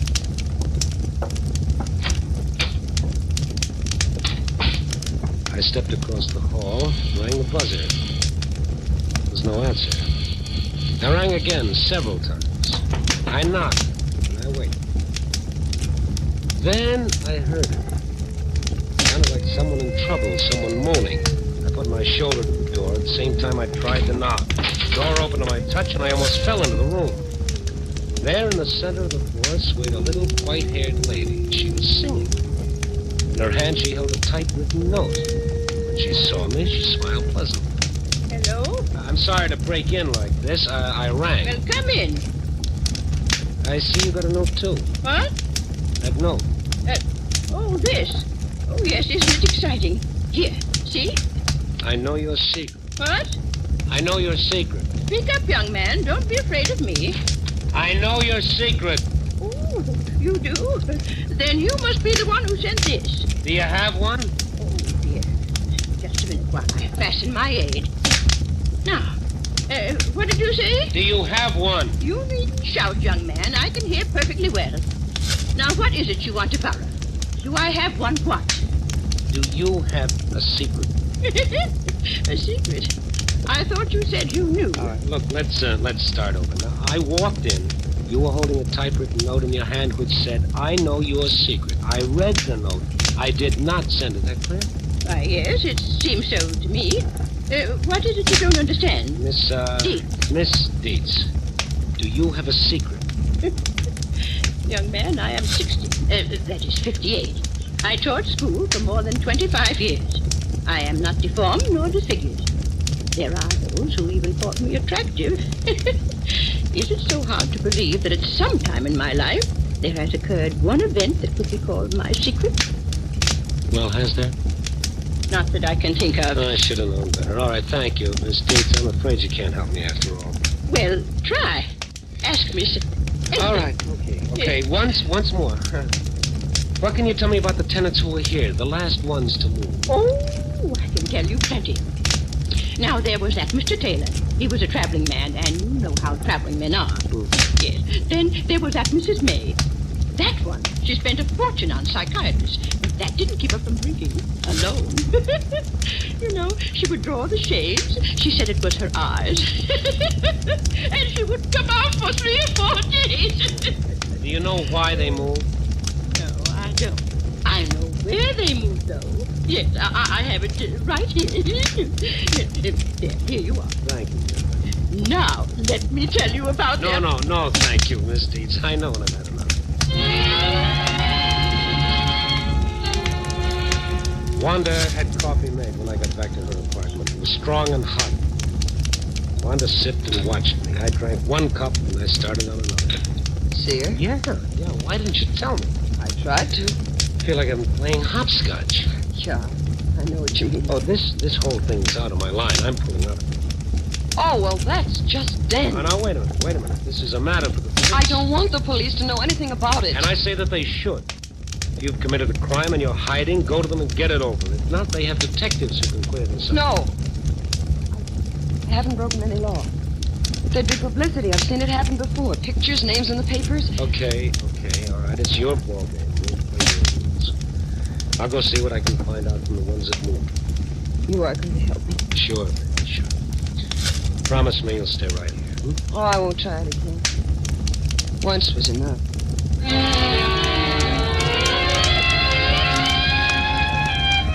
I started with the nearest ex-tenant, Mr. Taylor. He answered my second ring. He was wearing pajamas and street shoes. His body was moving, but his mind wasn't. Yeah, what do you want? Taylor? Yeah, I'm Taylor. May I come in? Oh, sure, come in. Oh, what do you want? I want to ask you about the Walton apartments. Walton? Who are you? Why did you leave the Walton apartments, Mr. Taylor? What are you getting at? Did you receive threatening notes? Yeah. Typewritten. What do you know about them? Was that why you left? Because someone knew too much? Take off, mister. I'm not buying. Were there phone calls, too? Calls when no one answered? You don't know when to quit, do you? First notes, then phone calls, now in person. So you're the one. The one what? The one that drove you out? Proud of that, aren't you? You're pretty busy with that typewriter and that phone. Now I'll take my turn. Wait a minute. You got that wrong. Oh, you're the one that got it wrong, mister. I shouldn't have moved in the first place. I didn't write those notes. Yeah, I suppose somebody sent you. Well, I don't care which way it is. I got a message you can return. Now listen to me. I listened long enough. I listened to that telephone, remember? I did not do... You want to back out. Should have thought of that before you rang my bell in the middle of the night. I'm trying to help. Help? Oh, that's a new one. I don't know what you want, but this is what you're going to get. Here, let me explain. Sure, come back any time. We'll talk about secrets.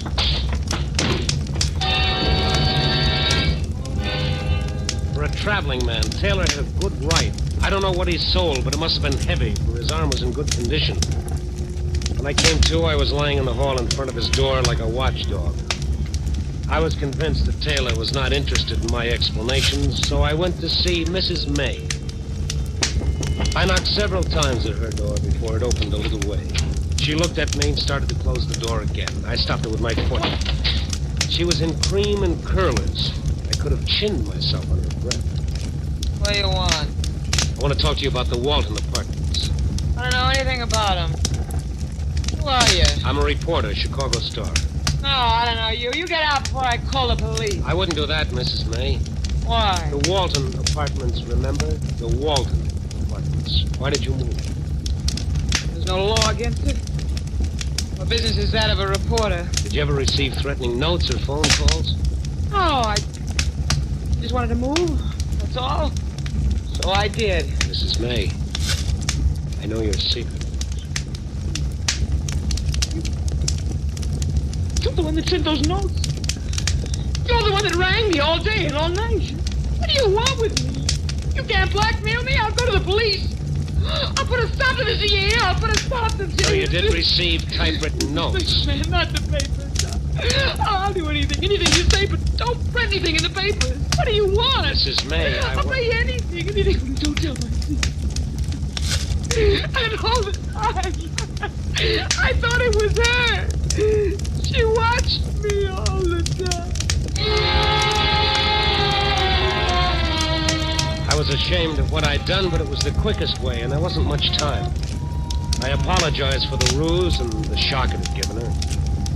When her alcoholic brain finally understood what I was saying, she turned her back and started for a tray of bottles on the table. I used her phone and called Wanda. No, don't call Wanda. anymore. I'll do anything, but only please don't call anymore. Wanda, it's Randy Stone. Everything's all right. I'll be right over.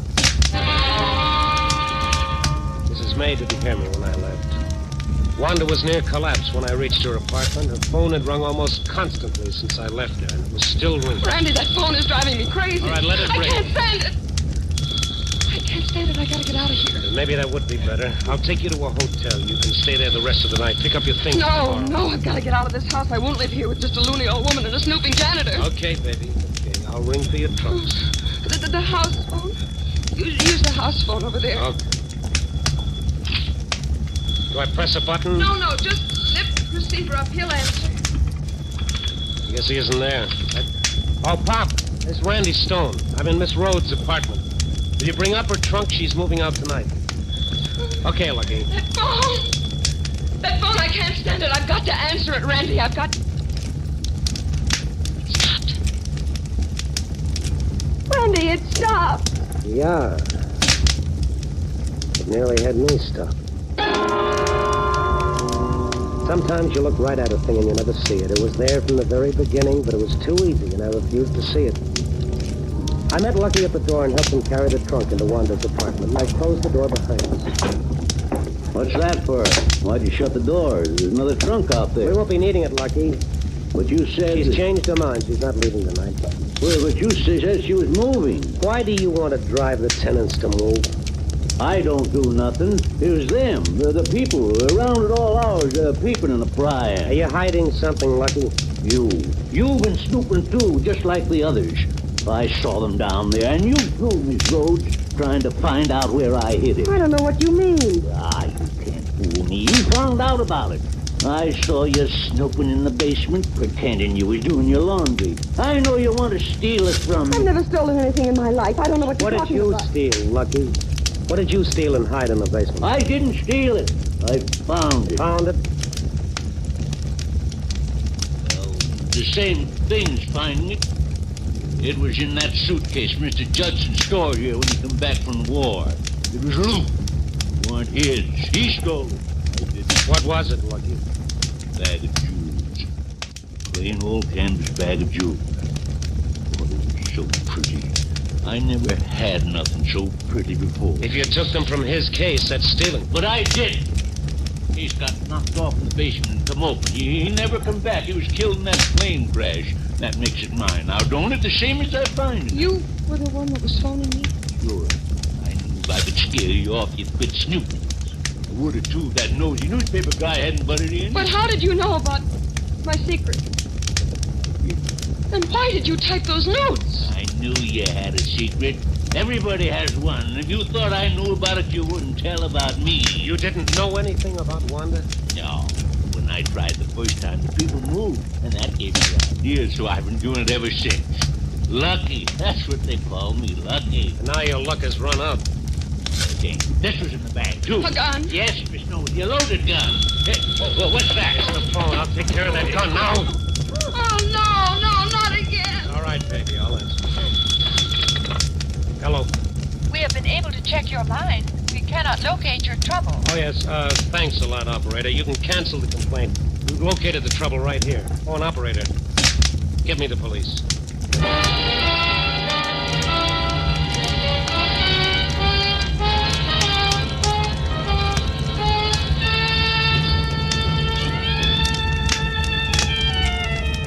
Well, there it is.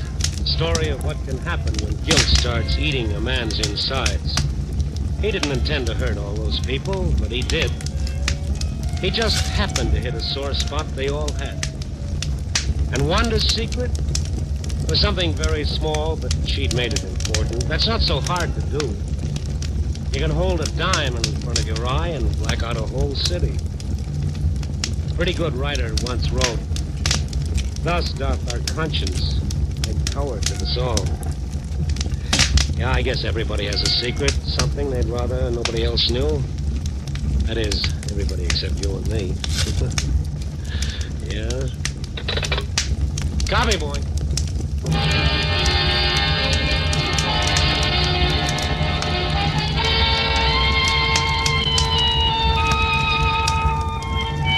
Night Beat, a new dramatic series, stars Frank Lovejoy as Randy Stone.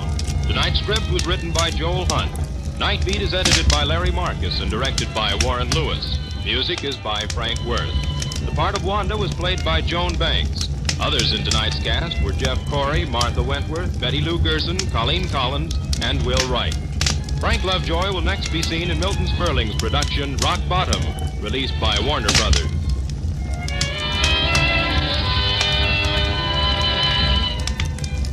Listen next week at this same time and every week as Randy Stone searches through the city for the strange stories waiting for him in the darkness.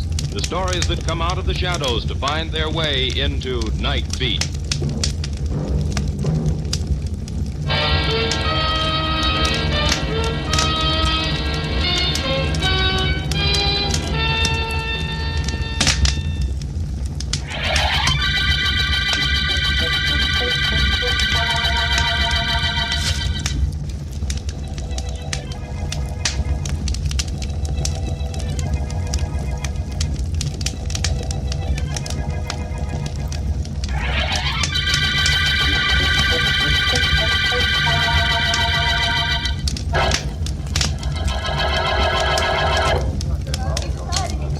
Dr. Kent, here's where you get your medal. Yes, Lloyd, I know. You mean you know that I'm the one who should be getting it, and that you stole my notes? Lloyd, be quiet. They'll hear you. That would be terrible, wouldn't it?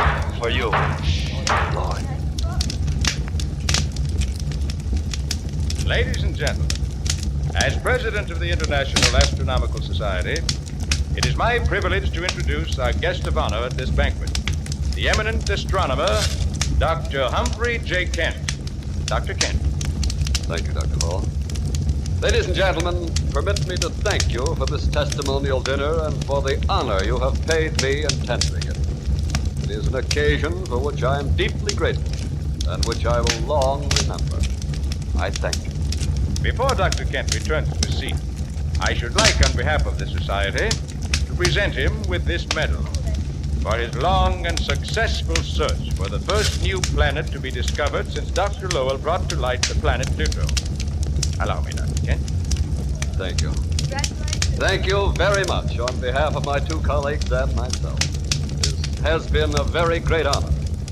This medal is not very heavy, but it carries a weighty responsibility. I think perhaps I had better sit down.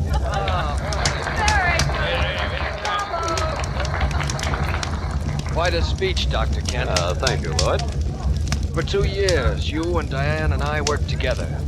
For 5 years before that, ever since I got out of college, I worked on finding that planet. Lloyd, we'll talk about this some other time. Why? Because you're afraid of what I might say? Well, don't worry, I won't expose you. Not here and not now. I'll wait. I waited 7 years to find that planet. Maybe I'll wait just as long to find a way of making you pay for stealing it. Or maybe I'll do it in 1 second. With a bullet.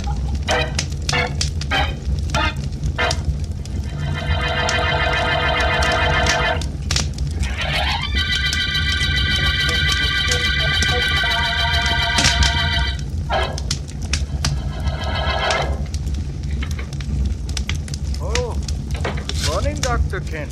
Good morning, Oscar. You do not mind if I finish sleeping, Dr. Kent?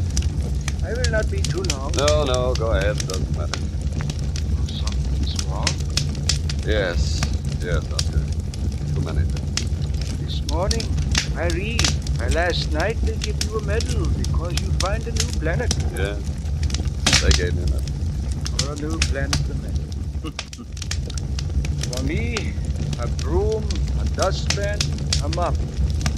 Dr. Kent, I too know the heavens. Maybe I do not use a big telescope like that one there, but I know the heavens. I know them very well. Yes, I'm sure you do, Oscar. Now, please, there's something on my mind. That I know, too. The heavens tell me things. They told me that. It is because of the sign, the astrological sign. You are a Pisces, born in February. For the next few days, you are to be careful, Dr. Kent.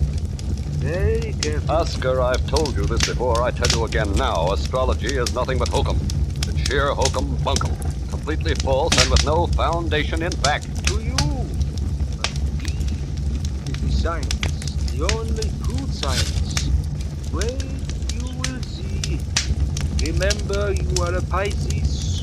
So for the next few days, you are to be careful, Dr. Kent.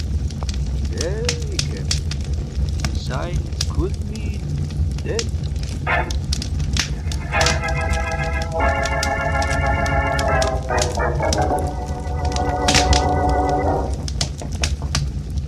Busy, Lloyd? No, I'm not, Diane. Come in. let the endowers of this observatory see the learned Dr. Devons with his head on the desk. What's the matter, Lloyd? Plenty. I went to that dinner they gave Dr. Kent last night. Watched him give him a medal. Saw the smug look on his face when he accepted it. On behalf of my 2 colleagues and myself. Well, so we got a medal by proxy. I'm just as happy. Scientists work for science, not recognition. Recognition never hurt, though. Let me ask you something, Diane. Dr. Peters, please. Working hard. Lloyd, why don't I see you after hours anymore? I'll get around to that, Diane. Diane, did you notice Oscar snooping around my desk at any time? The janitor? Yes. What would he be doing at your desk? Well, pretending to clean, but actually to spy. You know he's very sold on astrology, don't you? Yes, but I'm more concerned at the moment. What's happened to us, Lloyd? What's happened? Nothing's happened. I'm tired, Diane. I'm tired of this place. Work. Of Dr. Kent. And of me, eh? I said of everything, and I meant it. Leave me alone, will you? Just like that. Leave you alone. And I'm supposed to pack my things and walk out. Well, I'm not built that way. You're not walking out on me, oh no. Try it and you'll be the sorriest man that ever...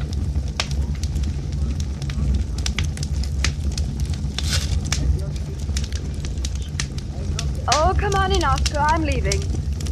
But Lloyd, you and I have to talk a little bit more about the subject of justice. There's nothing to talk about. No. Maybe I can induce you to change your mind.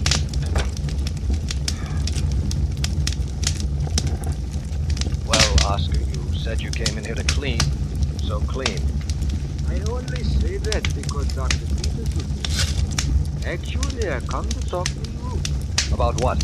About $300. I need $300. You are going to give it to me. I'm going to give it to you. What makes you think that? Many things. I must have an operation, they tell me. Operations cost money. You will give me the money. I'll give you the money. Are you crazy? Get out, Oscar. Get out now. I have to... Not now. You don't have to. Get out. I want to be by myself to think. Think if you want. Think about many things. But also think about the signs. You too are a Pisces. And for the next few days, the stars say there is trouble. There is more than trouble, they say. There is death.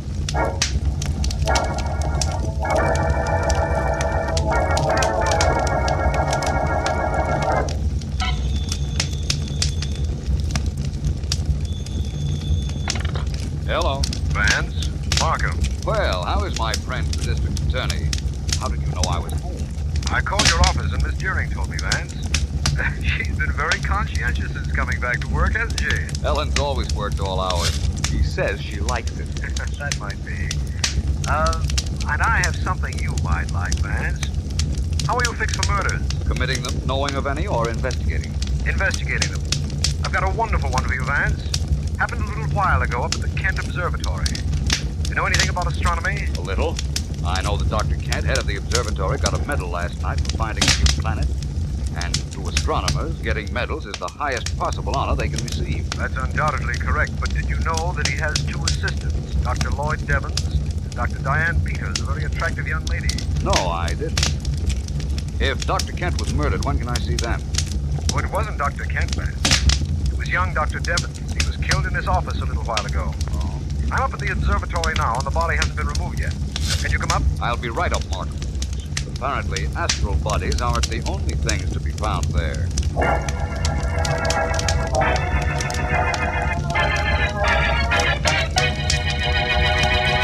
Vance, this is Dr. Kent. Dr. Kent, Philo Vance. How do you do? How do you do, Mr. Vance? Dr. Kent, how long was Dr. Devons your assistant? For several years, Mr. Vance. He was a brilliant scientist. His experiments with the spectroscope will be studied for many years. Spectroscope, Doctor? But yes, it's used to study stars, find out what they're made of, and to break them down into colors. Oh, I see. I understand you discovered a new planet recently, Dr. Kent. Yes, I did, but I'd rather not discuss that right now. It can't possibly have anything to do with the murder of Dr. Devons. Oh, it might, Dr. Kent.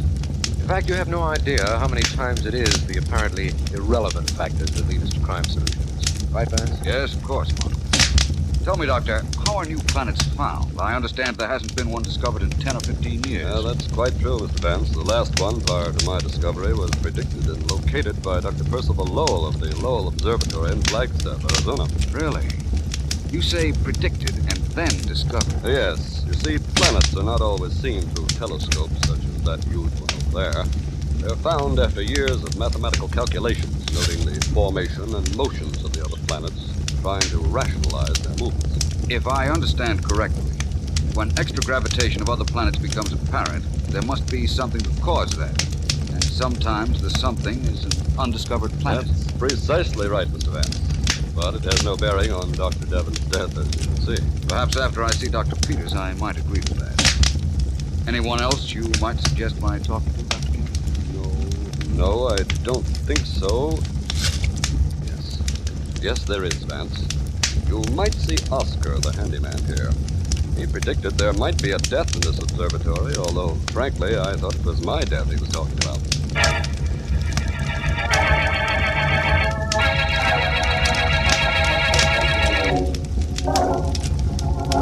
Help me carry these photographic plates over to the table, please, Oscar. Yes, Dr. Peters, I do it gladly. I've got to keep working. I've got to stop thinking about Lloyd. Yes, Doctor, I know. You want the plates right here? Please. Yes? How do you do? I'm Philo Vance. May I come in? Oh, yes, please come in.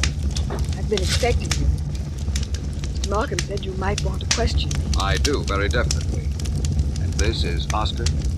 I am Oscar. I wish you'd have a seat, Oscar. I want to talk to you, too. Very well. I sit down. Well, then.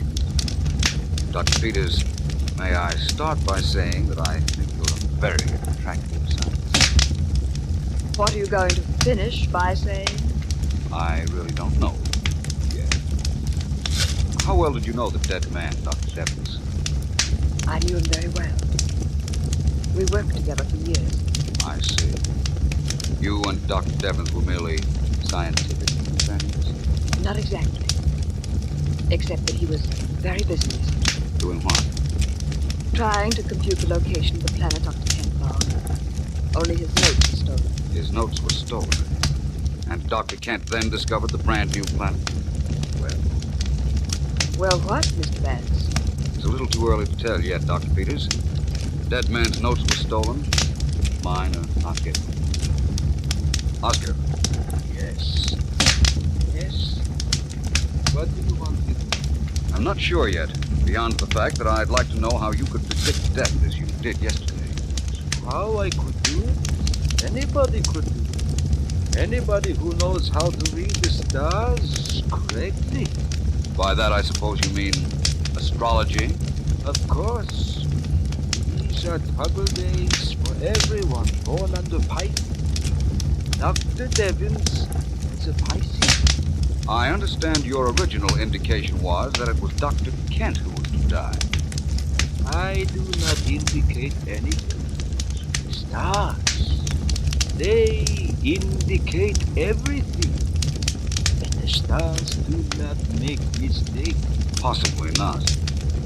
From all I've been able to find out on this case, neither did our murderer.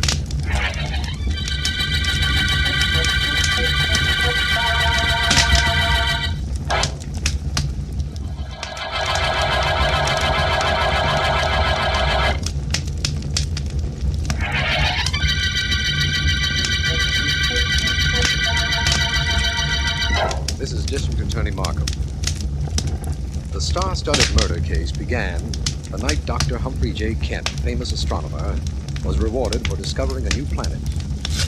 He was threatened then by Dr. Lloyd Devens, his assistant, who subsequently was found murdered.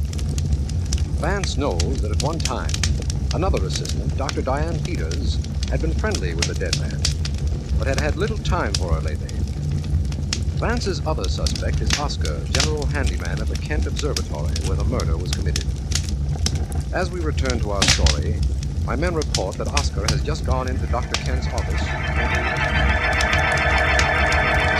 What do you want here, Oscar? Your cleaning is done.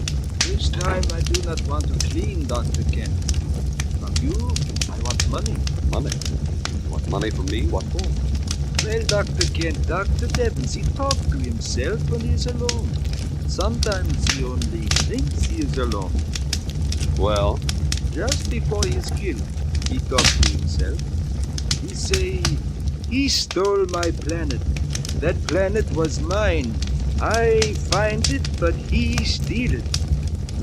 He was talking about you, Dr. Kent. That is nonsense. Maybe. And the police will not think so. You dare to come here and threaten me? To try to blackmail me? You pay me. I do not tell the police. I do not You'll tell nobody, and I won't give you a cent. You understand? You won't talk, and I won't pay you nothing. No, don't hit me. I'll do more than that. I'll choke you. Dr. Kent. He hit me, Dr. Peters, just because I hear Dr. Devins say... Oscar. I don't care.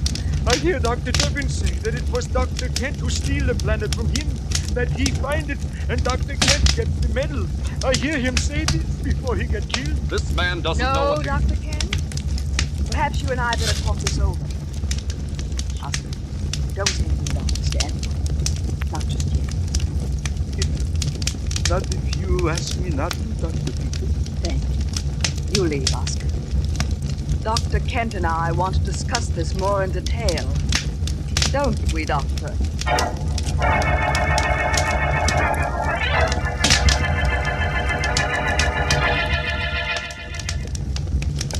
This place looks like a tool bed, doesn't it? Scientific libraries aren't built for splendor, my friend. Markham, listen. After I was through questioning the suspects at Kent Observatory yesterday afternoon, I came here. I found the scholastic records of Dr. Kent, Dr. Devons, and Dr. Peters. Did they indicate anything interesting? I'm not sure yet. Now, I also found out several other things. For instance, in this book here. Here it is. Class of 1940, Midwest University. Let's see.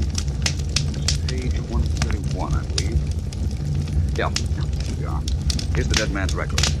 L.R. Devons, graduated with honors, received fellowship, later appointment to endowed Kent Observatory, school award for astronomy, born downtown Ohio, mother E.B. Devons, father O.R. Devons.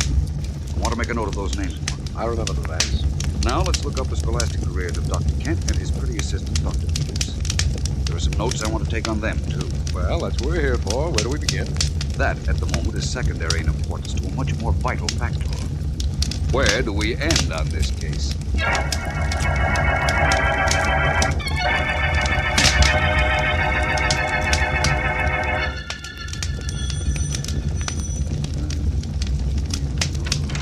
Mr. Vance.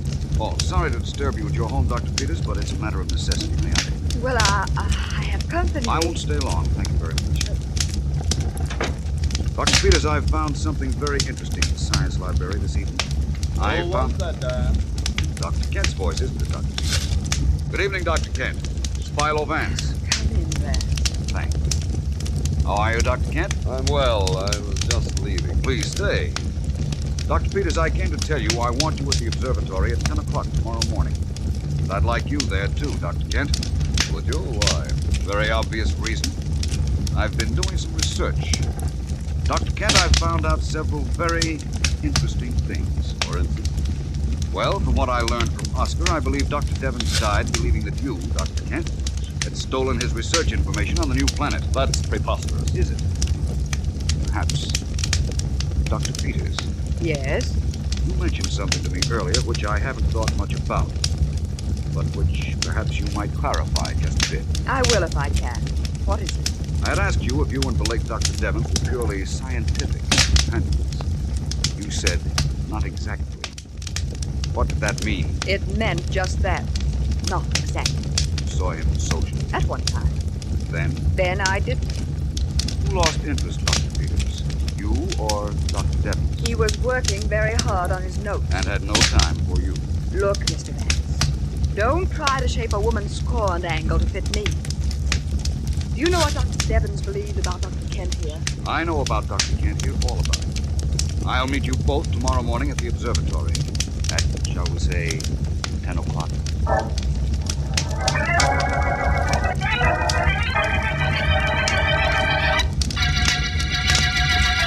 Dr. Kent, why must I be here too? I have my cleaning to do. Mr. Vance, what did you hear, Oscar? He'll be off the phone in a minute to tell you why. This is a little ridiculous, you know. From what I've seen of him, nothing Vance does is ever ridiculous, Dr. Peters. Any word yet, Vance? Not yet, Dr. Peters. Markham is still on the long-distance phone at his office checking some facts. We'll be back on this one in a moment, I'm sure. Well, hurry. Perhaps you'd care to... Oh, excuse me. Yes, Markham, I'm here. Go ahead. He listens now, Doctor. Yes, I see. Yes, I have that, Markham. Thank you very much. Yes, fine, thank you. Bye. My apologies to you all. There was some information lacking, and I've just got it. Now, before I make any definite statements, I wonder if there's anything any of you would like to say. I wouldn't, Vance. I've been thinking over what you said last night, and I'm going to tell you the truth. When Lloyd Devons broke our engagement, I was angry enough to have killed him. Dr. Peters. I'm sorry, it's true. Only, Mr. Vance, I got over that. Very possible. Dr. Kent, it is true that you stole Dr. Devon's notes, that he threatened to expose you. You couldn't let that happen, could you? So you think I killed him? I didn't say that. Dr. Peters here could have killed him for doing what he did to her. Then it's me you suspect. I didn't say that either. Now listen, all of you. Oscar, come here. You want me? I most certainly do. Your last name is Devons, isn't it, Oscar? Well, isn't it? That is my name. Lloyd Devons was your son. You don't have to admit that. Mr. Markham got a description of Lloyd Devons' father from your hometown, and it fits you perfectly. It is true. I was his father. He did not like it to be known that his father was a janitor. Ridiculous concession to false pride. When your son's college record showed his father's initials were O.R., I thought the O might stand for Oscar, and Markham's telephone call corroborated that. My boy did not want it known that I was his father, but he was a good boy, Mr. Vance. Boys born under Pisces are brilliant, alert, resourceful, a little selfish. Was Lloyd really selfish, or is that astrology stuff all bunk? Bunk? Of course it isn't bunk. My boy, he was selfish. He refused me money. All I wanted was a few $100, but he refused me. You see, he was selfish. That proves it, doesn't it? You told me your son was a Pisces, that these are troubled days for people born under that sign. Yes, that I told you, because that is true. Trouble, and sometimes death. The stars say that. Rubbish. Stars can't predict anything. That's ridiculous. Ridiculous? You say that is ridiculous. My boy say that too. I wonder whether he would say that now if he were alive to say it. When did he say it was ridiculous? When I warned him. When I warned him that his selfishness might lead to death, he looked at me. He laughed at me. He laughed at the stars. He was laughing even at the stars when I killed him. What? Oscar. Oh, Oscar, no. Oh, so you were clever, Mr. Vance. You tricked me so I tell the truth. But it does you no good. I go out that door, and nobody stops me. Nobody. I shoot whoever tries to stop me. You even, Dr. Peters. Oscar, don't be a fool. The police will... Police? They are smart, maybe. But I am smarter. I have the stars. Tell me things. Tell me everything. But I kill anyhow anybody who follows me. Let's get out of here. It's quite unnecessary, Dr. Peters. I'd ask Sergeant Heath of the police to wait downstairs and arrest anyone who left here. If I know Heath, he has Oscar by now. Oh, what a terrible thing this has been. But I suppose I ought to thank you, Mr. Vance. You can in a moment. Dr. Kent, don't you have a medal given you by the International Astronomical Society that belongs to the late Dr. Devons? Yes, I guess it actually belongs to him. Don't you think you ought to write a paper for the astronomical magazine giving him full credit? Well, partial credit anyhow. Perhaps. Yes, I'll write the paper and my resignation together. That's what I thought you'd do. Well, I'll leave you now. Thank you, Mr. Vance. Thanks very much. For Lloyd. It's quite all right, Dr. Peters. I guess Oscar thought he could get away with murder, but it just wasn't in the stars.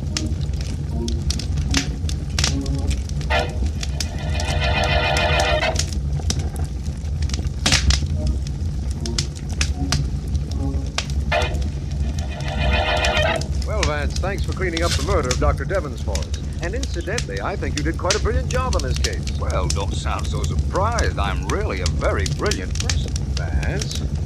Oh, absolutely. I'm so brilliant that I had 3 suspects for the murder of Dr. Devons, all with motive, all with opportunity. I'm so brilliant that I didn't know which one of them actually did it. That isn't exactly true, Vance. You did know ultimately. Yes, I suppose so. But I had to make Oscar break down and admit it. If he weren't so sold on astrology, I don't know how I could have done it. You'd have thought of something, Vance. You always do. And I'll tell you a little secret. I knew you'd solve this case. Knew it from the very beginning. Did you, Markham? I didn't. I guess I'm not so brilliant after all. I had to wait for the end. The end of the star-studded murder case.